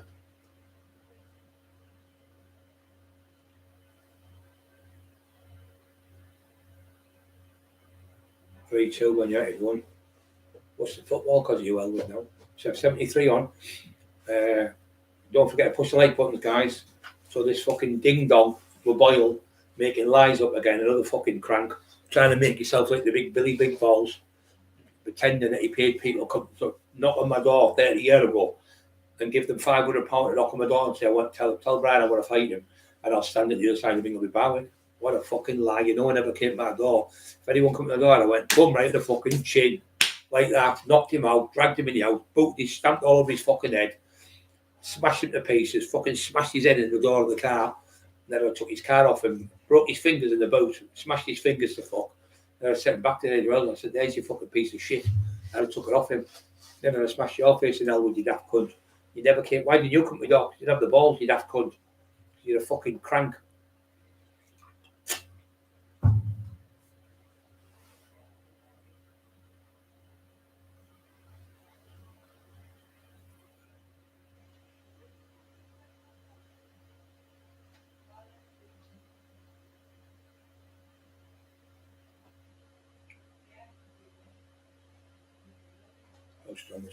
Yeah. I like Bill Casby, he's one of my favourites. Really. He was in the gym. He was training Eddie Elwood in the gym, Bill Casby. He was trained in the gym and they're doing deadlifts, they're doing six plates each end. Couldn't do any more than that, I don't think, Elwood. Yeah, it is a good win. 74 on, guys. Come on, don't forget to push the like buttons. 106 people on. If you like the show, push the like buttons to support the channel. Really appreciate that. Means push the thumbs up. Thumb up for the channel tonight. We've been on for nearly 4 fucking hours, so I would appreciate if somebody pushes the channel, but thumbs up, but I'm going to have to go because I'm fucked. 74 thumbs up. 105 people on. Gary Strange from Spartan Gym. I didn't know Gary Strange, mate. He must have asked me that about 10 times.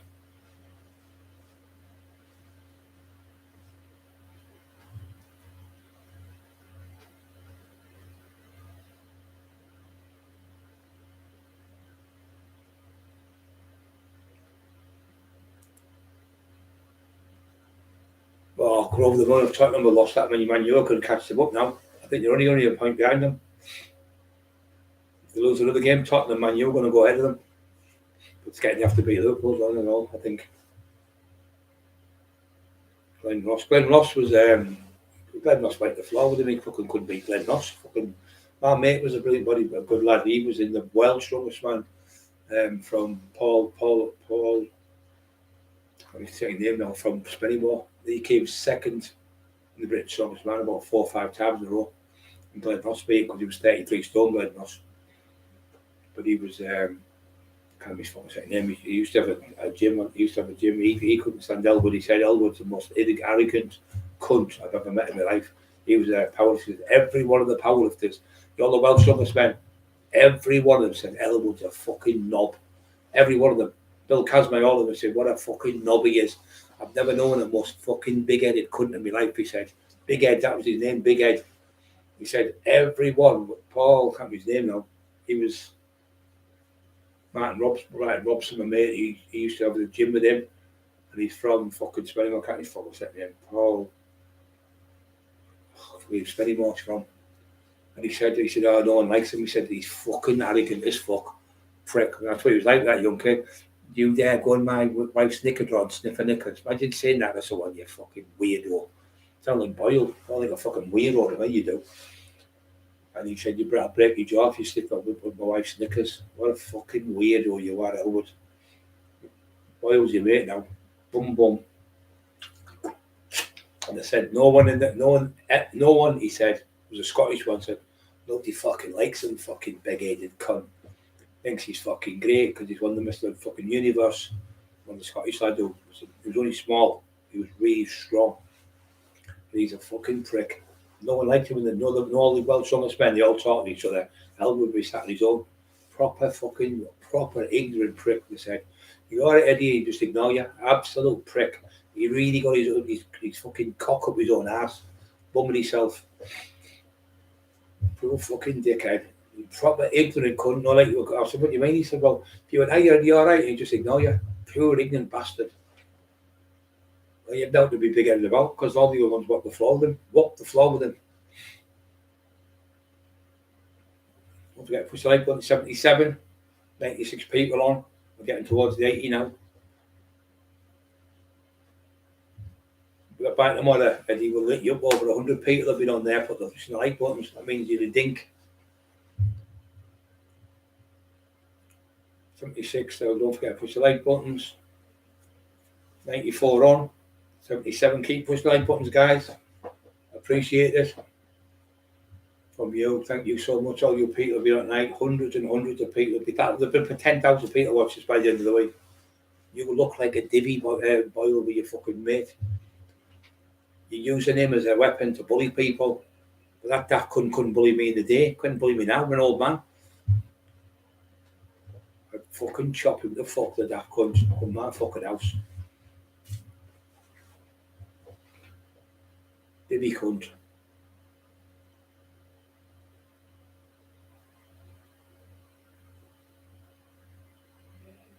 Aston Villa have been really good. They've done really well.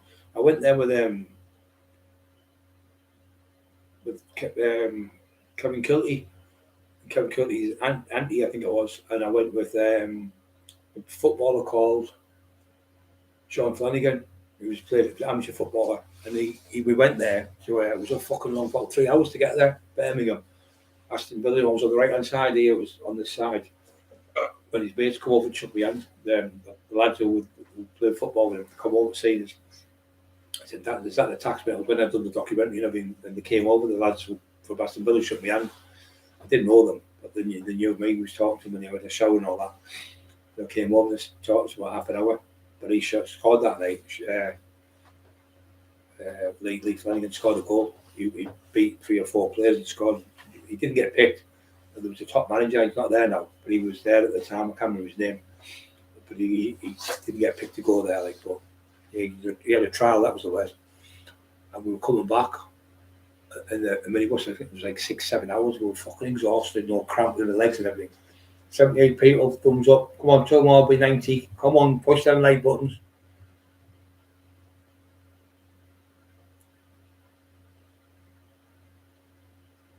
The machine file stops. Sending kids to our Brian, yeah.